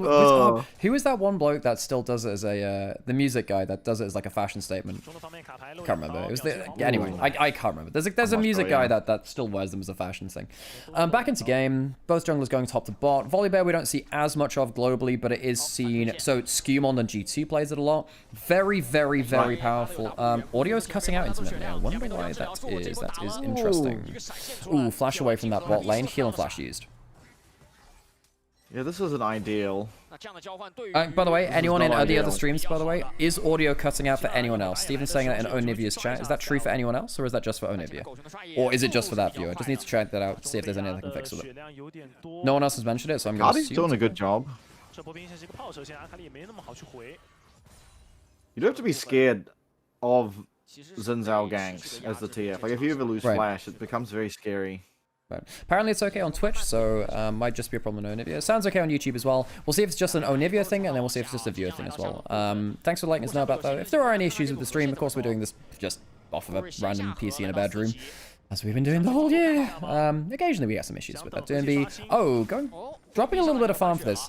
Doombi is not doing that well versus Kati. You're right, he's doing a pretty good job of abusing the early matchup. And that means you have mid lane push for the first Scuttle. No, does he dash in for this? Gold card onto the Xin Zhao. Scuttle secured, I believe, by Guri there. Yeah, did cost Flash though, so the top Scuttle. I mean, actually, neither jungler has Flash right now. Ooh, that's rough. Okay. Good leap strike. Solo Kill's got this lane exactly where you wanted his Gragas though. Here we go. No, Guri. Okay, so we're going into the early player here. Kati's teleporting back in. Solo kill, making sure that I got flash over the counter strike. Does he have enough damage? I'm not sure about that. Bot back. Close trade. Flash used for nothing. It's a double Scuttle for Guri. I thought he was taking a fight he wouldn't win because Kati wasn't in lane. Still gets it. Double Scuttle for the volley bear. That's a good start for Vikings. That's right. Any jungler will tell you the game's completely over now because 2 Scuttle Crabs are picked up. Jax doesn't have the flash. Now going backwards. Is there a leap strike? Oh, he used the knock up into the minion. Oh my god! Naya! That simply was willed by the cricket. God Guo. He chooses who he pleases. Again, he's never incorrect. Only correct or lying. I've been recently learning jungle. I played it in like Diamond 4. I'm not very good at this role. Right. And that looks like me on the Xin Zhao right there. Accidentally auto-attacking preemptively and then just losing my knockup. And then you just count it as, you know, -1 second on your cooldowns and walk away. Oh my god. Actually, Kratos just got away with murder, man. Ridiculous. I'm so happy. Like, using the flash to do nothing in top lane and then getting out anyway, he has got to be smirking. I mean, he's looking really chill now, actually. Look at that camera. He is just statuesque. By the way, great posture from Kratos. Posture? Yeah. I don't have my camera on. I am, like, properly shrimped up right now. I am not like that at all. Bro, so am I. I'm in the shape of a C. Yeah. Leave, gets rooted. Ooh, cleanses it away. Doesn't want to get caught by the bounding afterwards and the extra damage. Bot lane's been very even. Oh, and look at Styles here. Oh my god, it's such a hair gap. I will say, compared to GAM, Vikings' cameras are so much nicer. No, don't redeem a posture check. Oh, god. Sure, okay. I'll tell you one thing, their mics must be too, because Levy's interview was... It was proper microphone. It was proper, like, webcam mic territory. You're absolutely right. I'm pretty sure he was. I'm pretty sure, because, like, he had an actual headset mic. Yeah. That was right next to his mouth, and he was still cutting out. So. Might have been a bad headset mic, but then they probably can't say that because they probably have peripheral sponsors. Yeah, but surely that would be the same mic they use in game, right? And he wouldn't be playing on that, surely. That's true. That's true. You're absolutely right. Unless there was just, maybe it shows. Yeah, it must have been a webcam mic, surely. Okay, so it's maybe you went into like vMix, and you know how like you have the option to go advanced or not, and he just didn't go advanced. Or maybe it's like the default mic settings getting weird. Yeah. Yeah, possibly. Yeah. But like for sure, like the headset on his head must have been used in game. I get problems with my OBS when I change my default mic to the wrong thing and it doubles up the echo. It's strange. It's one of these weird tech magic things you end up getting used to. So we've had our first backs come through. Boots in for the Gragas rather against the Jax. I mean, 500 gold lead at 7 minutes. Jungle slightly ahead. Gets himself earlier towards the Cosmic Drive. At level 6 before Nio. I mean, you take those. It means that NIP don't go for an early play through Nio's Xin Zhao. Of course, LPL Xin Zhao has been, I mean, it's been a staple everywhere, but LPL Xin Zhao has typically been a very good champion. For sure. For us. Bot lane's been fine. You know, blown a summoner off of leave. And, I mean, it's going to come around to even early to mid-game skirmishes, which is, I think, a real blessing given how this series has kind of been draft-if so far. I think, I mean, the gold lead, while it's there, is somewhat fake because of TF. You know, the classic, like, just I mean, he's up 400 gold for no reason. He does print money. Yeah, that's true. Yeah. No one tell the IRS of Bilgewater. Legit, actually. What is with that, man? Please stop those guys. Well, you know, Bilgewater is as Bilgewater does. One of the saddest things about Riot Forge folding is that we had a wonderful world set up with the Ruined King game, and we had Bilgewater set up, which did open the door to doing, like, Graves TF minigame through that as well. Would have been awesome. Cool, yeah. What region, you know, like Arcane style of a show, what region would you be most interested to see? So what I wanted to see was Arcane into setting up a couple of regions, the invasion of Ionia, and then you roll rounds of Ruination when you've set up enough characters. But I think the invasion of Ionia would have been really good to see, because there's so many cool characters in Ionia. Plus, I'm an Ari fan. Ult up towards topside, Kati does have the gold card loaded in. Leave as a cleanse, and I don't think it will matter one bit. Who do they give kill over to? They'll give it over to the Jax. Kratos takes his first kill of the game. Nice. I mean, again, playing well around the side lanes. This time, I mean, side lane / just lane swap coming through, whatever you want to call it. But yeah, really good job. Way too pushed up, 2v or 3v2. And now Kratos has they are going to concede right. Yeah, like Kratos has a decent lead now. That is actually a fine lead for them. So, Grub started by NIP. Oh, I'm so sorry about GG. Here's NIP socials right now. Yeah, NIP, not the best draft in the last game. Early game, now with a 1,000 gold deficit. Getting a little bit worrying. Style hop over that. A little bit more damage. You can even open up a curtain call if you get another 4th shot onto him. Solo kill. Could of course cancel it with the ult. Yeah, what a great start. Oh, good ball under turret. That was nice for solo kill. Flash. Both summoners down.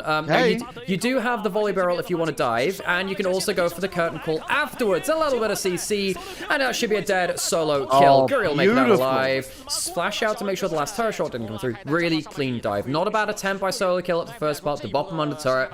Didn't have the members on the side of the map to protect him. Yeah, what a great answer. Kratos, of course, paying the price on this side of the map, but still, I mean, it's a definite win. Yeah, I know that Arcane was set after the invasion of Ionia, but I would like them to backtrack to it, because I think it would have been a really nice way to set the scene for it. Also, I just think it's a very cool period of time in League lore. There's a bunch of stuff you can do. I think there's stuff like Noxus or like Noxus Freljord as well. Leave, dodging out the W. Leave does have cleanse and flash. Kratos low HP. The Bard ultimate's okay. 4th shot, where's it going? Goes on towards the Varus and he goes down. Kratos is alive and there's no damage left. The Jax will take a kill. Doomby late to the party. Vikings are just faster to the play. Join B. And his ultimate not there for Cardi. The guy does. Okay, he's just going to back out. But I mean, LCP, what a fucking... oh, sorry, what a region. Mate, you're allowed 1 or 2 of them. It is a co-stream. I do it enough anyway. Hang on a second. Cardi has gold card. There's a flash to it available here. Goes to just out of range. Has the Nimbus card. Gets onto him. Flash away. The W afterwards from the Jhin. Doesn't have the curtain called. Should be safe now. Ends up being a flash. A flash trade. Now could potentially jump over the wall. Doesn't need it. Doesn't need the flash. Uses the first part of it. Crescent guard using some extra damage. Good kill there. E landing from Doomby and has the perfect execution. 1 for 1. 2 for 1 total in the top side. Okay. Not the best, but still, at least they were able to trade at least 1 back.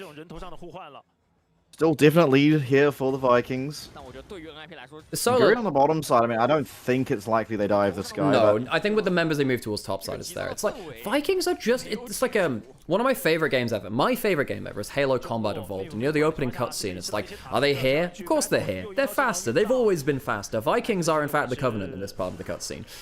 As they somehow find their way, they're always in the side lanes quick enough. They've just brought more members to the play. And even last game, it didn't matter when Doomby was using a global to get to the side lane play. Vikings were there quicker too, even in that game too. I'm getting really worried for the macro of NIP. I think Vikings are just more cleanly playing the map. Yeah, I mean, true, but I mean, Merktred's #1 has come through. So the game did just get made a lot harder. True. Entirely blatant. I think Merktred's are really, really bad for the Vikings. As in, it works against everything but Bardol. You're absolutely right. Yeah.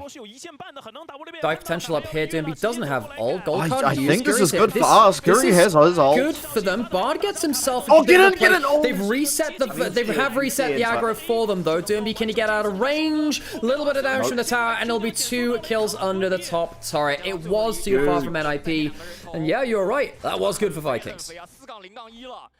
Yeah, what a turnaround. I mean, it was very scary when the ult came through, because like 100% Cardi was always dead.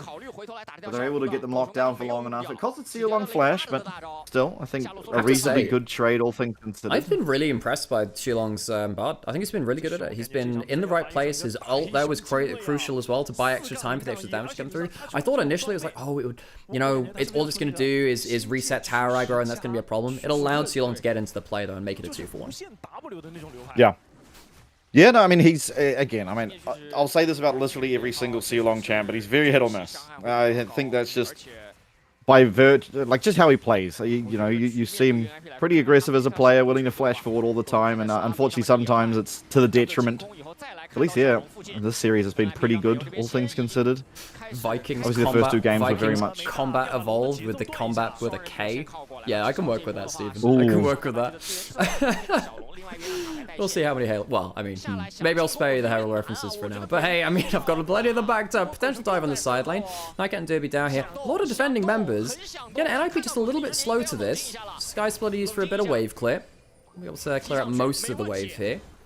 Teleport to the other side of the map. 3 grubs for NIP means that they push towers quicker. But Vikings pretty happy to split the map right now. I think all things considered, pretty fine. Map state, 2k gold lead, some of it fake from TF, but mostly it's just on Guri. Which is really scary. Oh, and he is going for the flicker blaze blow. He's not going to want the ice bomb. He does want max cooldown. Oh, that is a wonderful Bard ult.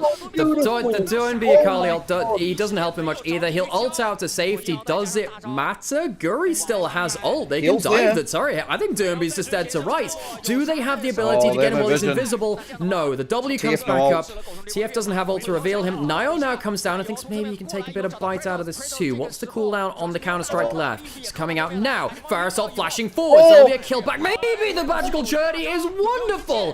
Guri, stun afterwards. Akali E missing. Leave. Going on a 1-man dive beyond the tower. He's still going into 3 people. How much work can he do as the Varus, the flanking Varus, picks up another kill, or at least the first one of that play. And that should, I guess in the grand scheme of things, be a 1-for-1 in the bot lane play. I think it's very overeager to try and continue chasing the Akali. It's just too hard, and like once you're under their tower, if W's up, you need Twisted Fate ult, and they didn't have it, so yeah, overextended quite a bit. The one damn time you want to use it to reveal the Akali. Yeah.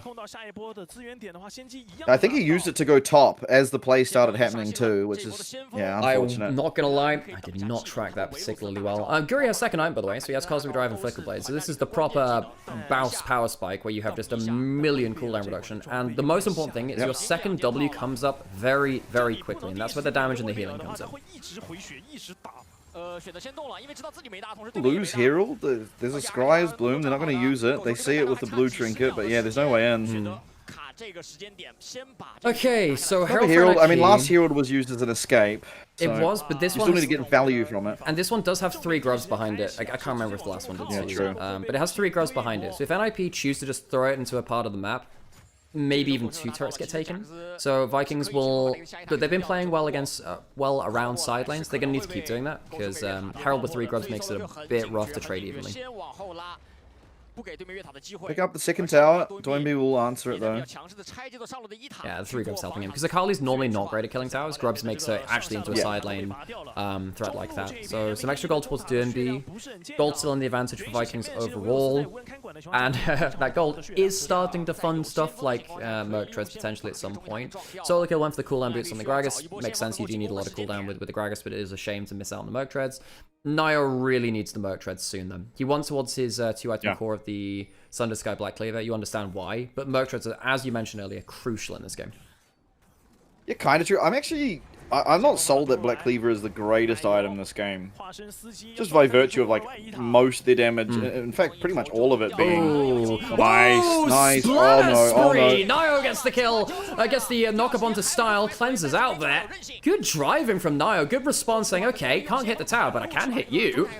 Damn, he's driving that like a warthog. Gets the tower kill, so it recharges this again. Hang on a second. I was wondering if he was going to drive past it and try and interrupt Style again. That would have been so big brain, actually. Does get the tower charge into the tower, though. Now, it does have flash and ult. I think this is quite worrying for Vikings, actually. Good damage onto the tower. Handshake comes in. Ult coming through from Guri. Gets this. Oh, my God. No. The Renata ult is disgusting. Fourth shot onto his teammate Style. Not going to get the kill there. Vikings do protect their turrets.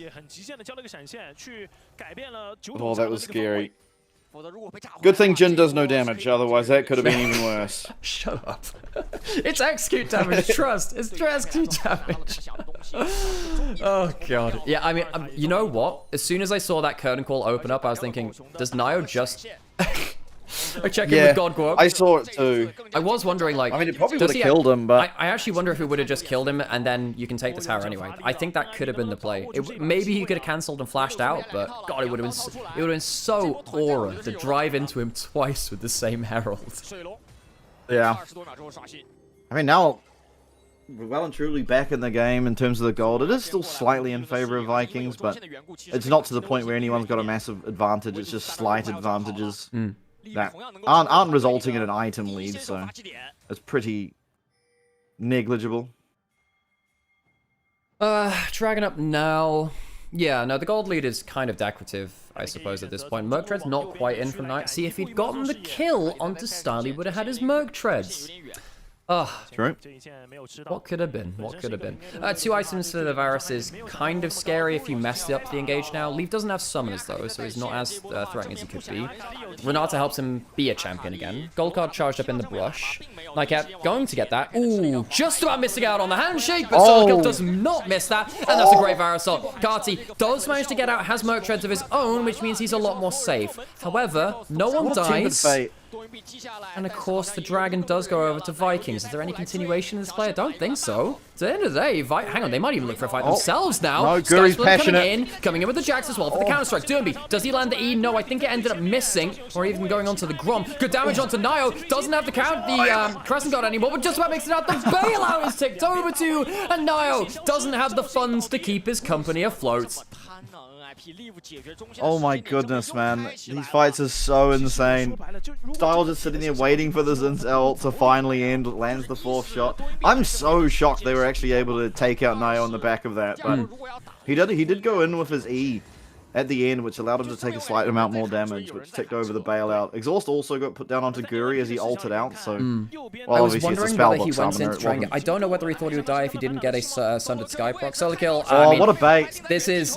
You don't survive against this kind of duo like this. The cast comes through. I don't think it's going to change that much. Solo kill, taken out by Karti and Guri. They're beautiful. Karti, I mean, baiting it perfectly well, and then also sidestepping the explosive cast. As you said, they're not going to find much. Steelong saves the day here, though. This is an awesome battle. You're absolutely right. That is an insane battle. If that doesn't land, Karti dies. And then you're playing from a 4v5. Yeah. Karti, I mean, TF is not a carry, per se, in terms of the damage which he does. But these gold cards are really, really important to this team.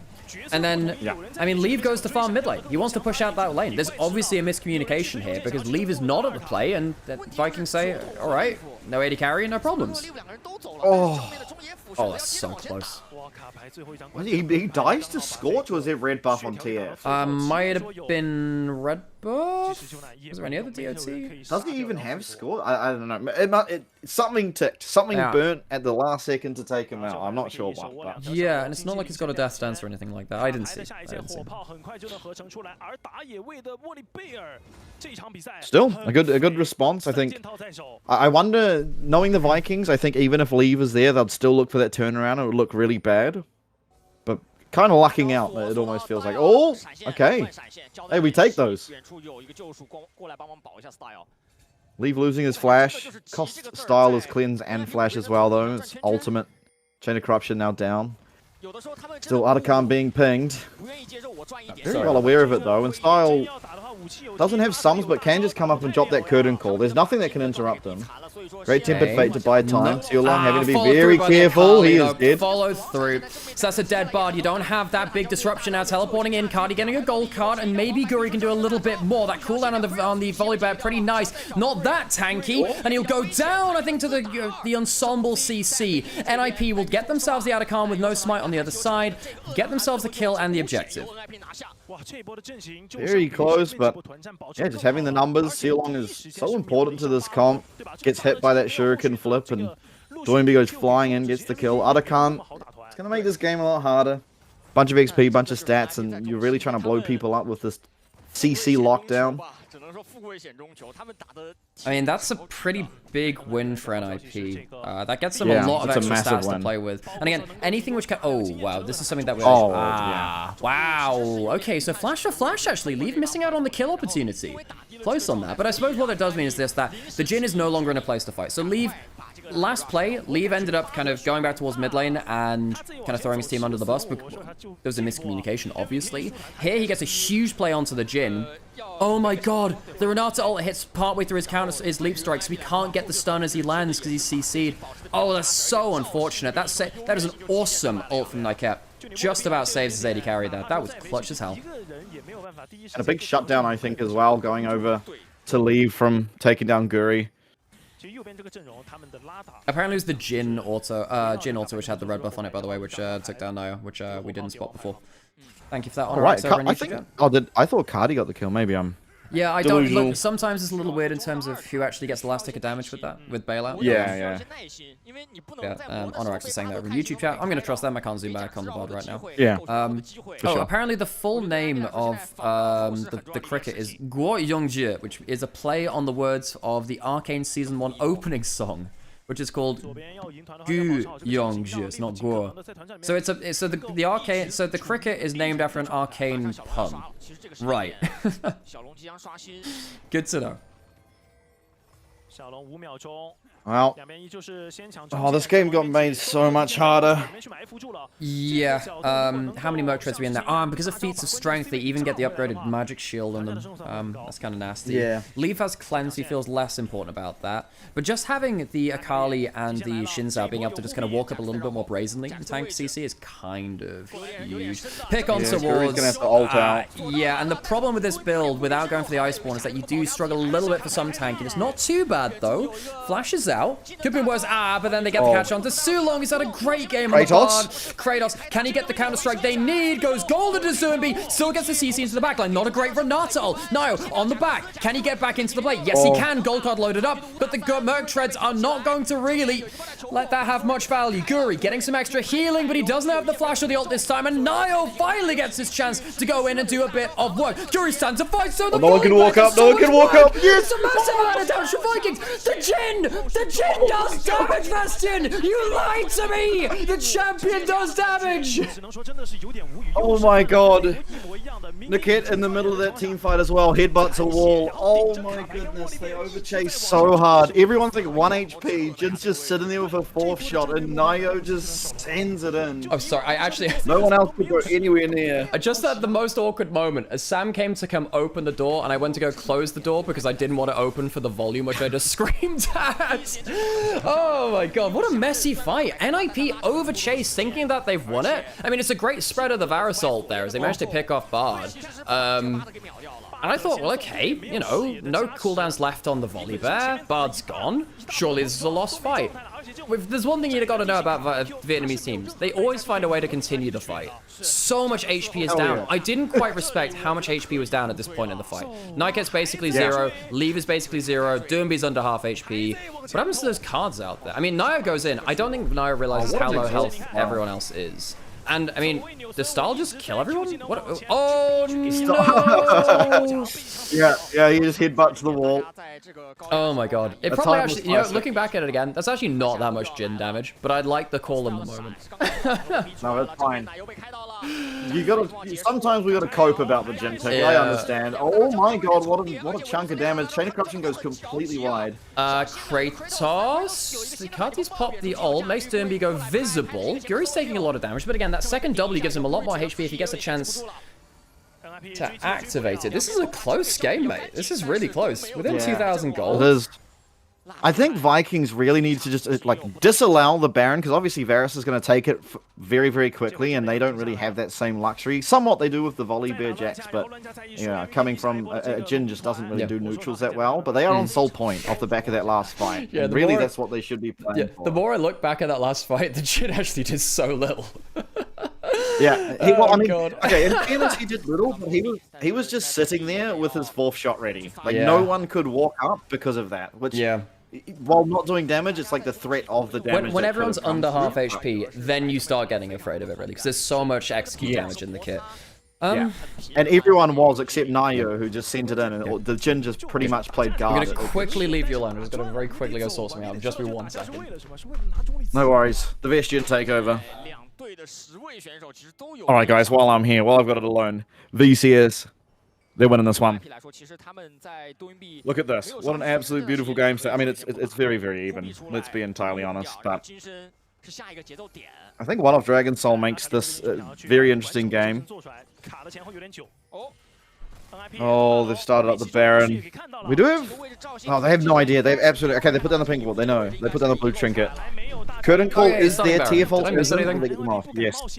No, they just tried to sneak it in. And honestly, Style started channeling a recall when it started, so I got a bit panicked. All good. Okay, well, we're into tense late game now.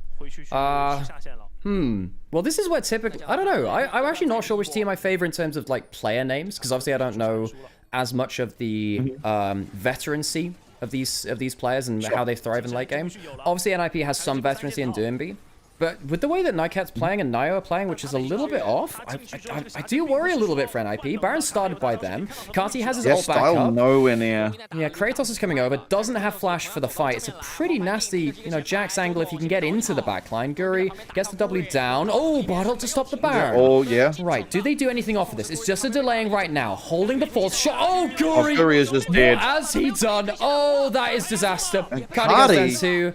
That might just... Okay. Oh, no.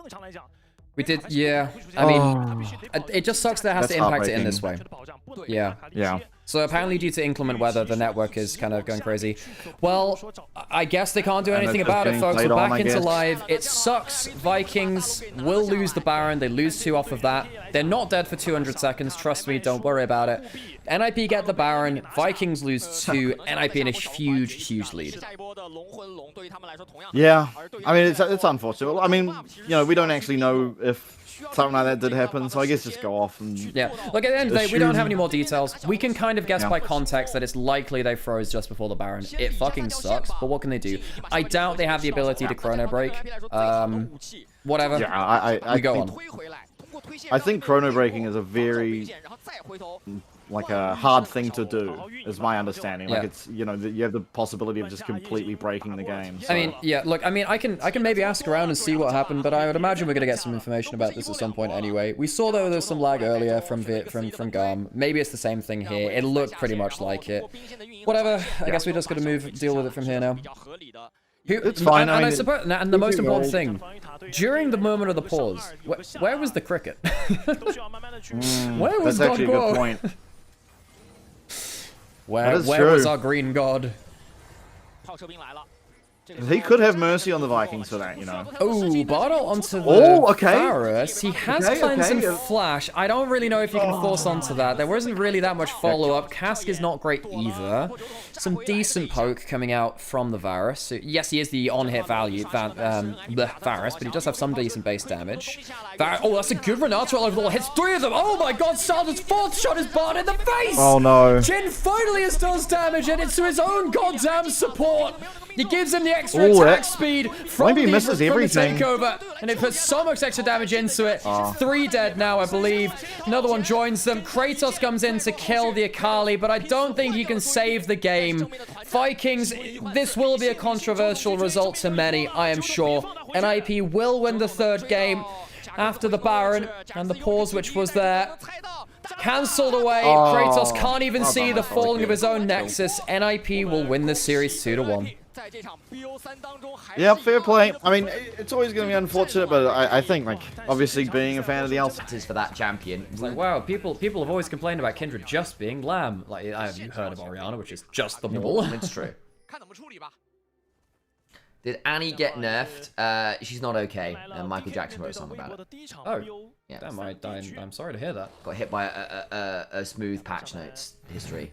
They go down dim. They go down dim. That's very clever, Sam. How was your day, Sam? What have you been doing off stream? I haven't done that much actually. I've done a lot of washing. I've cleaned the kitchen. Oh, cool. Nice. I appreciate that. Yeah, you're welcome. I'll trade you for a hoover around the shared spaces later. How's that? Sure, why not? Yeah, works for me. Okay. What else have I done? I watched a little bit of anime.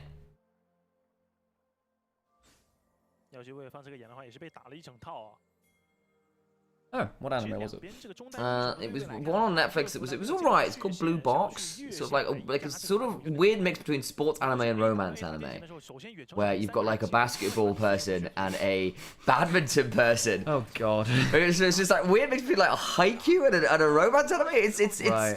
Not awful, but at the same time, like it's kind of hard. The only romance I need is the love of the ball. Sam. Exactly, the love of the ball. You go to a ball. Wonderful. There needs to be a cricket anime. You're not wrong, Solly.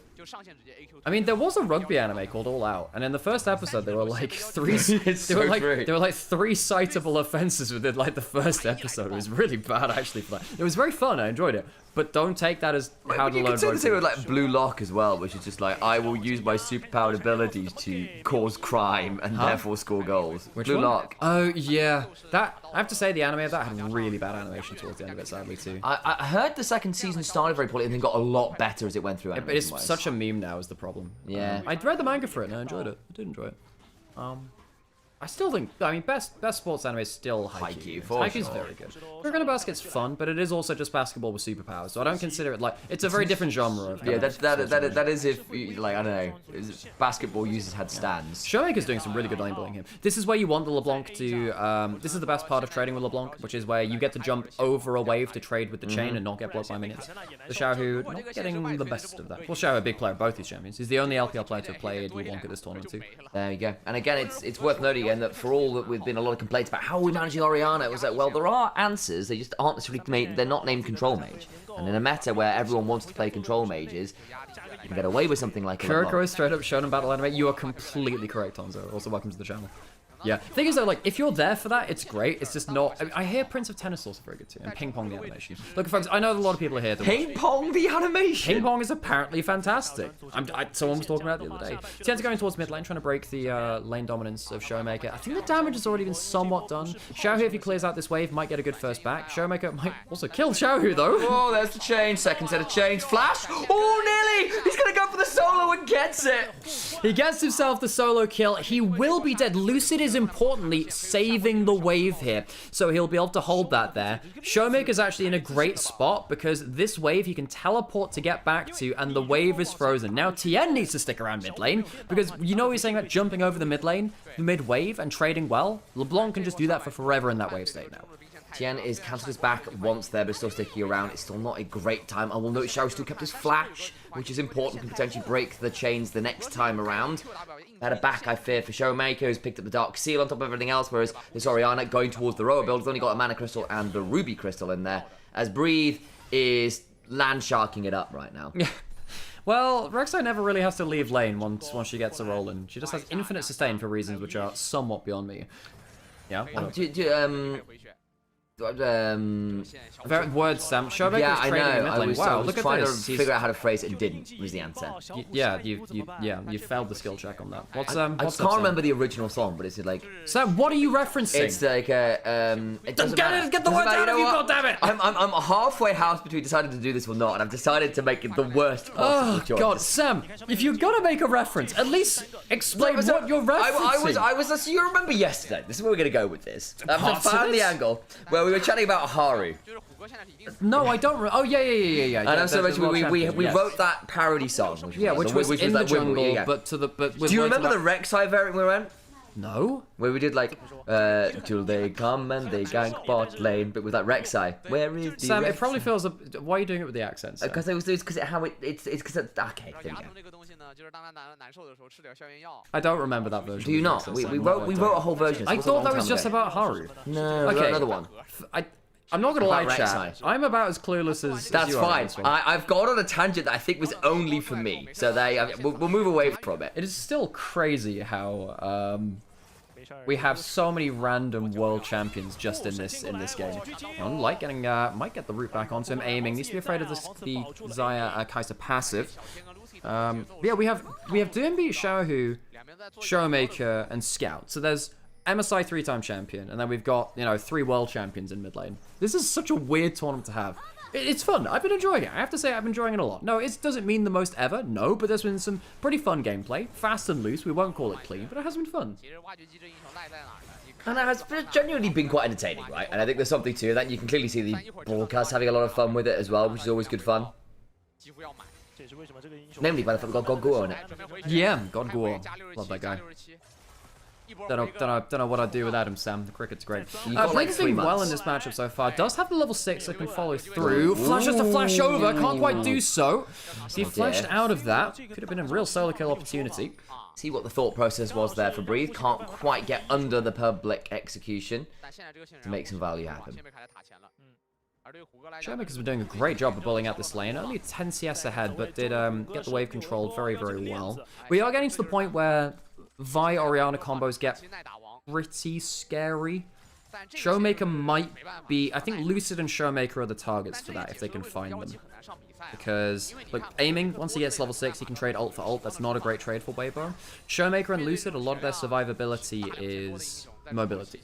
So Vi follows them through that. Mobility doesn't really work, doesn't matter too much against Vi. It does after she's landed her ult. If they can then be mobile to get out of it, then it's a problem. But I wonder whether Tian and Xiaohu will angle towards Showmaker and Lucid at some point.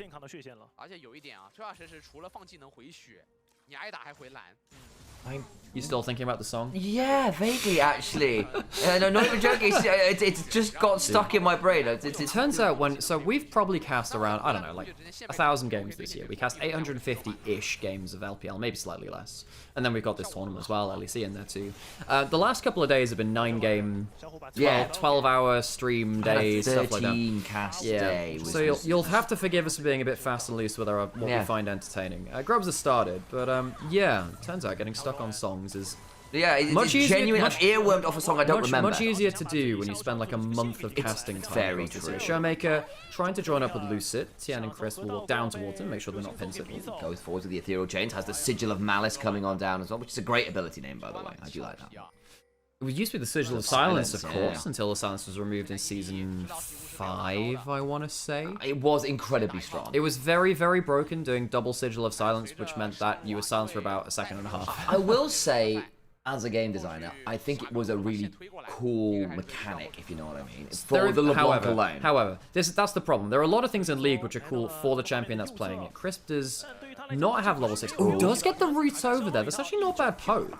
Does that open up a chance to go towards Dragon? I guess they want buff at least. They want to go towards the blue buff, get some advantage towards Tien. Weibo do like to play around a jungle advantage if they can get it. God damn, that's some good damage. Yes, Breathe. He does manage to get a fair amount of healing there because he's quite angry under the dirt, and that's how he fuels his healing. Breathe. Darth Rek'Sai. Just smoldering silently underneath the ground. Grrr.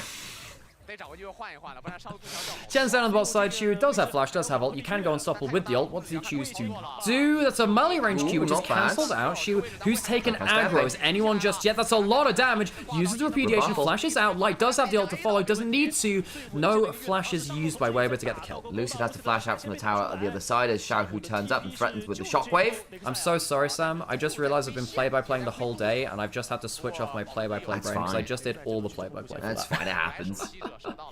So as we see the breakdown of this play, what happened was they went for a gank on the bot side. No. If you're going to do color casting, you have to say what are the implications of the play. So they went for that dive. So what tools do we have? Go on. So I'm doing both now. So the implications of that play is actually leads over the bot side. What did you think I was about to do after talking about that? Because we don't get replays, do we? So I was going to go. Breakdown play? You know in my experienced color casting opinion, you just play by play to the second. No, I'm not going to play you, Sam. It's fine. Sam, I'm not. I'm just criticizing for the sake of criticism. Please, Sam. Please I'm talk. gonna start singing again. Please talk, Sam. Oh god. Oh, I remember it was for Jungle Rek'Sai. That was what it was for.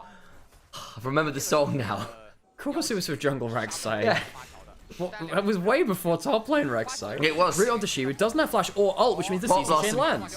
They get a fair amount of damage down. Light will Lacathian Rain, and Shiwu will realise it's a bad day for Rain and die, which is a little bit ironic because normally it's the best at the graveside is talking about a bad day for Rain. I played again accidentally. You did. Breathe is yet to die on this top side though. He's feeling a bit better about things. Aiming and Beryl getting a lot of farm on this sideline. I didn't actually see if there was any culls picked up. I don't think so because they're only at the 100 mark and they would have been still in inventory by now. But yeah, of course, the Rek'Sai hitting the break point with the item build here. It's going to be a big point. The Tunneler for the tunneling champion is a really significant part synergistically in terms of aesthetics for that one, which is a pretty big deal. The Vi, of course, also around here. Could potentially look to turn this one around. Of course, got to be aware that aiming with that ultimate makes it a tricky one, though. Yeah, that Breathe in general on this Rek'Sai will be a hard target to dive. Weber's not doing bad here, in this early game. 1.5k up. Pretty good, all things said and done. A little bit of a lead towards Showmaker on the LeBlanc. I will say, LeBlanc is one of those champions which scales, it definitely scales with skill, which Showmaker definitely has a lot of. Not been his best year. It's not. Like, there's a lot of very well-known players in this tournament. I don't think, obviously they're not at Worlds. It's not necessarily been all of their best years. Showmaker's a player which I've seen getting memed on saying, wow, I'm comparing you to Showmaker and that's a bad thing. And it felt really weird seeing, god damn, it's close to killing Shiwu. Whoa! Repudiation Really shield was important. Over they go with the Void Assault. Gonna look for the angle on in. Nice flash to make sure the Q still lands. Flash away from aiming. The Wild Growth comes on through. Is it enough to keep aiming in one piece? It will be, because unfortunately for Breed, the flash will not allow him to get in close range enough to get the Q heal. And that's the value of Lulu. So well played by Tien to get the flash predict, blah, blah, blah, the flash follow. But the Lulu saves him with the Wild Growth with the heal. Aiming gets the kill afterwards. They get punted into turret range. Close, but no cigar for Weibo. Meanwhile, bot side, she was forced to back away, and Light will be getting that first turret as well. Nicely done, at the very least, on the other side to get some value there. But for aiming and Beryl, Summoner's blown, Ultimate's blown, but in the end, Survival was found. Aiming does need to be a little wary of that Umbo, but Lucid now coming on over. Wait, Breathe can get really angry and go underground, beginning to heal a bit. There's a Cataclysm, the Umbo means nothing. The turret falls. Lucid has dropped aggro. Clearly, he was not angry enough. Yeah, he just needs to be more angry. He was only mildly disgruntled. Fury of the Xerxai. So that means that first turret did go to Weibo. They got the feats of strength off of that, so they got the first of 3 kills as well. But they do get the tower gold onto aiming too. So just need to know, Alex. Yes. Why is the destruction of turrets, the murdering of monsters, and the killing of mortal men a good workout for your feet? Sam, why does it give you strong feet? Sam, ask Anbessa. She's the one that was talking about the 3 pillars of Noxus and all this stuff. Yeah, so but why does it give you specifically strong feet, not the rest of your body? Why is this the footwork? Do I look like I trained under Anbessa and learned about the pillars of Noxian society? I mean, considering the number of champions you look like, the answer was quite possibly yes, by association. You could have actually been really mean and said, well, you do look like that one, person in the... I did wonder about going that option, but that would have been... I was like, no. I saw the look in the eye and I'm like, you wouldn't go there. You wouldn't go there. I genuinely had a conversation with a friend of mine on holiday. Yeah. But basically he went like, actually, I struggle with age gaps, and then went, actually, I really like Anbessa. I want to be that person. Within 2 minutes, and I was like, you understand that you have just proven yourself a massive hypocrite. Sam's punched. And then they went, yes, I have, and yet I still want what the heart wants. So that was a genuine conversation I had. For those of you who are interested in the mic punching shenanigans, Sam did just punch the microphone. That's true. Well, actually, I punched the pop shield and not the microphone. I consider it part of the microphone. The pop, you know, like that's what it is. The double pop, top exactly. of the fist. Yeah. Cool. Okay, so gold is still very, very similar.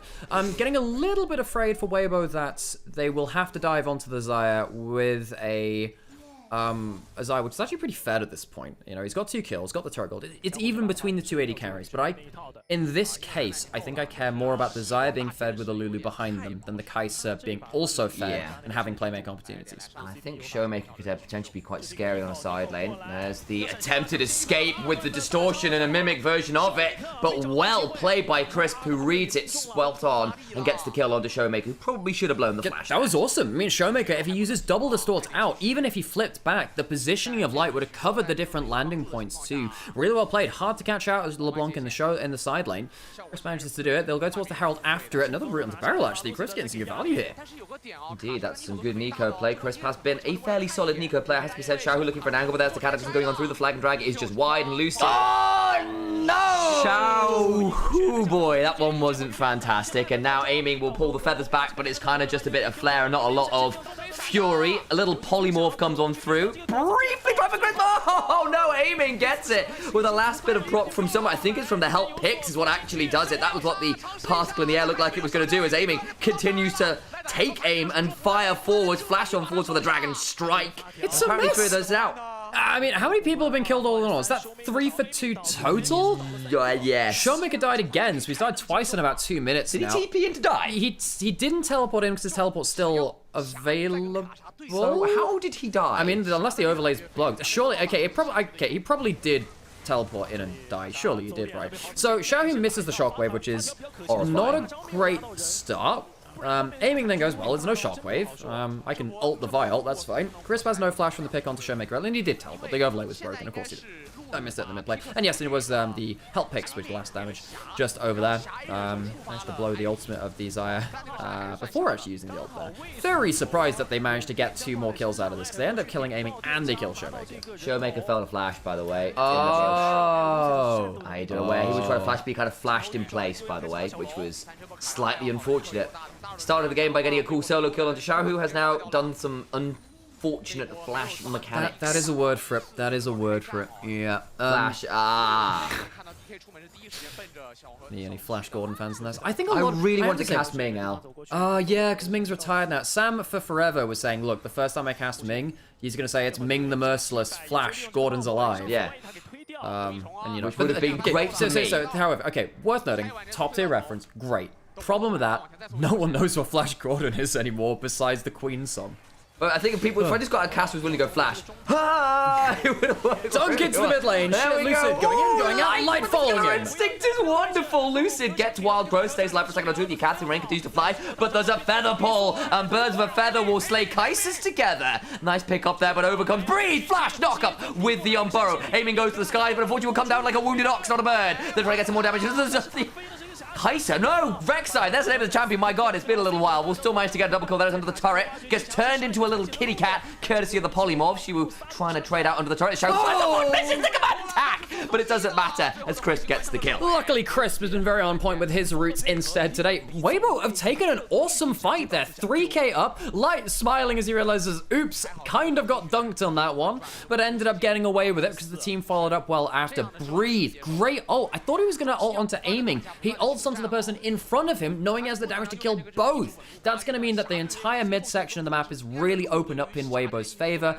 A bunch of gold has gone over to the Rek'Sai to use 2,000 gold ahead of Shiwu's Ambassador now, who I consider to be a very good player of the champion. Weibo, despite coming in as massive underdogs, I think, comparative to the first days of play, people really being down on the LPL in general, are looking really good in this early game. We'll see if they can keep it up, of course. Lucid decided to dunk onto Crisp, who didn't have a flash again from the earlier play. Light flew over, didn't have a single target Q because, of course, it was onto the Raptors. And then, yeah, it turns out Feathers really hurts.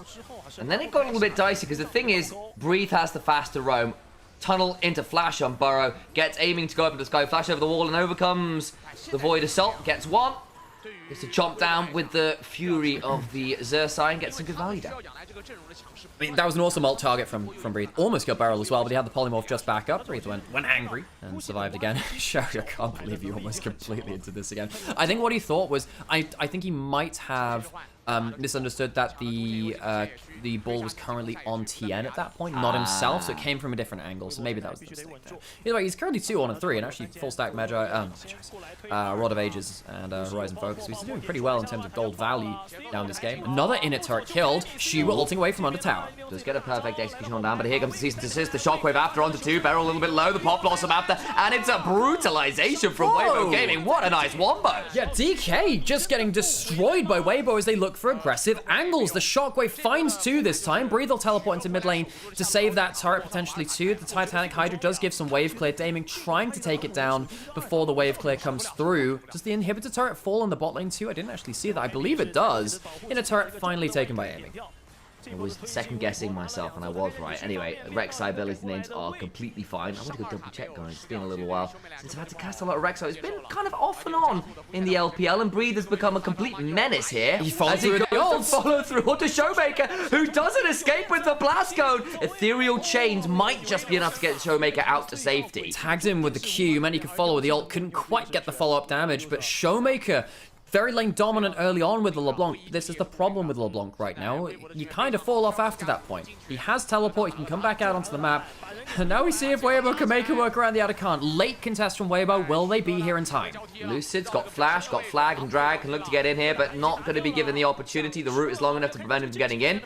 And that means that Atakan is secured by the side of Weibo Gaming. She'll be looking for a flank angle, as is Showmaker. They want to get a kill here, as the Vault Breaker was charged up and not followed through on aiming. Looking for an angle on the other side. They are corralling this. They want this fight. TN charging up the Q. Shockwave catches one in the back. Lucid goes forward, aiming, starting to put the feathers in. Unfortunately for Shiru, he goes down, and Divide follows with a cease and desist. Goes on down. Showmaker to the backside. Doesn't kill a brief. Light goes back in with a killer instinct. Begins to make the Acacian rain come on down, and it is full of pain and fury. Beryl trying to put his way away. A little bit of whimsy in the face of a very angry policewoman. Vault Breaker comes on down, looking to get in range for a little bit more damage. The Glitter Lance slows too. Reset from Light, who decides, yeah, I'm not following this one, as Beryl continues on his yakety sax on the way on out and gets out to safety. Weibo, one of the most confusing teams in the world.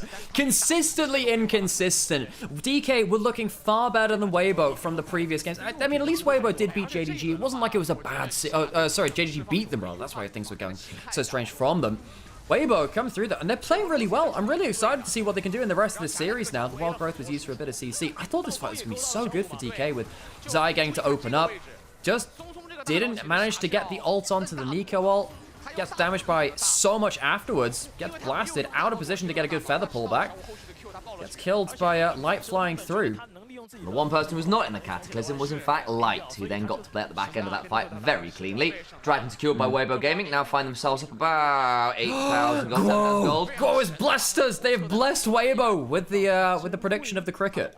Blessed be, oh faithful LPL fans, our Lord and Saviour, the cricket, has decided to bless us with this victory. Yeah.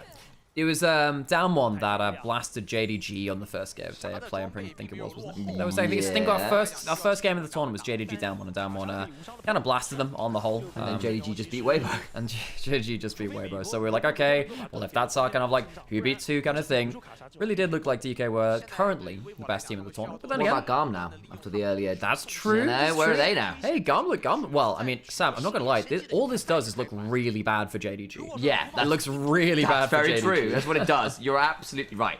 Yeah.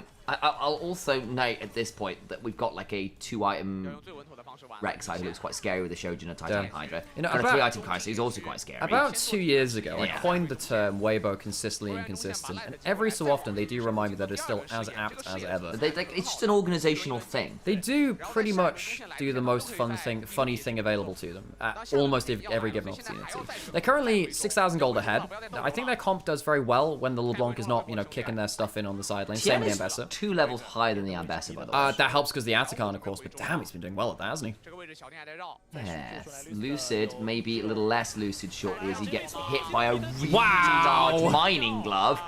Turns out that hurts quite a lot, and goodbye, Jarvan. Aiming does get a decent feather ball. Out comes the public execution, and TM will likely die. Oh, nice flash on Burrow. Killer Instinct, Pot Blossom, every button press, and Weibo will combo down DK. They're playing 2xKO over here. Crisp is having an awesome game on this Nico. He's my MVP right now, you know, opening up so many angles for Light to fly into the backline. Crisp is doing great work at being that follow-up engage as DK try and pile on a target. They forget that the Nico was there. Vestian brought this up earlier, actually. If we're going to talk about full contact team fighting, it feels like Nico is one of the best champions in the game to do that. No, first they catch Lucid. They use a lot of cooldowns to get him, but sure, the Jarvan's out of the play.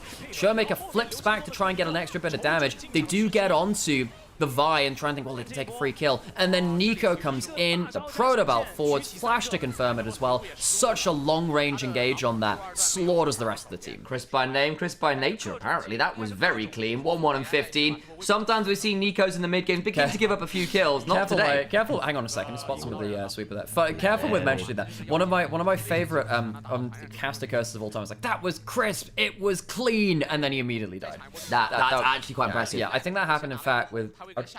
Look, I can't actually remember when that happened. My first day of LEC casting ever. Oh, yeah, the perfect game. I managed to absolutely curse Wonder Forever. The Shockwave was solid. The Wild Growth keeps people alive for a second. With the shields back, come on through. And now the Killer Instinct, and they need to run away. DK are just out of damage. Void Assault forwards. And that will be a very dead barrel. Maybe not quite with the redemption. Aiming, however, is the next port of call. A Vault Breaker away, deciding a little bit too dangerous to dive the tier 2. Every time DK look for a little bit of damage, Weibo just slap them with the big ultimates. They are so much better equipped to deal with the big grouped up team fights. Weibo now almost 10,000 gold ahead as Downwater getting kind of smashed. Baron will go over and Weibo get a clean control of this game. And I remember we were saying, look, not sure how easy it's going to be to deal with aiming this game with the Lulu behind him, with all of the dive into Azaya can be tricky. And then we did wonder, actually, there is quite a lot of just ways to blow Kaiser, like Xayah ultimate. What happens if it does keep just getting blown every time? And we're kind of seeing the back end of that. What on earth does aiming do here to try and carry?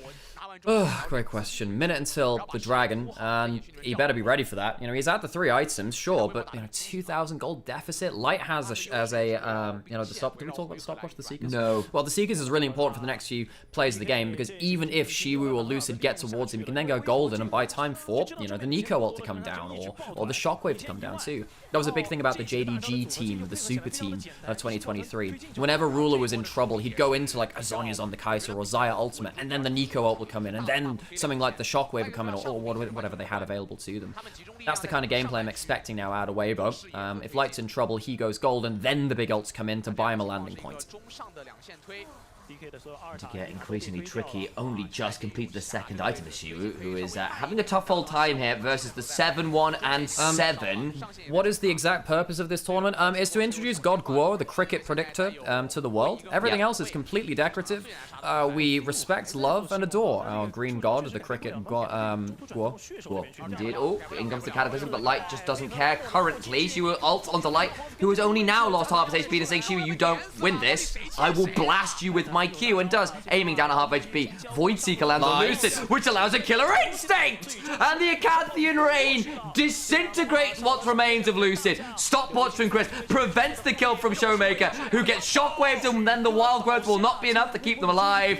And DK, D plus Kia, we're about to get blown into the next game, and we'll need to reset after this one. Weibo have been so consistently good at finding the slapback in the fights. Breathal tunnel forwards, 4.5 thousand gold ahead of Shiwu. He might die on the Nexus, but I think he doesn't really care too much. Nexus exposed. D plus Kia destroyed by Weibo in game 1. Weibo were flatlined by JDG, bounce back and get a solid game 1 victory versus D+. One more to go. Isn't his next pack Charlachino? Might be Arlecchino again. I did not expect Weibo to so dominantly win game 1. I thought it could be close, and Weibo can always surprise you, but that was a really good game from them. I was very happy with that. Rotating banner. Yeah, that's where they should put graphics if they had any, but they don't. Hey. Cassio is a fake counter to Rise anyway. I think the best Cassiopeias can make it really work, but I have to say, I haven't seen consistent success from the Cassiopeias here over the Rise. I was chatting to a couple mid laners, so Errol was in chat the other day. Oh, cool. And he was saying, look, it's good for the 1v1, but the moment it becomes a 2v2, Level it's 1. harder. Nice little angle from Breathe. He's on the Cassante. Gets him tougher strikes part 1. Part 2 coming up shortly. The cripple will force the flash because the slow would have been dangerous. Okay. No damage onto Breathe. Does Showmaker get himself any poke across it? He started with the E, interestingly, not the Q. Sometimes he do. Actually, I'm not sure what Cassiopeia does anymore. Although I kind of thought it was Q start, but E for the last hit on minions is pretty good. E. Arguably the greatest moment in meme history when everything just devolved into the letter E. Yeah. Levels of deep friedness. Light is going to be safe getting back to lane. Respecting that. Aiming was trying to thread the needle through the minions. Couldn't quite manage to do so. Decided to throw a Q at a ranged minion. Get additional early lane control. Shinzo's starting on enemy side of the jungle. Tian will know that Shinzo is not on his blue buff. So where does Tian go? He's going towards his topside camps right now. What is the plan? They also have a ward on the Gromp. So they'll know if Lucid goes towards zone Gromp as well. What is the charge? Eating a meal. Succulent blue buff meal. That's the one. I don't think Weibo have full information on what's happening with the jungle clip. Because they don't see him on the blue buff. They know that he's not on Gromp, and they know that he's not on either Gromp or blue buff, which it's important. But if Tien goes towards his bot side camps now, after this top side clear, he won't know really what's happened with the clear, and he will just be a camp down. Now, what he might do after that is then go towards bot side camps to try and steal red buff. I think he doesn't know. I don't think they have full info. So Lucid gets a buff steal and he's out. Yeah, of course, they just see Lucid has blue. They don't necessarily see anything else. But I think we're about to see some weirdness here. There is a world where Lee Sin comes and starts fighting. The other thing you've got to be a bit aware as the DK's bot lane is that because some camps have been stolen, theoretically the Lee Sin can turn up bot lane at a time you're not expecting. Yeah, Lucid's going through his top camps, and he should get down towards his bot side fairly happily. And also aiming and barrel now pushing him bot side. They see the blue buff gone, so Tien now knows that blue buff is gone, so he knows there's a camp down. They have the information now, but I think with the waves in mid lane and bot lane pushing in for DK, I don't think he'll be able to recoup that lost camp. Interestingly, Lucid's just given up his blue buff, or rather not given up, as not taken it as yet. I wonder whether there will be a world here where we see red into Krugs and then going back top side for the Scuttle Crab. So he wanted to be on bot side a little earlier, just in case Tien, as he's doing right now, walked across river and looks for something there. He could go mid lane instead and catch out Showmaker unexpectedly. Sees that there's no ward in there. Could go and check this red buff. Lucid just gets it, and he'll be able to see Lee Sin now. Has got blue and red to work with. Showmaker now coming on over. Will force the ward hop over before the miasma, which have made safeguarding unsafe. Hey, this has been a really good jungle path from Lucid. It's really nice. Managed to somehow circumnavigate the information given out, so it's a slight lead towards Lucid, and these slight early game leads do matter. They do matter. Now, Tien might be able to go take enemy blue buff now, but we'll see who can move over to protect it. Currently, Rise is just edging over towards that top side. I think it's actually going to be blue buff taken by Tien. Can he get it quickly enough? Rumble's coming down. This could be a bit of a contest. Yeah, I agree. She was pretty fast on that roam. Shahu now coming across as well. That Noxious Blast can't find it onto Shahu. They just have to give it up. It's solid pathing right now from Lucid, though it hasn't led to a massive camp advantages yet. Nice little look in there. Flash out from aiming. Tien so he's actually a level up on Lucid. How the heck did that happen? Scuttle Crab, I think. There you go. That one helps. So Tien a little bit up in XP. Does have the smite.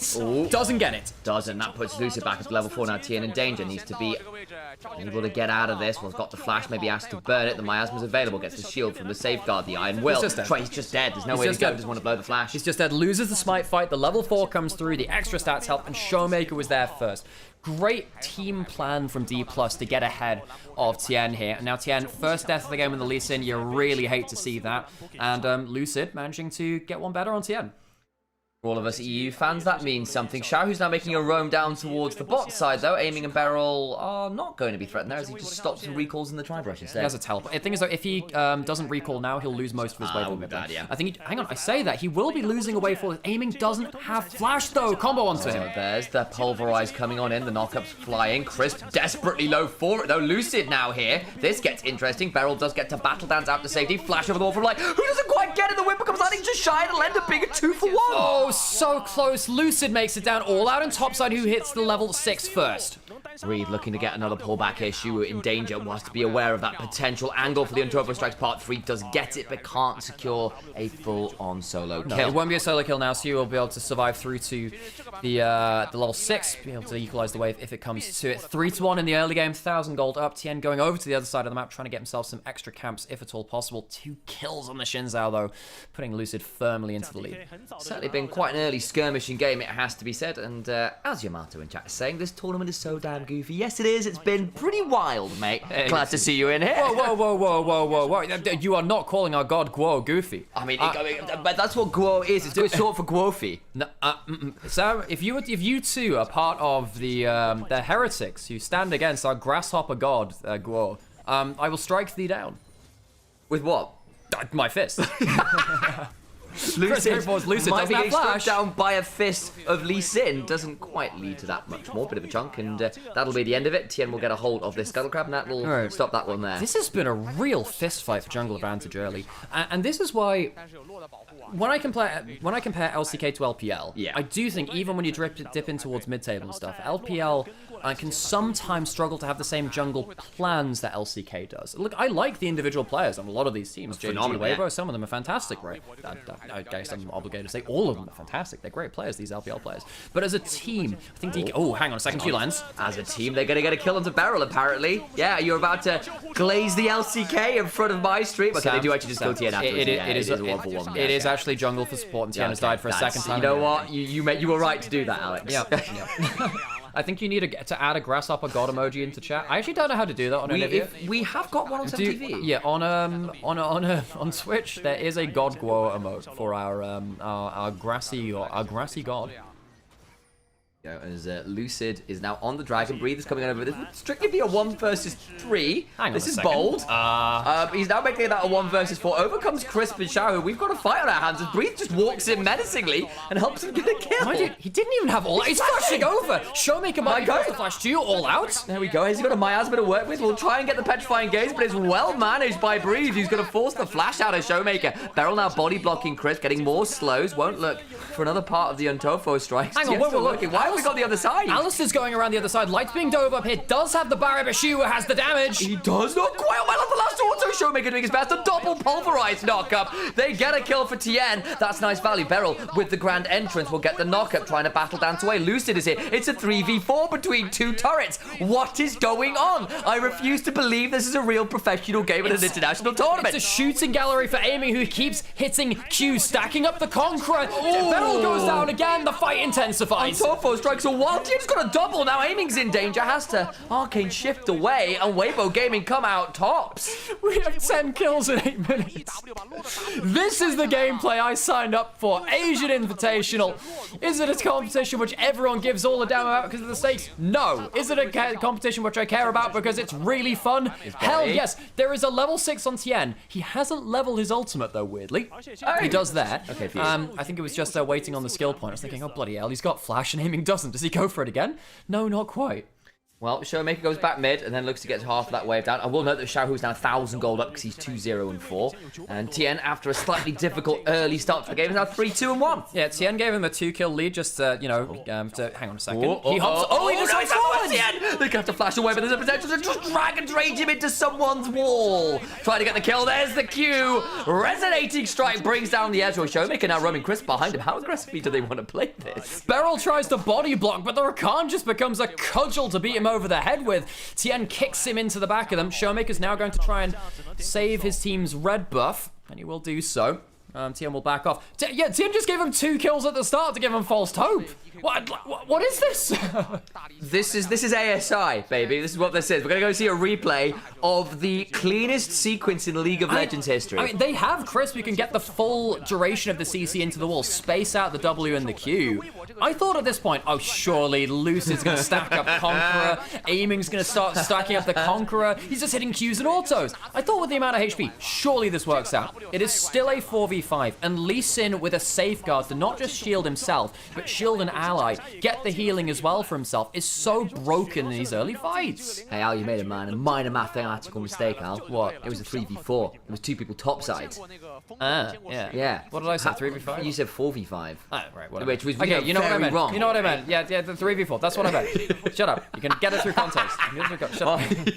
On to the next thing, Sam. Brother dearest, I've been streaming like 12 hours a day for like the last 3 days. I'm just hearing excuses. Reasonable excuses, but I'm just hearing excuses. Why would you make those, Alex? Why are you holding I'm holding a microphone. I could actually just bring the microphone over to you, but that would be more awkward. I like to challenge the intellect of the viewers here, and if I lie, I feel like I give them an interactable challenge to partake in. Oh, that's incredible. Like it's a Is this like, you know, like brain training? Remember that game? Sure. Yeah. Nymaera just counted God Grow as part. Yeah, exactly. I just counted God Grow as part of both teams. The Grasshopper is on. Sorry, you're right. Oh my god. Just God Glow is on both teams, so therefore it was a 4v5. Xiaohu has the hang on. He's got the Realm Warp. Can go down towards bot side. Showmaker doesn't have flash. Well, looks to the make step sure back. Oh, that's a wonderful step back. Headbutted into the wall. Pulverize. Overloads come flying on through, and Rise ensures that the audio is EQ'd perfectly. Xiaohu turns back time as he turns back from the Cassiopeia ult. That was prime Xiaohu stepping back from the petrifying gaze. Unfortunately for Showmaker, no one is dealing in stones today. That one is a rough one. The statuary is all too living. You know what's really annoying about this, Sam? Hang on. Oh, did Tien get something out of mid lane as well? So he hit the Q out of Fog of War, still had the kick up, ward hop forwards, aiming still had no flash, and he just kicks him in the face! Very lovely. Back to live we go. Tien now is, by the way, 5-2. Did you know that Tien was 2019 Finals MVP for winning the tournament final 2019 Worlds? This is a great play for Weibo. They got the numbers in advantage. Goes jumping on forwards. Lucid will throw down the Crescent Guard, but I don't know what it's guarding aside from a minor moment in time. TP behind. Aiming needs to find value. Barrel thrown down the quickness. They have killed off the core kick. That's Breathe. not bad. Xiaohu has got to get over the wall. Does pick the timing for the flash pretty good. EQs continue to fly. Overloads and spell fluxes are good, but now people are in a weird location. Aiming has not got flash. Does have barrier. Showmaker getting through a fair number of twin fights. Hang on, they've got a bush bait. Good turnaround there from DK. They were the ones that brought the numbers there. I don't think this is a bush spray. I think it will just dissolve here. Tien doesn't have that much HP. He needs to heal off of the blue buff. Dragon is getting started. DK, good fight back from there. Zhao, who does have teleport, is quite low, is instead going topside, so I think they are just giving this up. It's all 2 members sticky in the bush, and then you can see Waver's calling it off as we were talking about it. As you were rightly saying, Tien just needed a bit more HP to work with. Light got charmed. He tried to dash into the Crescent. Breathe.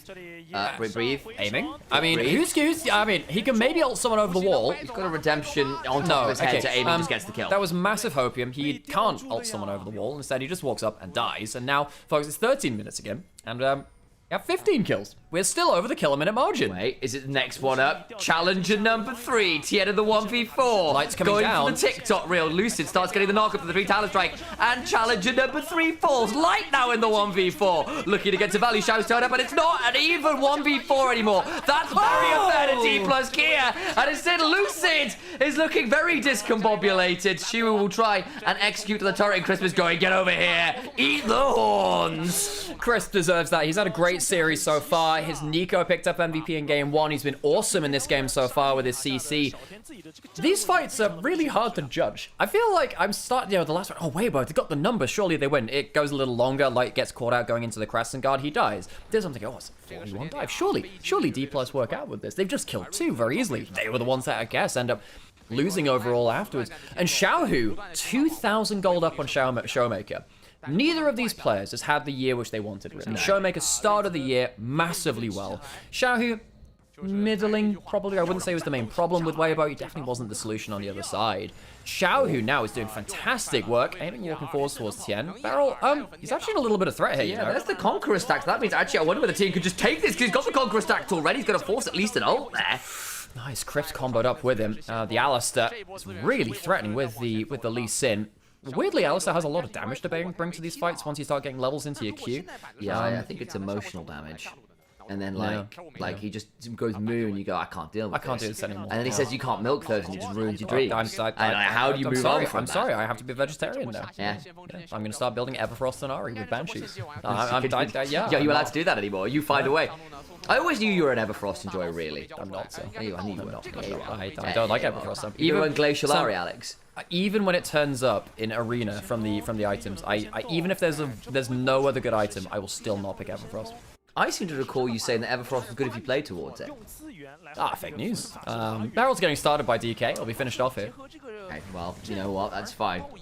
So I think it would be fake news, because wasn't he the guy you said was quite good at the Everfrost Ari, Alex? Was that right on? Ooh, stops the recall. Lucid does have flash. Mind's telling him no, but his body is telling him, yeah, I'm going to try and get the kick into the wall. That's okay, but then the Grand Entrance comes on through. Redemption's flying everywhere you can. Look, Lucid, again, is looking a little bit concussed here. Will try and dash around with an audacious charge, but unfortunately for him, Tien is significantly more audacious by virtue of being blind and still beating your ass. I love that Tien lands the Q, auto-attacks the ward once to get some energy back, and then flies in anyway. Did he need to do that? No, but it's just nice to see it. Ezreal will come up towards the top lane. Doesn't really achieve that much. I think it's just more of a scouting ultimate, really. Hit crisp, and that is clearly a massive win.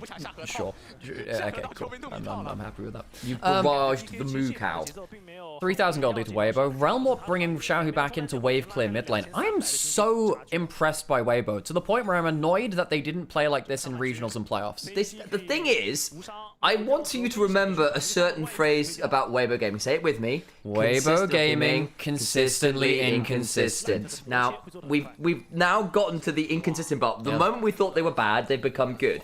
Which now means because we believe in them, they are about to in pretty short order. Xiaohu might be doing a bit of that really soon. Barrel decided to become very fast and pops the Was he? Because he got slowed down by the rune prison. He was still faster than he could have been. Does that make him very fast, or just faster than he could have been? Is this like... we've actually got a bit of driving lesson going on through. It'll be some Tokyo drifting. Oh, just timed out. Just timed out.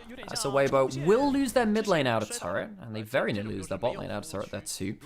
Gold is in Weibo's favor, but losing mid lane turret makes it harder to find skirmishes in the way that they were doing. This could actually be a point where DK could start mounting a bit of a platform to come back from. If they can put down some wards to spot where the jungle support are moving, that could be a big moment for them. Crisp eats a bit of damage there, but he's got Celestial Opposition that actually does okay to avoid some of it. And the problem is it breaks, and he ends up losing a third of his HP bar. He is, yeah, still, he does actually in fact get hit by everything still, and it is still a Triforce Ezreal, even though 1,000 gold behind, kind of nasty. Good Triforce proc there from Light though, with the Muramana soon on the way. 2 levels behind this Corki. Yeah, because he's not, Corki's been, I guess, getting a lot of solo farm as Weibo been moving everyone else around the map. Dragon in 10 seconds, Weibo really want to stop the Dragon stacking from down 1. That would be slightly obnoxious, I agree. They want to prevent Hexol for an Ezreal as well. Sounds pretty miserable. Yeah, now bot side looking to get on top of Xiaohu. I think actually kill this. This is a 2-item Lee Sin, by the way. In the mid lane, though, that means the Lee Sin with all of that gold is not there. They're going to look for the engage, but the Petrifying Gaze hits absolutely no one. And Showmaker now realizes he might be turning into Snake Blood Wine. Out comes the Crescent Guard, trying to get some value on him. The CC everywhere you can. Look, and Weibo are the merchants of it. Aiming tries to hop on forward, looking for something. Can't kill Light, who flashes on out. And Weibo win everywhere you can. Look, Tien's still chasing this Rumble. Tien hopping over. Shiwu has no flash now. Kick him. Kicked back into the team. Get some value onto him. There's the Pulverize afterwards, alongside a headbutt, and they will ensure that Shiwu can find nobody on his way to the mid lane. DK just line up into the spell flux of Xiaohu. They try and take a fight as Tien is bot side, knowing that the Lee Sin isn't there, but they flub the engage. Xiaohu gets the spell flux. That will get them the dragon, a ton of gold. I think they get the mid lane outer turret too. So all the hard work which DK did in the setup for this dragon, getting the outer turret of Weibo and managing to set up in advance, it's just been completely ripped out of hands. This is a 7,500 gold lead to Weibo. This is happening as Lee Sin is going in on bot lane. You understand why they're doing it, because you think, well, we can get the play before Lee Sin turns up. Xiaohu gets out, the Petrifying Gaze is wasted, Light goes and puts down the afterburners, and then this is the key point around about now. Xiaohu manages to get a spell flux to right here, which bounces onto like 2-3 people, and it's just completely lights out. And aiming, well, I think he's using Iron Sights for this one, and yeah, a bit behind the times. So he's looking for the flash play. Already Shu had to back because Tien's damage towards him. TP towards mid lane, and Tien just says absolutely not. Flashes to prevent the easy escape and just kicks him towards the team. At which point Chris punts him even further away. I mean, Shiwu does nearly kill Light. Does take a footwork shield from the Flash and Breathe, which is very clutch from him, but Shiwu can't even get one back. Weibo, I mean, I'm annoyed and I'm excited for them, because again, this is a team which has occasionally shown us awesome levels of gameplay, but not in the important moments within playoffs and regionals.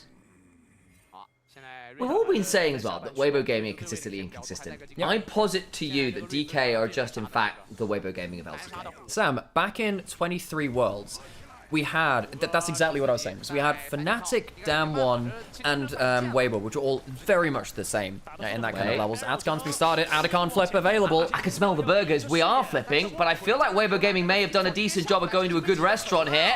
Food service is excellent, and they come away with an Atacon burger. Lovely! And they'll pick up an appetizer on top of it, all a shiwu. Can they find the rest of the damn feast? DK on the retreat. D plus Kia must find a way out of this, but they end up losing a player alongside the Atacon. Alright, so that is one and Atacon for Weibo. D plus, they're the ones which left smarting from that. They did land the Wind Becomes Lightning, I think, onto Chris. That's why Chris went in on the timing which he did. He didn't want to give Lucid away into the Atacon kind of area. Yeah. Breathe is really looking quite scary now at 2 items. About to get the Muramana from Light. He's been stacking up for a little while. And god damn, this Rise is 5-0-10. Xiaohu is turning back time here. He's doing some brutal work. And as Cassiopeia stuck down 40 CS, because one of the issues with Cassiopeia is you don't side lane very well, especially from a behind the game. 1-3-1. It's not been a great time for Showmaker's Cassiopeia here. And with the Atacon, 42 petals to 11 right now. Oh, Xiaohu is currently 3 levels up because the Rod of Age is coming through. Chris popping the cleanse aggressively in front of them, unlocking his next thing from the spellbook. Inner turret gone. The gold lead will go over the 9,000 barrier, I think, with that. Cleanse myself of your presence. Be gone from this place. Is that a quote, or is that just imposing? Okay. That it's an Initialise quote. Ah, I'll keep that in mind, Sam. There you go. I won't. I might do. I won't. I could. I won't.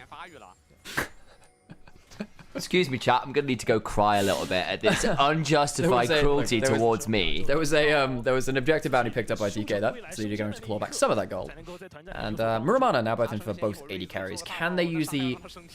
Oh, Sam's just crying at me like all like pantomime style. Just so I could, you know, he just drew a tear running down his face. I'm weeping right now. I could remember it. I won't. Oh, God. So, how's it going? How's it going? Yeah, oh, it could be going worse. Could be worse. You know, Sam, for an LPL fan, today has been every range of emotion. It's been quite a lot. Yeah. JDG got smashed. NIP won, but really should they have? And now Weibo are genuinely smashing down one. There's a lot of people heading up towards Breeze. Xiaohu could teleport up. I think he might just be dead on the miasma. Flash away. Pathmaker for the tank. He doesn't get out. Okay, now potential turnaround as Crisp comes on forward.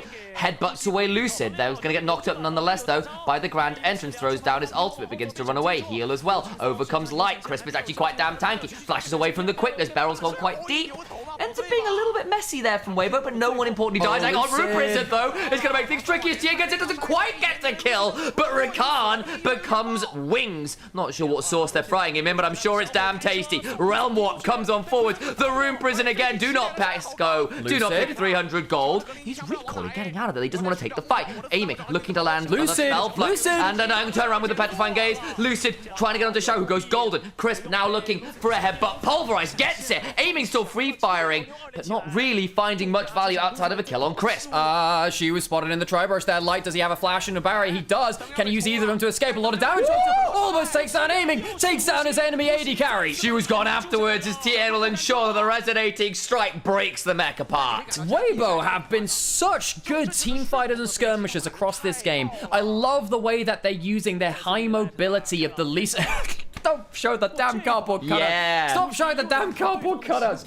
I think they're using their ability to move around the map really well. Whether that is the mobility of Corki and Kasance and Lee Sin, or it's the Realm Warp, it's a really good way for them to just bring more people into the right place of a fight. Look, all I'm saying is never has cardboard had that much aura. Like, that was remarkable stuff. And DK thought they had the play. Sam, you're a Magic the Gathering player. That's true.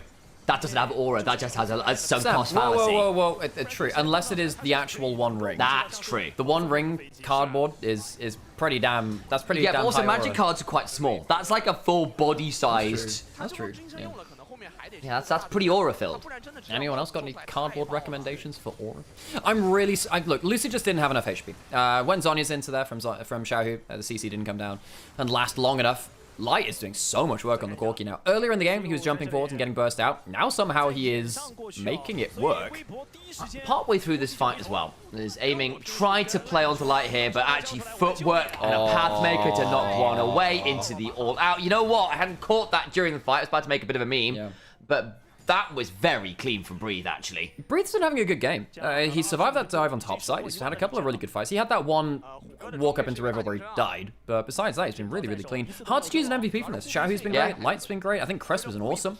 One more coming through. You might see another fight coming through. Who's coming from the realm? It's the Rise, who's going to make sure that everyone else starts sinking. Grand Entrance comes on through. Beryl will put down a quickness, but again, we've said you're a little bit outdated. Your motor's slow. Shimu did a flank teleport, and it was seen completely, so now he is completely behind enemy line. Bloody hell, Xiaohu. Yeah, he is currently 4,000 gold ahead of the Cassiopeia. That's a pretty penny he is ahead. He does quite a lot of damage. There we go. He's just going to yell. I'm just saying, like, this matchup has a certain amount of animosity, not animosity, but rivalry in it too. Remember, folks, this is the team, Weibo, that knocked out DK from Worlds 2024 last year. Equalizer coming through. The most value. Baron secured, and now the rest of D plus Kia maybe turning into a D minus. And I don't think that's a passing grade, guys. Xiaohu has not got a flash. He's just going to clear out that ward. Damn, that's actually really good. I can't even complain. Tien, get a little damage onto him from Aiming, but Aiming, he's just too far behind the curve. He hasn't reached his third item yet, going towards the Shojin. Doesn't have it just yet, whereas Light is very comfortably ahead of him. Still running away? Shiwu is still retreating from... It's Rumble, not Rambo. Wrong name. Well, he's not going to be in this jungle fight as they go into it. Tien dodges. Beautiful. The blind monk stares not into Medusa's face. Name him Perseus. As the snake, the myth is decapitated. Grand Entrance comes on through, but unfortunately, they're not allowed to stay very long. Shiwu's hex-gated over. He'll get hit by the Sonic Wave, but they've got to know he's around. Blindness is no impairment against this smelly enemy, so says Lee Sin. Not really sure what they smell like, but I'm not even going to speculate. Xiaohu walks into Shiwu, goes golden, can Aiming pick up the kill? Yeah, we all know that Huntrix just went platinum, and that means golden goes better. Aiming now in danger himself. The tossair's on his head, and he gets blown up as well. The crosshairs on the iron sights have just been going awry this time. Weibo smashed D plus Kia from out of nowhere. The moment you stop believing in them, Weibo Gaming bounce right back. The quantum superposition of teams and success. Weibo Gaming dismantle D plus Kia 2-0, and it ain't even close. Weibo Gaming consistently inconsistent, rear their heads and beat down the team they knocked out of Worlds previously. Weibo, that was an awesome series.